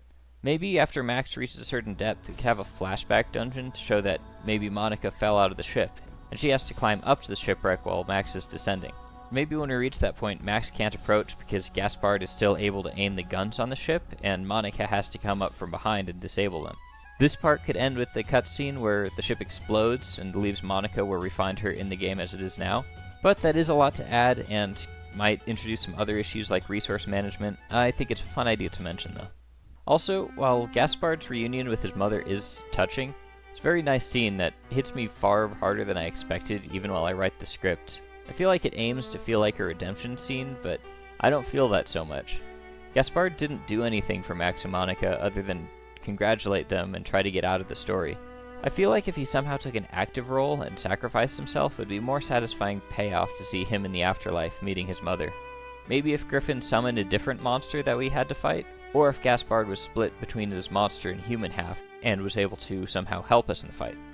Oh, or maybe when he's low enough at health, he gets control of himself back and he can transform back into human for a few seconds. Then maybe the only way we can finish the fight is to kill him in this vulnerable form before he loses control again. Maybe after a certain time he turns back into the monster. Then you can have some dialogue that's him willingly giving his life for Max and Monica. As we head back to the future, Monica gets to meet with Galen Agaris. And again, in return for restoring the future, we get another weapon. Again, it's a sword for Monica, the Holy Daedalus Blade. It's Monica's father's sword. Apparently its magic requires a powerful wielder to reach its full potential. Monica can likely manage this. Father!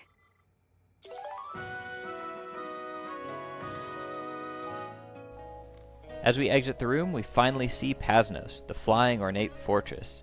Its scale is epic, fully filling the area in the middle of the Gundurata workshop. And I think now would be a good time to mention some other Tier 1 changes I'd like.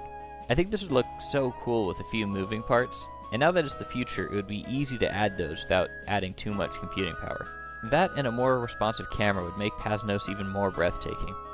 I'd also like to make some of the Gundurata workers walk around on all floors of the workshop. Keep the place looking busy, with all these people hard at work in the war effort against Griffin. Using the teleport pad, we can get to the Pasnos Bridge. Here we have a dialogue option to progress the story. When we've wrapped up everything we want to, we can tell Agaris that we're ready. This brings us into a cutscene showing the power of Pasnos. Griffin destroyed a whole mountain and made it into an army of golems. Pasnos, however, is able to destroy them all, and it isn't even the full strength of this fortress.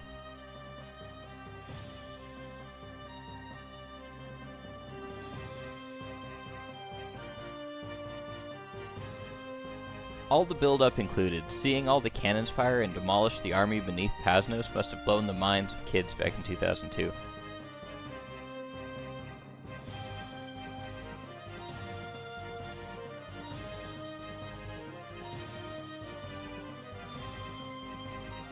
The battle is decisively won after Pasnos' barrage.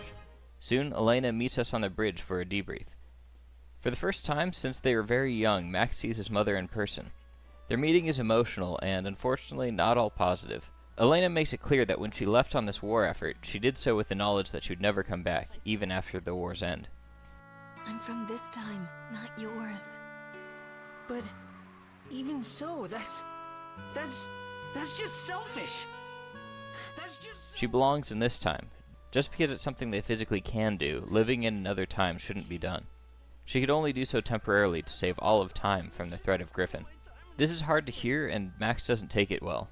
He leaves, telling her that he would have rather her not travel to his time at all. Max, I'm sorry. No one can exist in two separate times. Later, on Pasnos' bridge, we meet with Agaris again. The news being that the Ixion is finished, and now we have the technology to confront Griffin in his time. This meeting is likely not long after the last scene, Max still being very sore from his conversation with Elena. With our instructions to head to Luna Labs, finally, this is where I recommend that you detour to collect as many medals as you can. We're gearing up for our final confrontation with Emperor Griffin. We're gonna see him, the big bad evil guy. We definitely want to be as high level as possible, and also, I feel that Monica is a little under-leveled at this point. We spent the last bit of this chapter only being able to play as Max, which for dramatic purposes is very nice, but with 5 levels to progress the story, and whatever dungeons that you might have crawled through to help level up his weapons, I felt that there was a noticeable difference between Max and Monica's levels at this point. Going back through these levels gives you an opportunity to level up Monica's armband and sword, and it's more rewarding if you can gather some medals as you do this. I feel like it was kind of a mistake for me to spend as much time medal hunting as I did before at this point in the game, since there's fewer rewards for going back in past levels. especially the latter levels of Mount Gundor, since I wanted higher levels to boost Monika's ABS points faster. Maybe if there was fishing somehow it would be cool, because I left most of the fishing for later sections of the game. When we get to Luna Labs, we see the Ixion, and I love this. All those flashing lights and whirling patterns are purely aesthetic. They serve absolutely no purpose related to time travel. Isn't it a little, gaudy? Well, now that you mention it, I guess you could say that. Hey, are you picking holes in my design? You just don't get it, do you? He was in charge of the design. Listen, this train can travel through space and time. I just figured it should have a look that sets it apart and matches its abilities, you know?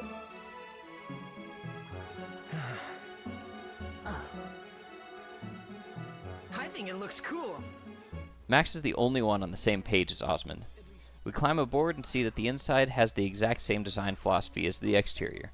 Osmond doesn't think that Monika's criticisms are constructive, and to be honest, neither do I. Well, I know there isn't a whole lot you can do about it now, but I really don't think much of the design. This part has one of the coolest tropes in media ever. Having buildings that open up in ways that you didn't expect, this is just awesome. And train tracks that come up from underwater, I've loved this trope since I saw it as a kid watching Power Rangers Lightspeed Rescue. It's still the coolest thing ever.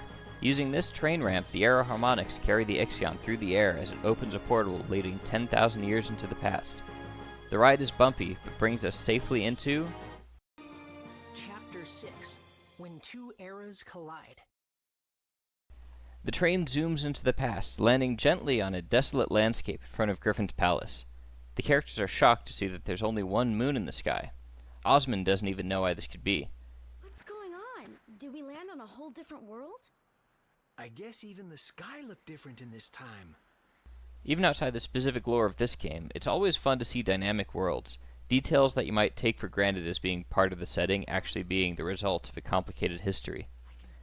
Approaching the palace, Max feels that he can sense Griffin's presence inside. Monika is eager to charge in, and seeing her approach to fights with Gaspard, I can assume that her idea of setting things right has very little to do with the conversation. This area is our only chance for a picture of this dead tree, so I decided to grab it. I'll also take a picture of the Ixion while I'm here. Everything around here is dead. It seems that Griffin's rule has completely poisoned the land. Max and Monika talk about what they expect to encounter when they meet him. Monika warning that all we know is that he has immense magical power. Even with all the wisdom they were able to gather in the future, between Jurak, Crest, and Luna Labs, no one's ever seen Griffin, only the monsters that he's controlled from deep in the past. As we approach, the doors to the palace open. Max and Monika are evidently expected. Dauntless, Max runs away as I explore the courtyard for any photo opportunities I might miss. Even my internet's afraid of this guy, absolutely refusing to render what's about to happen. As we enter, we see a beautiful entrance to the palace, the music contrasting to the ornate and pristine hall. While everything outside the palace is desolation, the inside could have been prepared for a party to take place later today. The vases framing the wall are full of vibrant flowers. These strange lamps, like inverted chandeliers, stand fully lit, illuminating the center of the room. Behind the central staircase, the light softens, only to draw the eye to spotlit paintings of a garden. A balcony overlooks us, embossed with arches and wave-like patterns. A beautiful red carpet stretches through the center of the hall, a pattern woven in gold through its length. It extends up the central staircase, perfectly fitted to each step. At the top of the staircase, in front of an enormous blue-patterned door, is a figure, almost too small to notice, in violet robes. As we take this in, the music doesn't relent, building up the ominous feeling that comes with entering the domain of the dreaded Emperor Griffin. The robed figure descends the staircase and begins his monologue, congratulating us on how far we've come and how much we've managed to accomplish, living up to the expectations of the wielders of the other two Atlamelia. Excellent, just like myself. No wonder the Atlamelia chose you.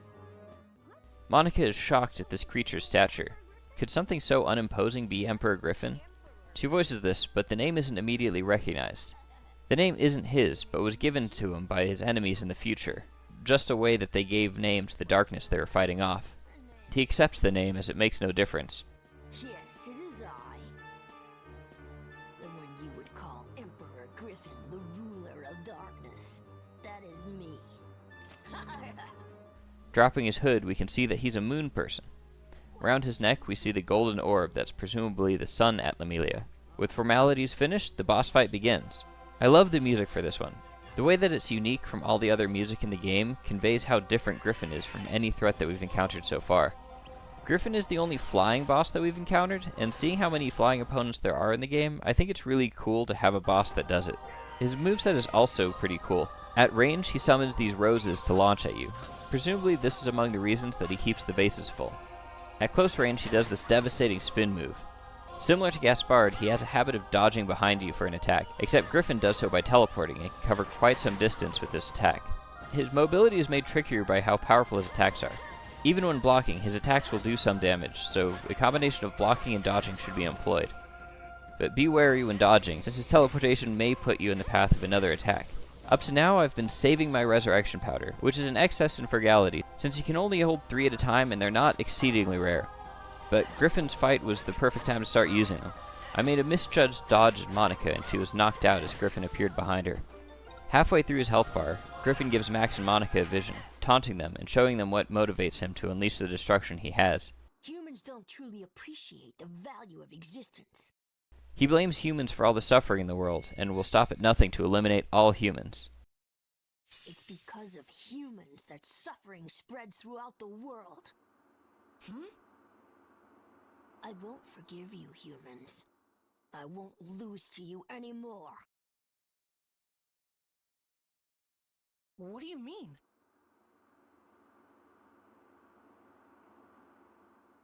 You see, even you don't understand.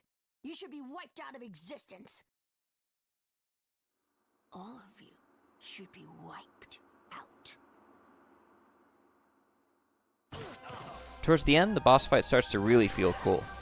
I've been employing almost everything I've saved up. It's really cool that the boss fight starts to exhaust all the resources I've been saving up to now. Seeing his health bar near its end, but also my supply is nearly finished. It gets tense, especially when I'm left with only one character to finish the fight. I really got into the flow here. I knock him down, kick him, and do it again. Griffin collapses at the end of the fight. Monica's surprised that, as brutal as the fight was, that it could be over so easily. Max warns her to be careful, but even on guard, Griffin's too fast. He grabs their Atlamelia, absorbing their energy as he powers up into something closer to what we expected Emperor Griffin to look like. This makes me wonder what exactly defines someone as worthy of having the Atlamelia. Presumably Griffin is worthy, and that's likely related to the clear cosmic significance he has, but could Max or Monica hold each other's Atlamelia if needed? This is the first time we've ever seen someone hold more than one. Flotsam did act like he could hold the Atlamelia, but I'm not sure if that counts. He was acting on Griffin's behalf, and when we get to my theory on Flotsam, I'll give my guess on why he might be able to hold it, but I don't think that Gaspard or Jamming could have held them, even under Griffin's orders. I think they were just going around destroying the origin points of his enemies, and were just trying to kill Max and Monica.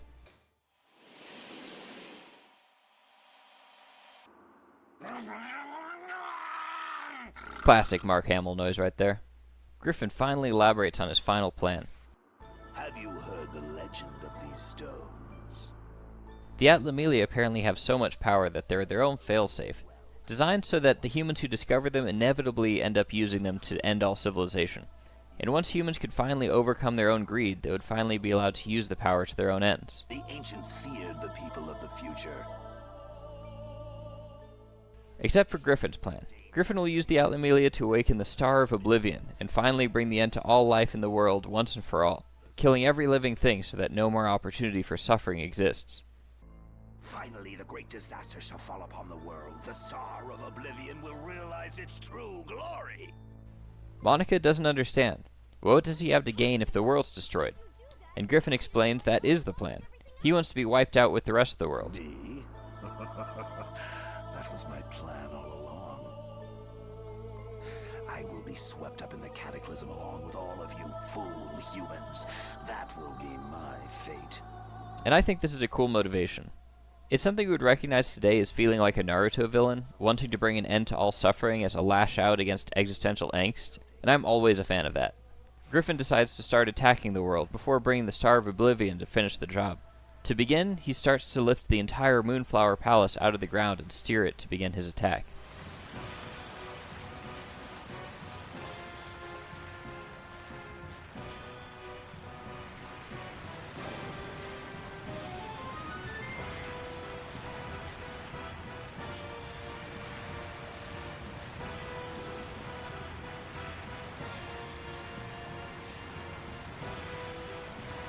Not only has he pulled the entire structure out of the earth, but he's drawn it forward in time, now hovering directly over Palm Brinks in Max's time. The castle starts to launch magical artillery down at the surface, and then to Max, Monica, and Osmond.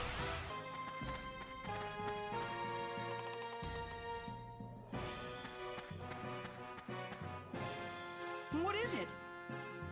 Somehow this palace has returned to the present. It's Griffin's doing. Oh man, let's get out of here! As we try to escape, Carpentarian appears. The diorama tool used to attack the Moonflower Palace itself. It just hurls boulders at the building while dodging attacks.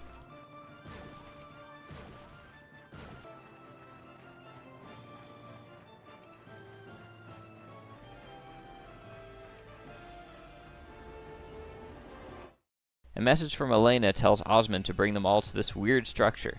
She calls in and explains that the structure is the key to defeat Griffin. This structure is Kazarov's Stonehenge. Just like the actual Stonehenge, this is built on ley lines that we can use to converge space-time on such a scale that Pasnos can be brought through to fight Griffin. This is a phenomenon known as a Chrono Union. To activate the Chrono Union, we need 4 gems that are hidden throughout the world. Elena tells us to go all the places we've ever been, which is a funny task to think about, but you know what she means.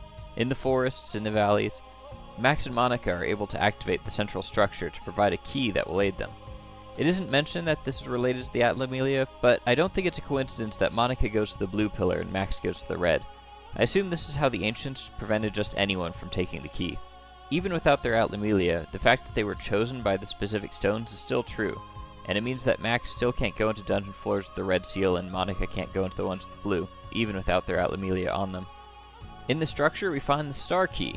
As we played, we saw various paths down the dungeon that cannot be entered, each sealed off by some force and having a star symbol. So now we have our task, go back through the old dungeons and follow the path we haven't traversed yet. With the Atlamelia stolen, the Ixion is our only means of time travel. It will now bring us to any place in the past or future. We can also use the Ixion to traverse the time gates. The game apparently didn't have time for a special animation for this, so we get the same old animation with some text over. This explains the Ixion totally picked us up and got us to the future.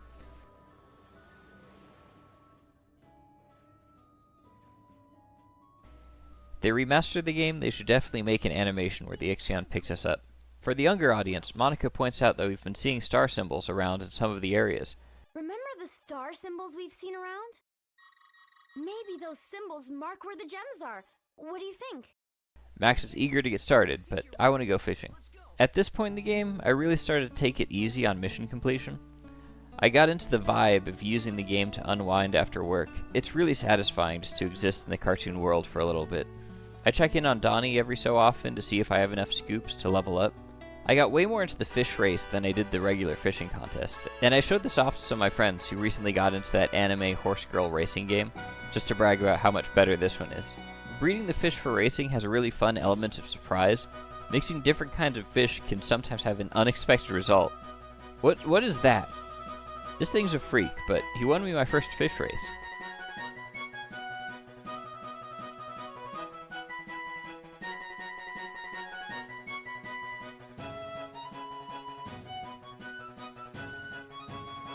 Winning your first fishing contest will cause Olivie to join the party. Olivie is another Furbit who lives in Palm Breaks. She points out that Furbits often respect people only if they demonstrate great skill. Showing that you can beat her in a fish race will make her wish to be your apprentice. This happens at any level, so I guess canonically she's a beginner. Olivie will sell you lures for your lure rod. What's a lure rod? This thing's a lure rod. As far as I'm aware, it can only be obtained by inventing it. The recipe's around somewhere. I asked Jane what's up with this thing when I was first playing, and she told me not to worry about it because she could never figure it out. The mechanic of the lure rod is neat, even though I could never get it to work myself. If you find bait is too expensive, you can try a lure instead. While bait is expended with each fishing catch, the lure is not. You can reuse the same lure rods as many times as you want, I think unless you break the line, maybe? Though I wouldn't know, I never caught anything with this. The drawback to using a rod with unlimited uses is simply that it's tricky to use. The normal bait rod is simple, you just cast and wait for a bite. There's some complication for which bait works for which fish. Maybe time of day matters, but I don't know. More importantly, I never felt the need to know. But for the lure, you need to do more than that. You have to keep moving it in the water to attract the attention of a fish. You have to convince it that it's bait, a living thing on the line.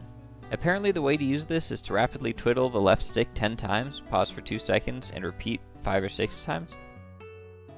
Here's something that's totally relevant to everything, but the thought stuck with me, and I didn't know where to put it, so I think this is a good area of the game where I've been goofing around, and maybe I can talk about it here. So almost every animal in the game so far has been sentient. Firstly, we see Dr. Dell, who's a duck that's just a doctor, and no one sees that as odd. Hilariously, Max felt the need to give the talking owl a heads up that the doctor looks like a duck. He's the head doctor in Palm Brinks, the best doctor around. But he looks like a duck, so don't be too surprised when you see him. Argo, as mentioned, is a talking owl. The moon people are rabbits, although I'm not sure that a regular rabbit is a thing in this world. The Shigura are sentient, though they can't speak human language.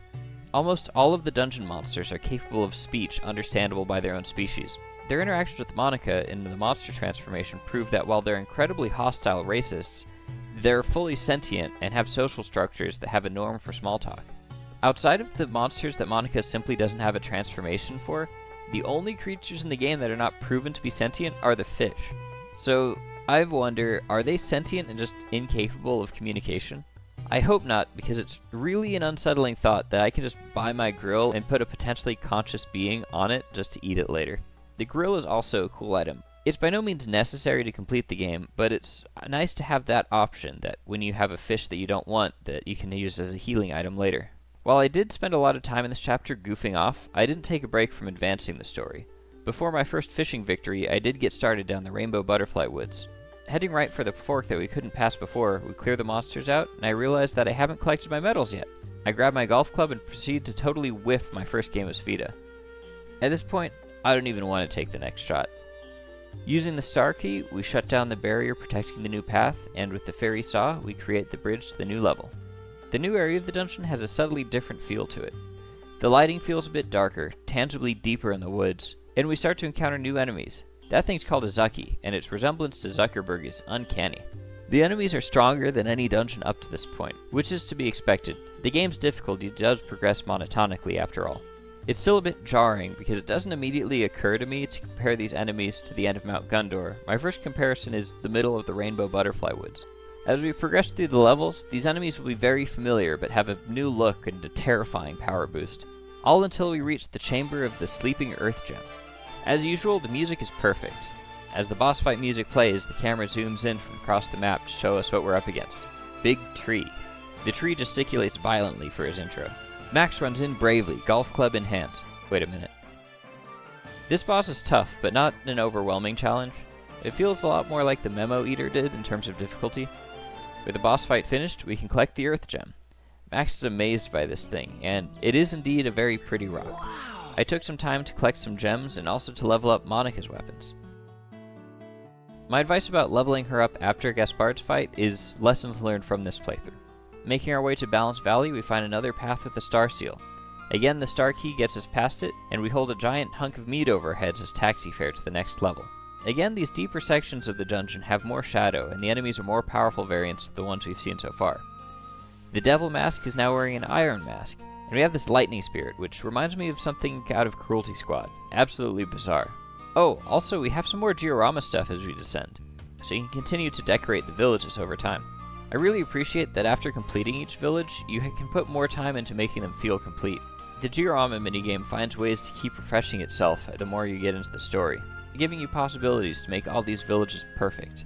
By process of elimination, we can easily figure out the nature of the next gem. 4 stones to work with, so we've obviously got Aristotle's model of physics at play. We already have the Earth Gem, fire is obviously Mount Gundor, water is obviously Ocean's Roar Cave. As expected, the end of the path is the Chamber of the Defending Wind Gem. Catchy name. We enter with another cool animation that introduces us to the boss, Lapis Garter. This is one of those balloons piloting a mech, which is a cool thing just to have in the world, but we can see that this one's been tasked to guard the Wind Gem by the Elders. I'd like to see more of the history of the world. It's really cool that the elements of the world seem so eclectic. I wonder if the balloons had a different culture when they were assigned this task and used advancing technology to achieve the goal, or if their tech was already this advanced when they were assigned to guard it. It's also fitting that the Wind Gem is guarded by a living balloon. So we have a mech on screen, so obviously the right way to fight this thing is using a kaiju. But that's not working. Backup plan, Steve, go! Winning the fight, we're free to take another pretty rock. Wow! Moving swiftly onward, we head to the fork in Ocean Shore Cave, and the first thing we see are these scary-looking turtles. The other ones look goofy, but this thing looks like a real threat. I would stay the hell away from this thing at the beach. We also got some zombie pirates, which I confirmed earlier that all the pirates are undead, so I'm not sure what makes these guys distinct from the other ones. They're apparently led by the Blackbeards, which in this world are not an individual, but apparently a class of pirate. Before we had Medusas, who I wouldn't class as thin exactly, but this enemy is literally called the Fat Naga. They also have a habit of spamming their petrifying gaze at range. And then there are the Coral Dogs, which are a weird variant of the dog statues. We've got a few mechs too, but at the end we encounter the enemy we've all been waiting for. Guardian, the Ancient Treasure, Sea Dragon. Aesthetically, this is my favorite Guardian. The big spiky snake is great, but most of all the glowing eyes through the misty hallway make the run into battle more intimidating. As the snakes in the Rainbow Butterfly would do, this enemy will dive underground and come up to attack. As we defeat it, we get the penultimate gem, the Water Gem. Wow, look at this! Only one gem remains, the Fire Gem, which can be found in the underground water channel. Entering the fork in Mount Gundor, we get to see what new enemies wait for us. Hey, look at this guy's fit. We're also fighting fancy statues and the Red Fox. Overall, I would describe this as a pretty dripped out section of the game. There's also this guy, Arthur, who I assume is a leveled up Alexander. He'll shoot missiles at you. Who else would meet us in the Chamber of Blazing Fire Gem except the Guardian of Ancient Treasure, Inferno? Naturally, the boss is a more powerful version of the coolest enemy in the past few dungeons. His animation is this laugh, so let's wipe the smile off his face. Having spent so much time leveling up Max and Monica, I challenged him to a sword duel and kicked his ass as Monica. Wow! After seeing everyone dressed all fancy in the last dungeon, I took a little time to browse Mina's shop looking for shoes for Monica. God, the Ixion interior is so extra. It's around here that I started to realize that the inventory space is not infinite. The inventory is huge, which is why it took me this long to notice. I took some time to sell my extra weapons to Conda and use the money to buy gold. Jane always recommended selling paints for early game. You can often end up with way more paint than you have an immediate use for, so I recommend it as well. As a tier 2 fix, I think it would be cool to have an additional space for certain items. Maybe a wardrobe for clothes, because that way you could go to the train or one of the houses to swap your outfit. Clothes, I think, are special in this way. Their use in combat is very low in dungeons, but they can also be very expensive to acquire. It would be nice not to feel like you're sacrificing inventory space to have all the possible outfits in the game. Now that we have all the gems, we can go to Kazarov Stonehenge and activate the Chrono Union. This is a simple color matching puzzle, matching the right stone with the right pillar.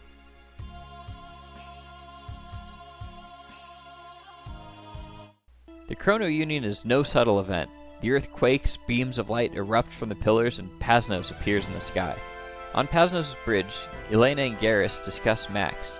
Max was born of 2 eras, which apparently gave him powers that make him uniquely fit to lead the events that would save the future. A boy descended from 2 eras. He may just be able to save us. He could be the one. And now we get to the real confrontation between Emperor Griffin and the military of the future. Pasnos and the Moonflower Palace exchange blows, each of them having a defense too powerful for the other to overcome. Luckily, Pasnos has another trick up his sleeve, the Nova Driver Cannon, which I presume operates on a similar principle to Steve's Nova Cannon. This cutscene has a lot of loading. I think the assets took a long time to load in on the old hardware, so I think a remaster of this game on modern equipment could really spice this up and give us a more dynamic fight with more direct action scenes.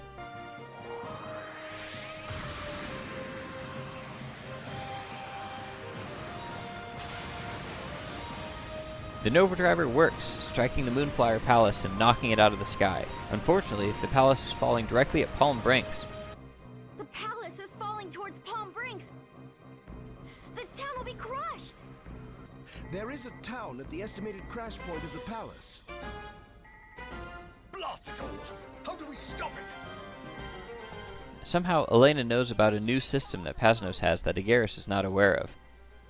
He remembers Pasnos as it was in the original flow of history, but Elena is aware of changes that happened in history since Max and Monica rebuilt it from the timeline that Griffin destroyed.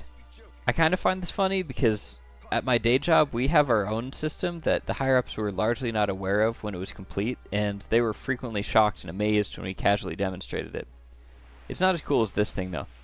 At her command, they activate the newly actualized Colossus mode.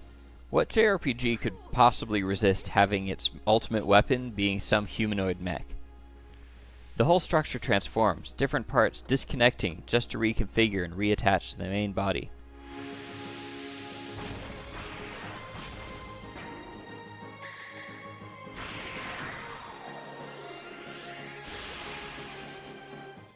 Gigantor flies in to grab the palace, throwing the whole thing safely aside.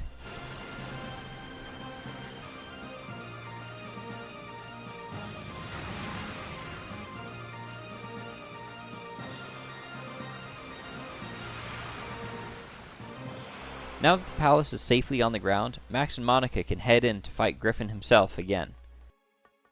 As we enter the Ixion, Elena gives us our pre-mission pep talk, telling us this is the final chapter. This is the final chapter. Chapter 7, Palace of Flowers. As Max and Monica enter this palace, ready to finish the fight, an apparition appears. This isn't the first ghost we've seen in the game. You can actually see them if you use the camera in certain locations at night. Just as I wrote this script, I started to notice that a lot of the really weird things in the game have cool precedents before. Naturally, the game follows an anime logic that makes it easy for you to just go with anything, so the eclectic nature of the game is quirky but never threatens to take you out of the experience. Normally this kind of eccentricity would expect its audience to suspend its disbelief, and since the target audience is kids, it's pretty easy for them. It's also really fun that you can kind of see how some of these connect, or at least theorize on that. I do hope to see more entries in this world where we can see these ideas fleshed out. The apparition welcomes us to the Moonflower Palace, referring to Griffin as Cyrus. Maybe this is a name that he would have recognized when we first met him. Come to fight with Cyrus inside the Moonflower Palace, have you not? Cyrus? Do you mean Griffin? Please, don't blame Cyrus. I really hope you are able to see the child's true form. She introduces herself as Alexandra, the ruler of this place. Alexandra believes that Griffin, or Cyrus, has good in him, and wants only for him to recognize his true role in history, and we are instrumental to this role. It's up to us to remind Cyrus of his past by restoring the castle garden. We're told that there's a clue on how to do this in the first room. I saw this coming in the first playthrough before the game pointed it out. I remembered the pictures in the entrance of the palace, and knew that these were the clue to rebuild the garden. The cutscene makes this explicit, and I decided to immediately go into the palace to get pictures. I thought I was being really clever with this, since Jane kept telling me that I should have a pink glittery notebook to write invention recipes in and budget diorama elements. I thought getting pictures of all these paintings of the garden would be rewarded later. This has ended up not being the case.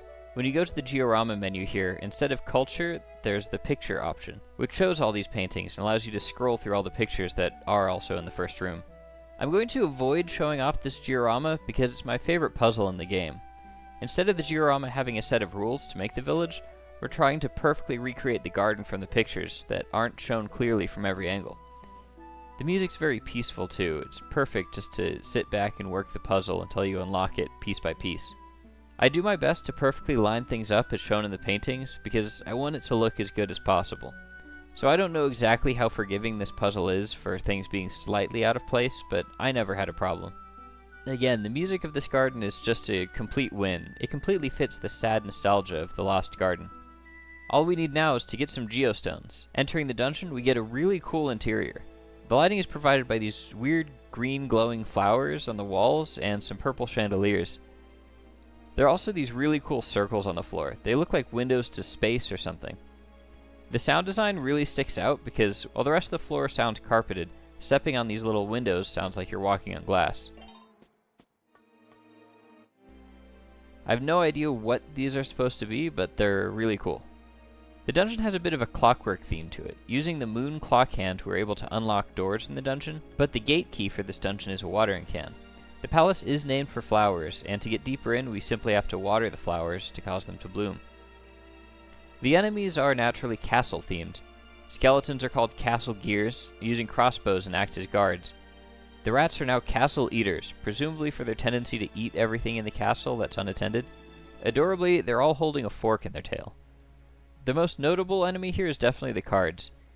These guys come in a few variants, and I think the ascending scale of power is the club, heart, diamond, spade, and joker. I got this scale from the wiki, but I'm not sure if that's reflected in the enemies encountered in-game, because I'm pretty sure you can see all of them at any stage in the palace dungeon. These guys will walk around with some kind of staff and beat you with it.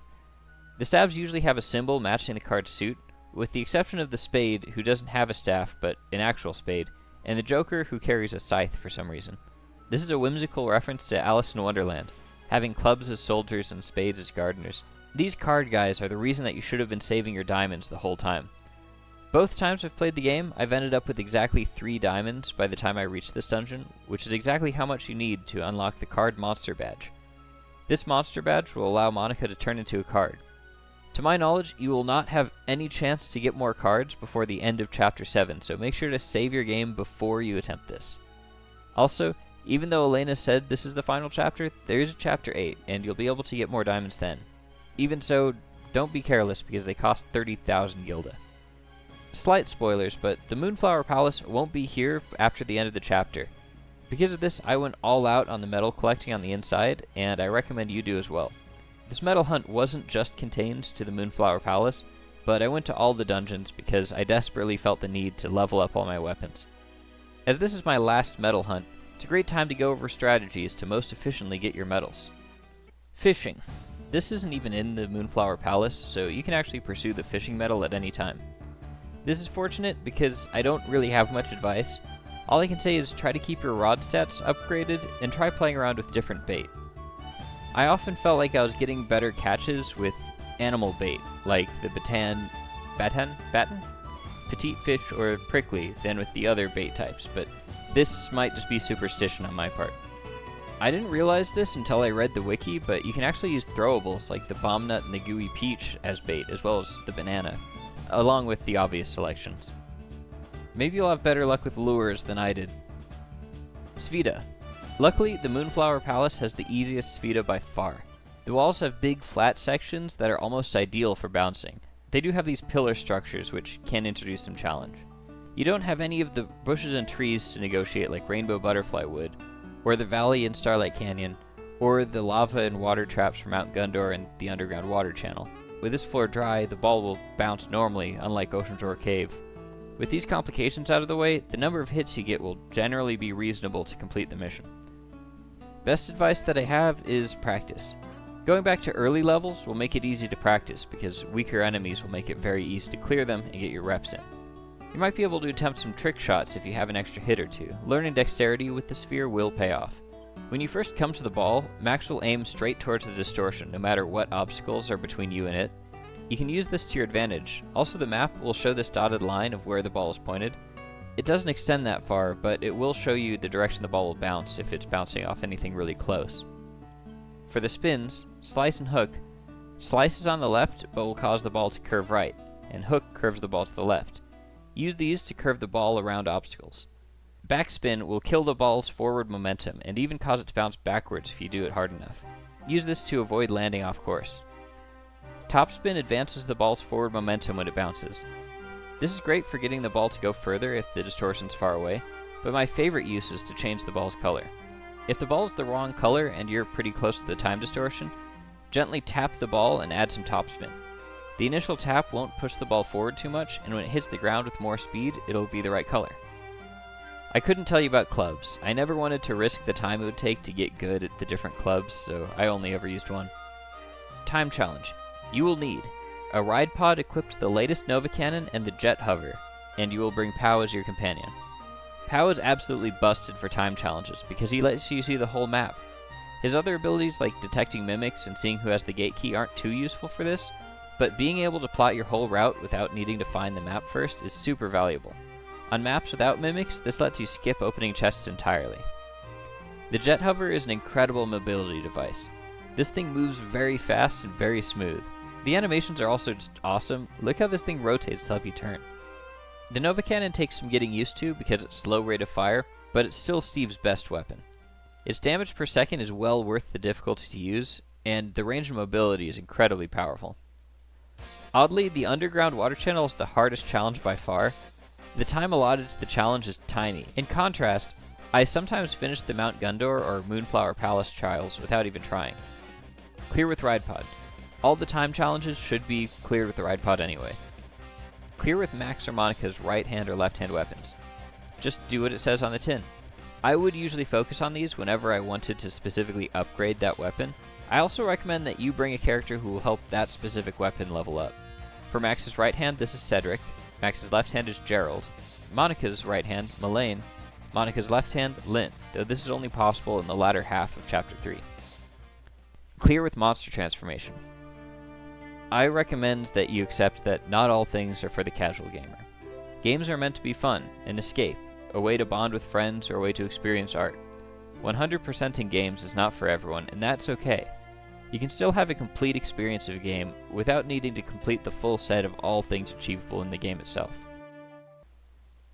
Clear with items. At Morton's shop in Palm Brinks, there's this book that's called the Monster Manual. If you can't afford this book, bring Sheriff Blinkhorn. His power is to list the same knowledge that this book contains. The book tells you the strengths and weaknesses of each monster.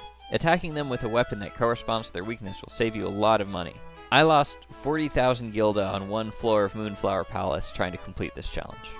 Oh my god. I'm never gonna financially recover from this. Online, I also read that you can just throw a poison apple at all your problems. If you run around hitting everything, eventually they'll all go to 1 HP and you can kill them for cheap. So I guess there's that. When you gather all these medals, you can spend them at Mayor Need's shop. There are some unique items here, though you have to be somewhat selective because there are not enough medals in the game to buy everything he has to offer. A tip that I learned online is to not buy shoes here because apparently all of those can be invented. The items that Mayor Need sells are the clown suit, clown hat, clown shoes, princess dress, panther ensemble, princess orb, kitty bell, princess boots, panther boots, and the name-changing ticket. These all seem cosmetic, and for the most part they are, but there are two exceptions. The clown costume. This lets you see what it's like to be a clown. Since Monica can turn into monsters and have peaceful interactions with them, now Max can turn into a clown. However, this has no gameplay effect since clowns only know violence. I think as a tier 2 change, I would make some funny interaction with Clown Max and the clown enemy. Probably like you can get a dialogue that they think you're from a competing troop and want to attack you.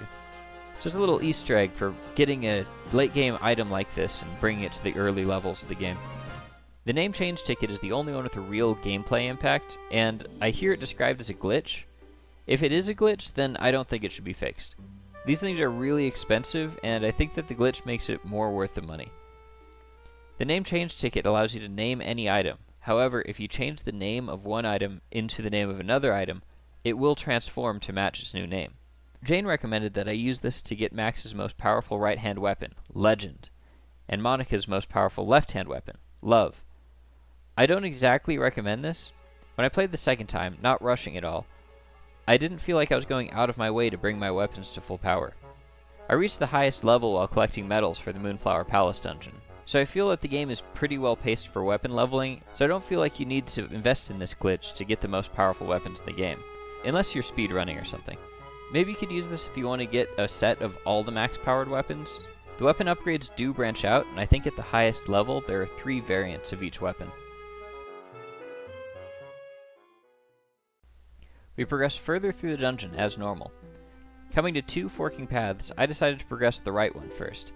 This ends in a large room that appears to be some kind of terrarium. As Max and Monica enter, they're shown another vision of the past. Hey! Alexander is examining a broken sunflower stem. Griffin, or Cyrus, steps in. Alexander notices that he seems to be disturbed, but he denies that anything is wrong. Is something the matter? No, nothing. It's nothing. What's wrong with the flower? It looks like the stem is broken. I'm afraid it's going to die like this. It would be a shame to waste the dying flower, so she offers to leave it in his room, and he says that he'd like that. I was thinking that maybe I would put them up in your room. Yeah, that's a good idea. What was that all about? Our heroes are confused about the vision, not understanding what it could be about. Max notices the sunflower on the table at the end of the room. After going over this room like a forensics unit at a crime scene, broken flower stems are serious business. I picked up the flower. The flower goes right into our inventory, another item to be used later. We progressed down the other path, collecting geostones along the way. I made sure to regularly return to the palace garden and recreate the garden of the past. After reaching a certain threshold of restoration, Alexandra gives us yet another vision. She and Cyrus appear to be playing hide-and-seek in the garden. The game also seems to have some element of tag as well, though as shown here, we see Alexandra kind of wrestle Cyrus after he just fell down. Where are you? Gotcha.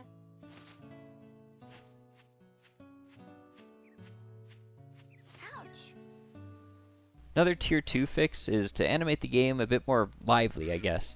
It's not a big deal, but Cyrus here just seems super clumsy, and I'd like to see Alexander have a more satisfying victory in this game. The next cutscene happens when we reach Alexander's room. The room itself has a set of couches and a table in the center. At one side is a large bed, with a book that we can read for the recipe to invent the Samurai Arm 3.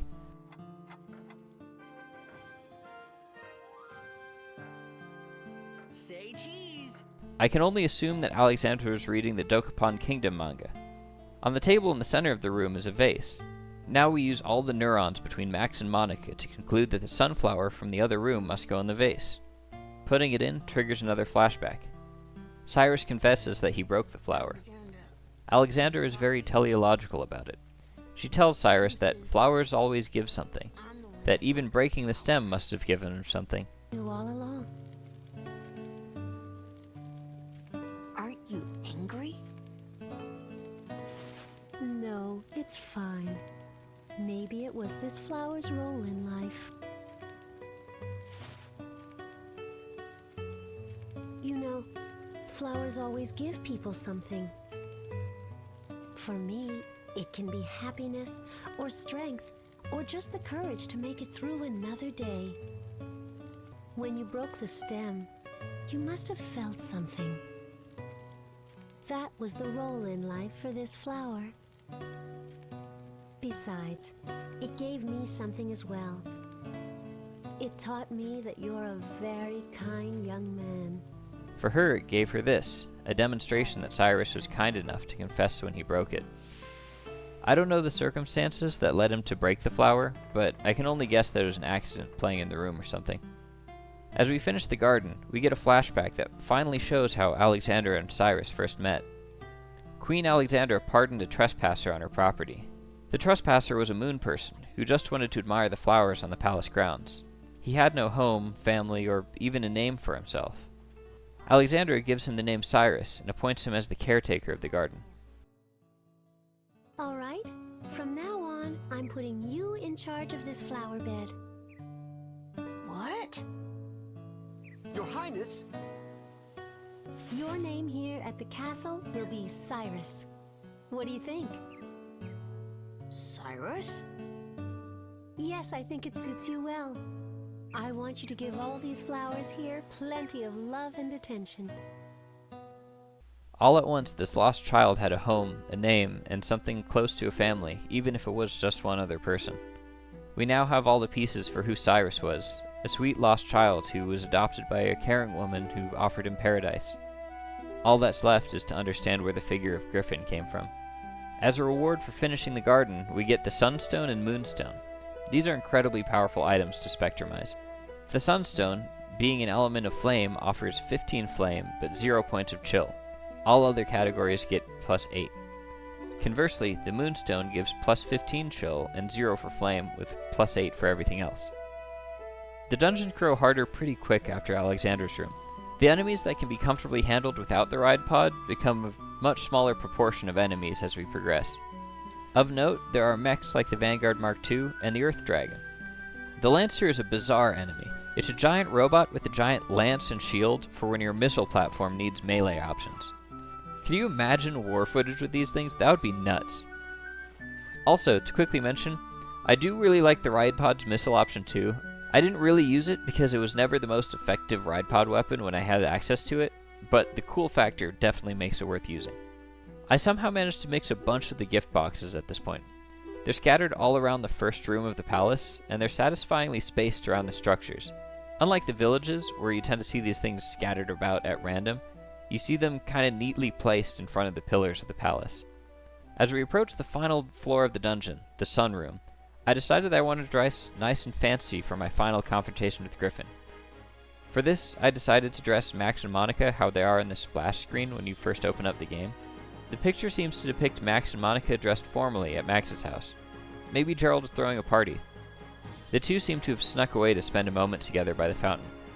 Gerald is in the background attending to something off-stream. Stuart and Adele apparently ready to spring to action when their services are needed. Behind the fountain, Donnie peeks at Max and Monica. One interpretation makes Donnie's action the innocent spying of a child, observing what might be cute childhood drama. However, I know that Donnie is, as well as a child with childish tendencies, an ambitious reporter who has many resources about the city. In that light, what we're seeing may very well be a journalist trying to get the inside scoop on a private meeting with a foreign political officer. Monica Raybrandt is, after all, a princess. Max isn't wearing a hat in this picture, but I thought the fashionable cap would fit well. This can be bought from Donnie. The red vest is available at the Jurac Mall in the future, and the wing shoes can be purchased from Stuart. Monica's outfit can be bought from Mayor Need's shop. While the shoes can be invented, I forgot to get a picture of the Moonflower Palace when I first arrived, so I couldn't make the recipe.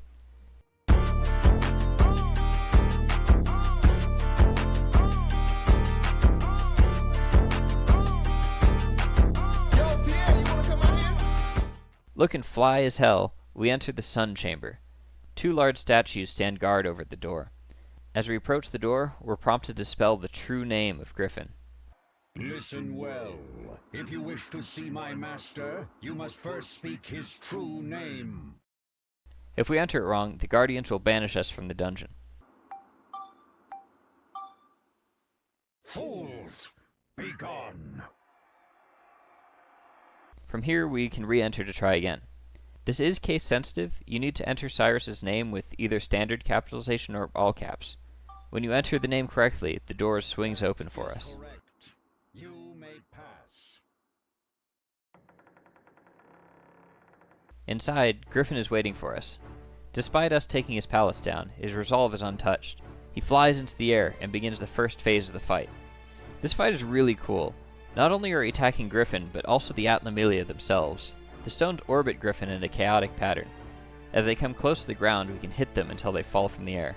I think they're linked to his health bar and fall naturally as he takes damage too, but I'm not sure. Mostly he'll launch air gusts at you with his wings. The way that he flies around and the pattern of his attacks are another challenge that we'll have to adapt to. When all three Atlamillia are knocked from the air, we start to get flashbacks to show what led the young Cyrus to become Emperor Griffin. The Moonflower Palace and the country under its rule were under attack. Alexandra refused to leave. As the queen of the land, she refused to abandon its people for her own safety. No. You go alone, Cyrus. I'll stay behind. No, I won't do that. You'll be killed. Please, Cyrus, just do as I say. I am queen of this land. Whatever may happen, I must live as this country lives, and die as this country dies.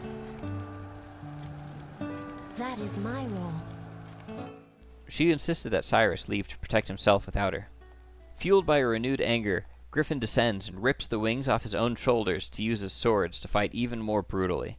This is really cool. Remember in Bloodborne when the amygdala gets so pissed off at you that it rips two of its own arms to use as clubs to beat you with?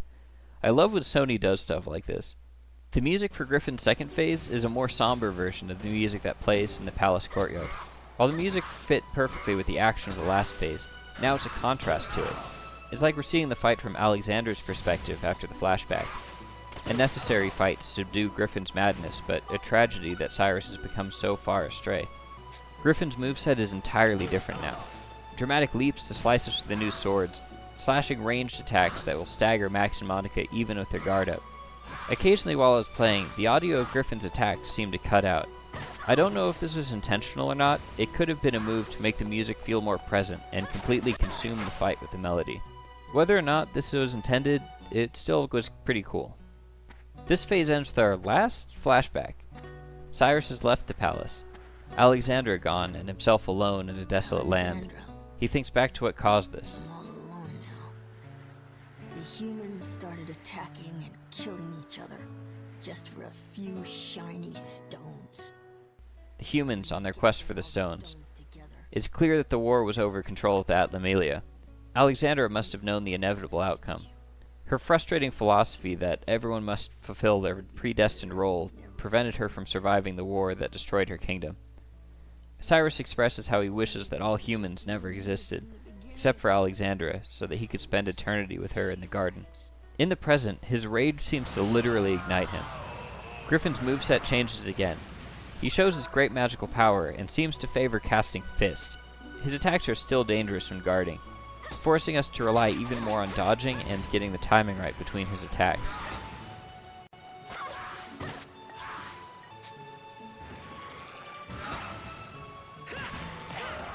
Finally, defeating him in combat, his strength begins to fail him. Our influence finally seems to have gotten through. The garden that we rebuilt for him catches his attention.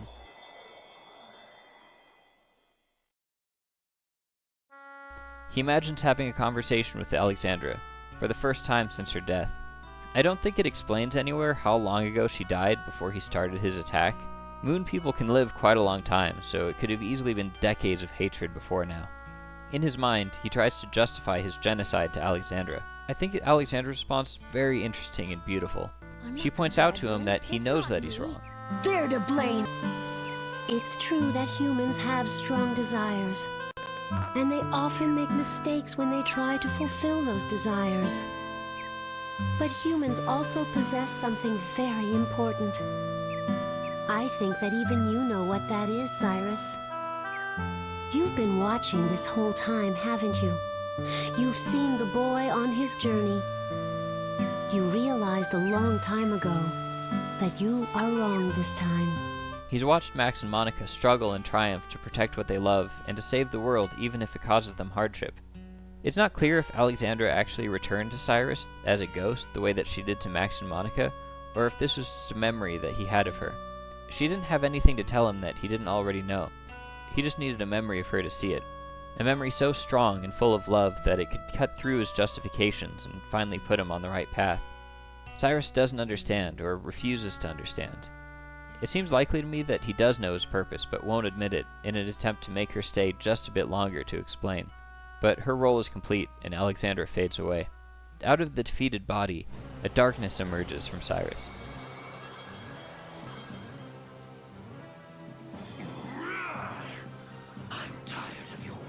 This being that inhabited him is now finished and tries to kill Cyrus. Max saves him, but the creature is able to absorb all three Atlamillia, gaining the near-infinite power that Emperor Griffin wielded, but without any positive feelings to appeal to. This is Dark Element, the hatred in Cyrus after gaining enough strength to become an entity on itself. It possessed Cyrus and the two became Emperor Griffin, but now it's strong enough to exist independently. With his newfound power, Dark Element grabs Max, Monica, and Cyrus and brings them into some nightmare realm.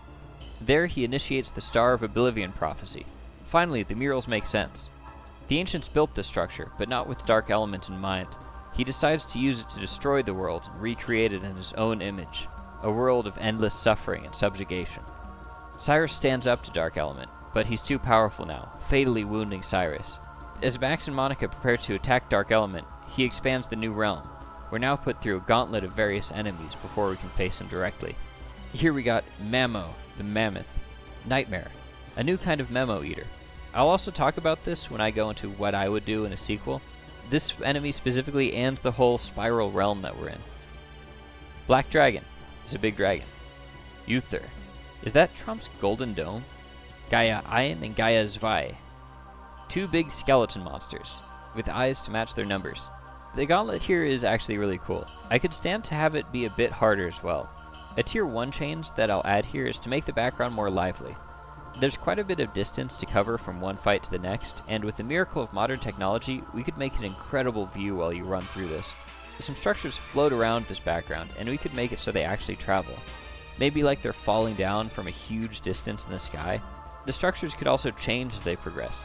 Imagine seeing different structures like the Starlight Temple or pieces of the Luna Labs flying around while you ascend the spiral. The fights too are also cool. I love fights that make you use everything in your toolbox to complete it, putting you up against a bunch of different enemies without the opportunity. As we reach the top, we finally encounter Dark Element. And to be honest, I have issues with this fight. I'd make some Tier 1 changes to enhance the parts I liked about the fight, and to get rid of the elements that I didn't like about the fight. This actually led to an argument between Jane and me. I rage at games sometimes, and she hated that I raged at this fight. I don't try to be a dick about it, but I could have composed myself better. We'll start on the mechanics of the fight, because there's only one part that I really got mad about. Dark Element uses a staff as a magic bow to attack you with dark arrows at range, and at melee he uses it as a staff to hit you with. During the fight, the tendrils engulfing his form will switch between blue and purple. While blue, he's only vulnerable to Max's attacks, and while purple, he's only vulnerable to Monica's. Vulnerable may be an overstatement. While he takes damage, his health is immense, and nothing you do will stagger him. He also can't be harmed by the ride pod, and presumably not by the monster transformation either, though I didn't check that one. On occasion, he'll grow huge and laser the whole area. This laser must be dodged. Guarding it at full health will result in you nearly dying. Anything less than full health, and you're pretty much guaranteed to die. In this state, he's completely invulnerable. No matter what color he is, your ranged weapons will have no effect. This lasts 20 seconds, which is my problem with the fight. Why is this a problem? Because the moon is falling. You have 5 minutes to complete the fight. And if you fail to complete in the 5 minutes, then game over. You go back to your previous save point. That save point was before you encountered Dark Element, before you encountered the Gauntlet, and before you fought Griffin.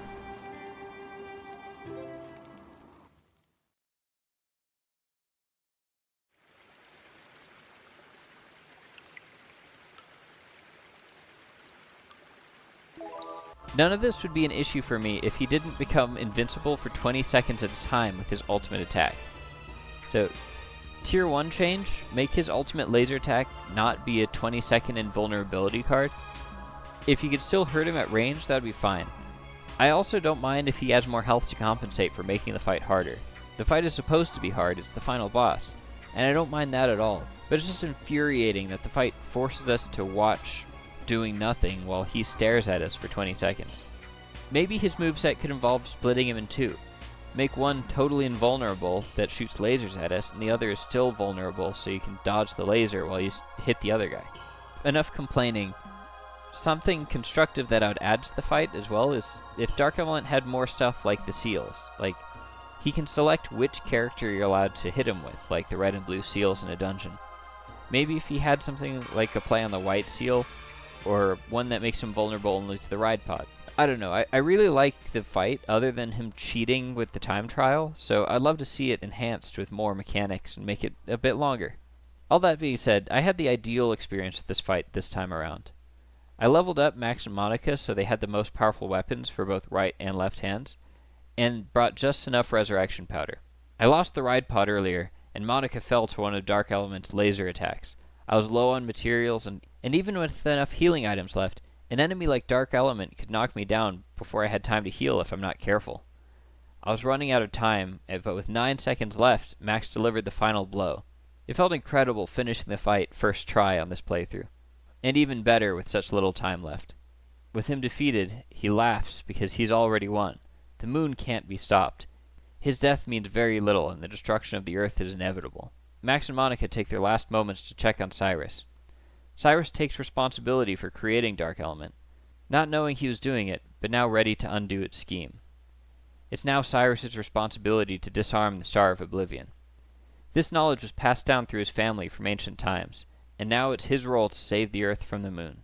The guardian of the stars. One day, there will be no need for the Star of Oblivion, and I'll be the one who disarms it. One day, when humans became worthy, the Star of Oblivion was to be stopped. That is my role and my purpose. Moon! You have fulfilled your purpose. Return to the dust that bore you.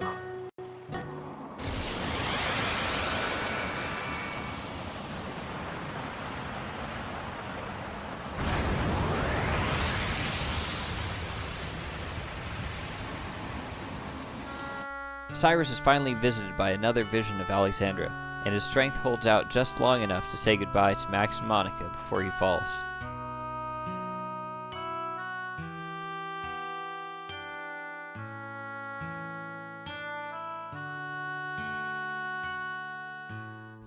In the garden, Cyrus and Alexandra are reunited again. Running into her embrace, Cyrus's story finally reaches its end. Finally, he's able to be with Alexandra and the beautiful flowers of the palace courtyard again.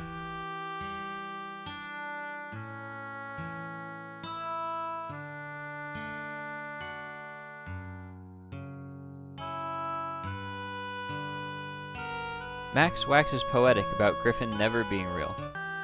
The ruler of darkness, Emperor Griffin. There never really was such a person. He was just a mass illusion created by the evil in men's hearts. Our heroes look to the sky, now with only one moon. And Max can't help himself with these bars, man. Yeah, and so it begins. A new era bathed in the light of a single moon. Ugh, that's laying it on a bit thick. Monica continues to have less than perfect taste. First the Ixion, now Max's poetry. We reconvene at the Kasparov Stonehenge. The party from the future says goodbye to Max. Max has managed to recover from the heartbreak from the separation with his mother. Tragically, their time together has to end before they can really get to know each other. Max decides that he'll write her a letter and hide it in Kasparov so she can read it in the future, and through it, get to know her son. The scene is a bit undermined by my internet failing. I'll put in it everything that happened on our adventure. Then I'll hide the letter right here. So that it'll reach you even in the future, Mother. Yes, I look forward to that. Mother, I'm so happy that I was able to meet you. The letter he plans to write is the narration that we got in the story. Elena, Galen, Monica, and Osmond are beamed up to the Pasnos Bridge before the Chrono Union closes. As the Ixion is gone from this time, the Blackstone Railroad is back in operation. Its crew stand outside the Stonehenge and discuss how crazy their journey was, feeling like it was all a dream. Cedric comments on how different the world is now from when they started the adventure in Palm Brinks. So different that they may have just woken up from a dream. Yeah, just like a dream. You're right. Your journey was just a dream. Huh? There's always been just one moon. All this may just have been a long, long dream shown to us humans by the ancients to warn us. Jane said how she thought it was really cool to end the story with just one moon. She could imagine sharing a world with this story. I agree, I think it is a cool idea. As a kid, I loved stories that took place in our reality, like hidden lore to the world. Stuff like Harry Potter, or shows like Danny Phantom, where the adventure is just out of sight of everyday life. In a way, this acted as inspiration for my obsession with science, trying to understand how many permutations away the world was from these amazing stories. I watched a lot of Michio Kaku growing up, read his book, Physics of the Impossible, and eventually went on to engineering because it all gave me the thrill of this idea of making something you imagined into reality. I never got the chance to ask Jane exactly what these ideas inspired in her, what kind of different world she imagined for herself. I know that she had a very rough time growing up, and I imagine the escapism of the game is all the stronger in that kind of environment. I wonder if imagining the world changing so fundamentally, like losing the moon, inspired the idea that she would get out of that place. And I'm glad that eventually she did.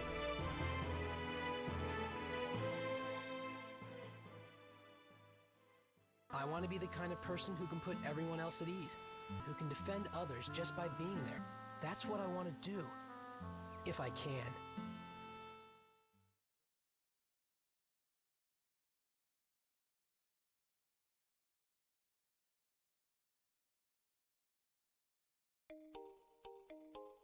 After the bittersweet ending, this music's so awesome to hear again, inviting you again for another adventure. Saving here, we're able to enter Chapter 8, The Forgotten Adventure.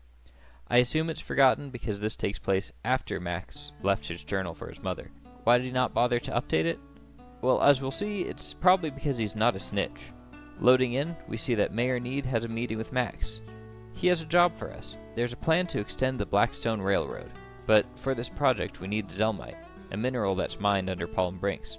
The mines have been left in disrepair, and it's now up to us to clear the monsters out, since we are kind of the expert in this field. It's cool that now it's not a world-saving quest that we're on, but rather just another job that Max has. This gives this next chapter a much lower sense of urgency. We're clearing it in our own time, and we don't have to feel guilty for taking some fishing breaks in between.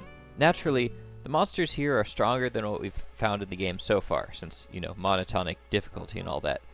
But it's kind of weird to me that the strongest monsters in the game by far have existed right under Palm Springs this whole time, but I guess they're not interested in coming to the surface. Getting deeper, we encounter a cutscene.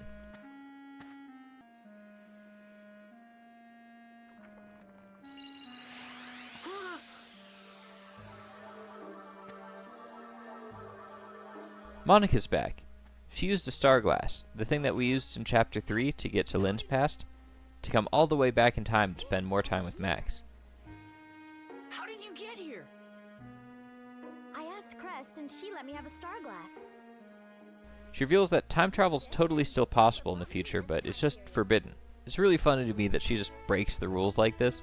I don't know if her plan was just not to get caught. As I mentioned before, Max isn't a snitch. Or if she's gonna pull the I saved the world card if anyone tried to complain. Also, she's the only heir of the previous king, so I don't know who's really gonna try to stand up to that. With Max and Monica together, we get to explore all the dungeons that we want. Go fishing, everything the game has to offer, except we're not able to go to the future. This dungeon's very different than anything we've encountered so far. Instead of one single path with maybe 1 or 2 branches, there are several forks. There clearly is one endpoint though. Each of these paths has its own boss fight at the end, but this time, as with my first playthrough, I decided to mainly focus on charging the main path. Somewhere along this path, we encounter Flotsam another time. This time, he has some kind of robotic exterior. And now we can go into my kind of theory and thoughts on Flotsam, as well as what I would do if I became the Grand Emperor of Sony Entertainment and was able to direct a sequel to the game. So Flotsam is kind of unique in the way that he's cartoonishly portrayed. He's able to take this damage and kind of shrug it off. It feels more like he's taking it as an embarrassment rather than any kind of physical harm. He also has that weird moment in the beginning where he kind of looks at the camera. So my theory, or at least a thought that I think is cool when expanded on, is that he's actually a kind of mimetic entity. We've seen memo eaters in this game, things that are able to live inside of people's minds, and what if Flotsam's something like that? He's able to look at the camera because he's written into the pages of Max's journal and is able to look out of them. If I was to make a sequel to the game, I would expand on this, make characters like Flotsam be a more common enemy, make them a part of the landscape. The sequel I'd make would be something like Alan Wake if Alan was the antagonist. So I realized in editing that I totally forgot to explain Alan Wake to people who aren't familiar with the title, but Alan Wake is a thriller game following Alan, who's a writer who has writer's block in his most recent horror story, and he ends up trapped inside of it. He has to find a satisfying way to progress the story to get his own safety and to rescue his girlfriend, if I recall correctly. I think the idea of Alan Wake, but it's a manifesto instead of a story, is cool and kind of in-fitting with the themes of Dark Cloud. We're going into someone's mind and trying to unwrite their story, or at least write the ending that the creator doesn't want to happen. We'd have the enemy, something like Emperor Griffin with a backstory like Gaspard. Maybe we would see an expansion of how different monsters interact with humans in this world. And because the whole thing would be invading someone's mind to win an argument, or maybe he pulled us into his mind, something like the Nightmare Spiral at the end of Chapter 7, where he's trying to take the whole world and put it into a kind of nightmare-scape of his design, it would form an argument, and that would allow us to have something like the Georama here, where instead of a past and future, we might have cause and effect time, where we get to make certain causes in the past to make effects in the future.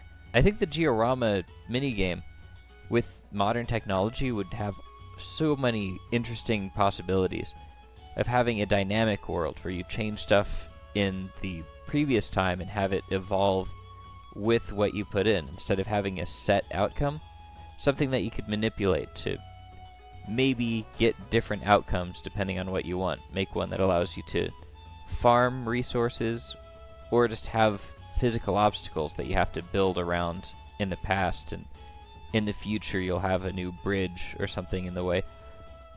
All stuff I would think would be really cool. It would also be awesome to have a more modern movement style to the game. if clearing the dungeons had you moving around closer to something like Breath of the Wild, where you're able to jump, maybe swim.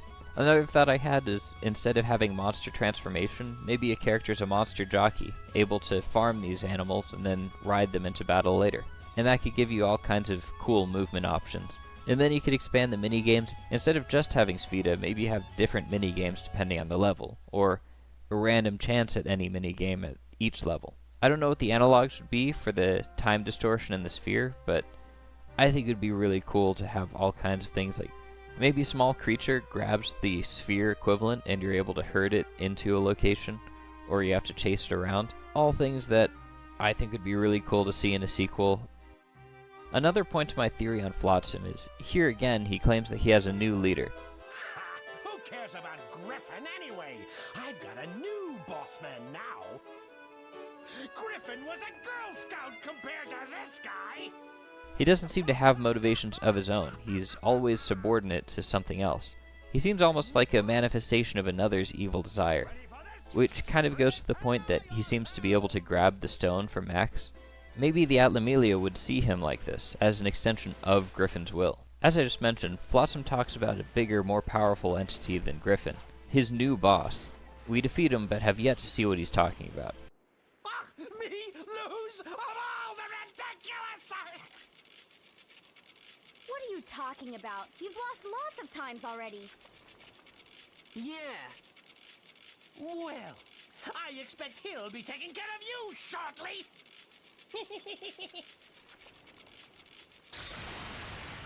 Who could he be? To find out, we have to progress even further through the dungeon. At the very end, we encounter some kind of wall that we can't pass. The way to get through this is to find a stick of dynamite. This can be won by winning one of the other boss fights. I'm not going to spoil where it is, but when we grab it, we're able to blow right through this barrier. Behind it, we see the Zelmite ore. Max and Monica admire it for a while, and then they're confronted with the Dark Genie. This is the third character from the original game that appears here. I don't know much about him except for this cutscene, which really goes hard.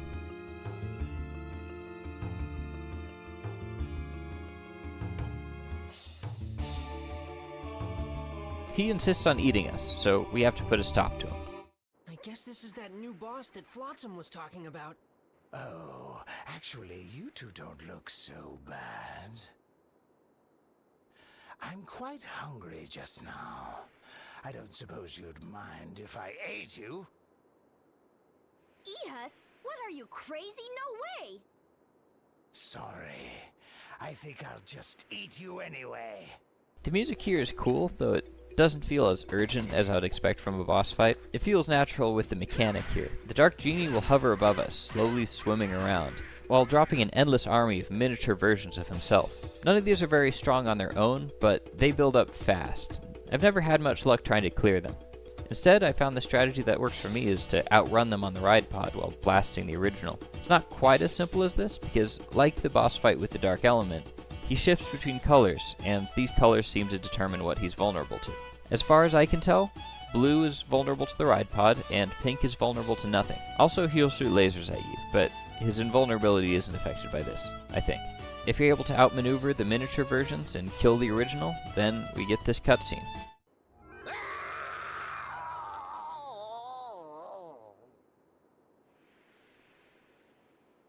He's gone. What was it anyway? I don't know. But let's go and let the mayor know about this Zelmite deposit. With this, Blackstone Railroad should be able to really expand. Max and Monica are able to bring the Zelmite to the surface, and Mayor Need gives a presentation to the town. Today, the Blackstone Railroad will set off on a new journey around our entire region.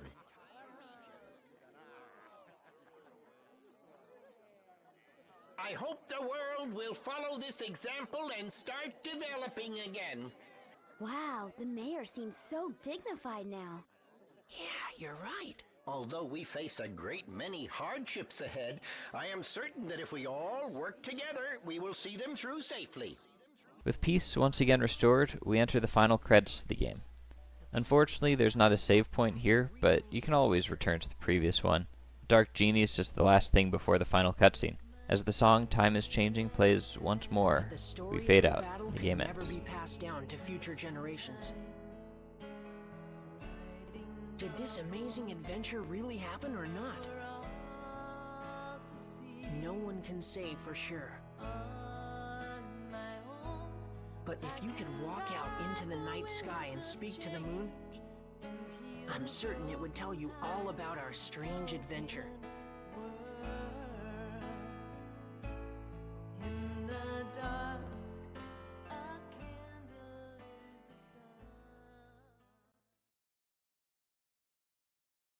After experiencing PlayStation Plus for the entirety of Dark Cloud 2, I've made the decision of never again. So I went thrifting for a PlayStation 2. Shout out to Bookman's, they also had this just available. I didn't have to go searching or anything, so I have an AV to HDMI readily available. And I went on eBay to get this. Having never owned a PlayStation 2 growing up, it's kind of surreal to have this game that I've only interacted with through the internet and just have it physically available. So I got that, got a set of memory cards on eBay. Unfortunately, this isn't in fully working condition yet. Good, my TV's updating. Gives you the classic PlayStation intro. Pressing X is here. There's no data. And then, right when you're ready to put in the game, disk tray's stuck. So I went on YouTube, found out a little bit about these things, and I'm here to show the experience of trying to fix this. I got an expansion bay here, but it's not really relevant to anything. It's cool to have that space available though. I think it's a bit late for this warranty sticker.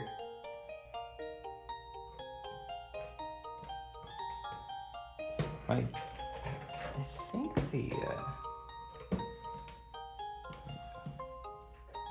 sticker's gonna come off eventually. I don't know if I'm just gonna slice it or not. A few moments later.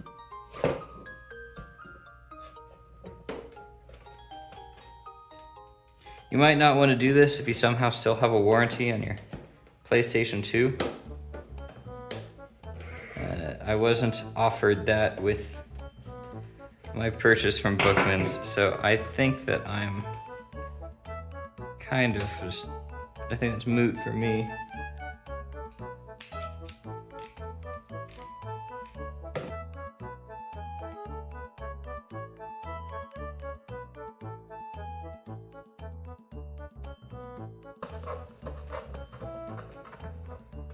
So we've got more stickers to remove.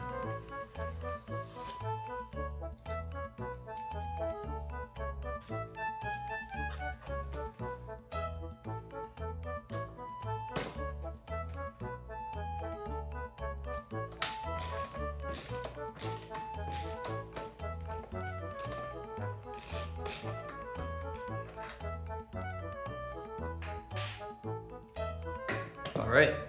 Oh. There we go. Now it's cooperating. So it lifts the front.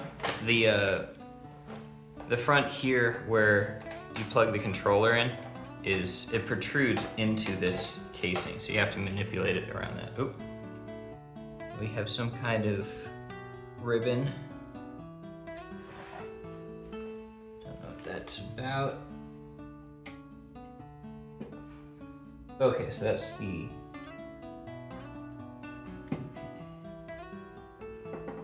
We're just not gonna mess with that. That goes to the power button.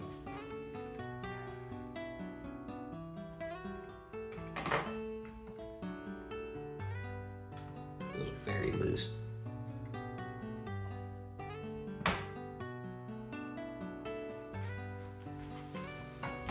Alright, so apparently it's as simple as getting rid of these screws. I don't know if this set... yeah, that works.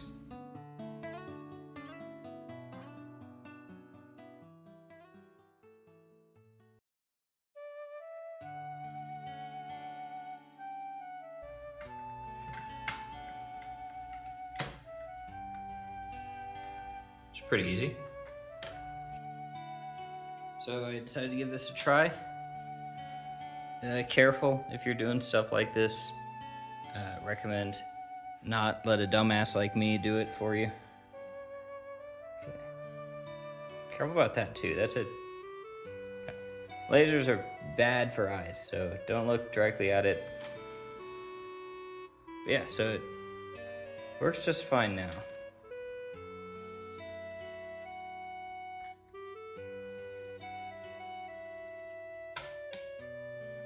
Oh, there we go. I see that.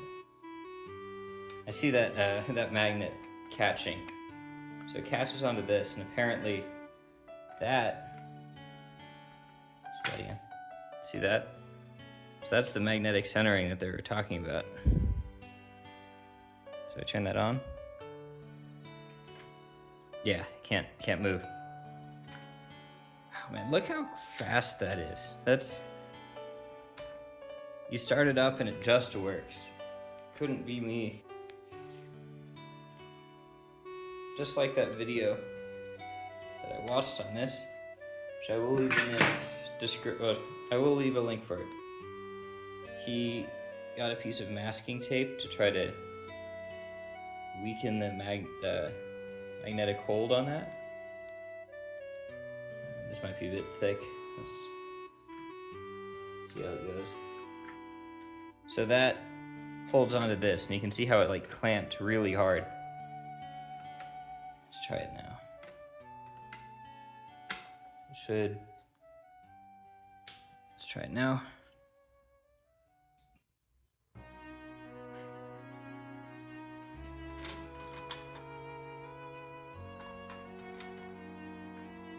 So that works pretty well. I think this is a bit thick, so I now put like a little wad in there and then taped on top of it just to make sure there's not anything sticky. Because, you know, why tempt fate and let more things get stuck? And let's try that.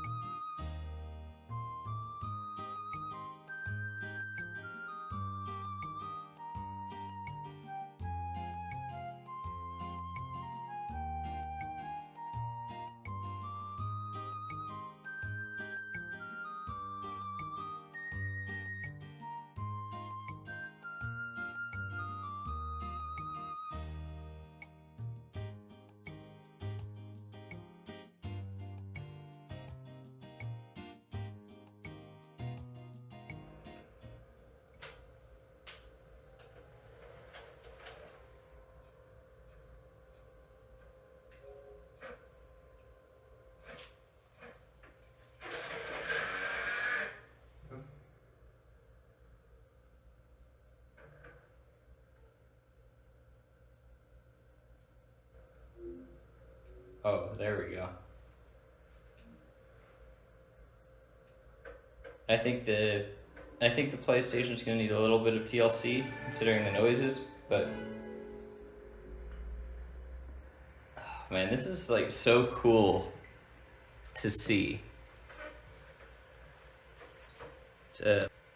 And the colors. Oh.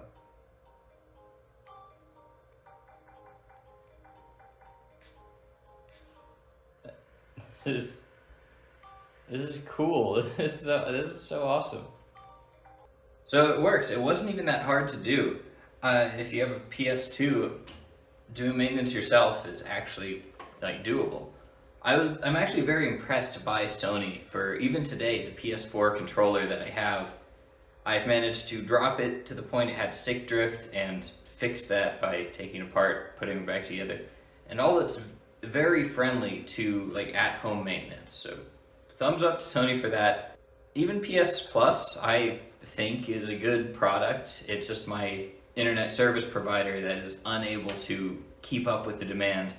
So, yeah, that's it. I'm looking forward to using this some more. I'll be able to play myself. I might even lend it out to some friends. I've showed it to some friends on Discord, and a lot of them were impressed with the gameplay. Also, this game is wild. I like this. This game Reed's playing is just insane for a PS2 game. Has everything. It's like Sims meets freaking mini golf and like fishing and like every RPG mechanic. So I could lend them the PlayStation for them to do their own session, and then we can share the experience together. It turned out a little long, but this is finally the end of my letter.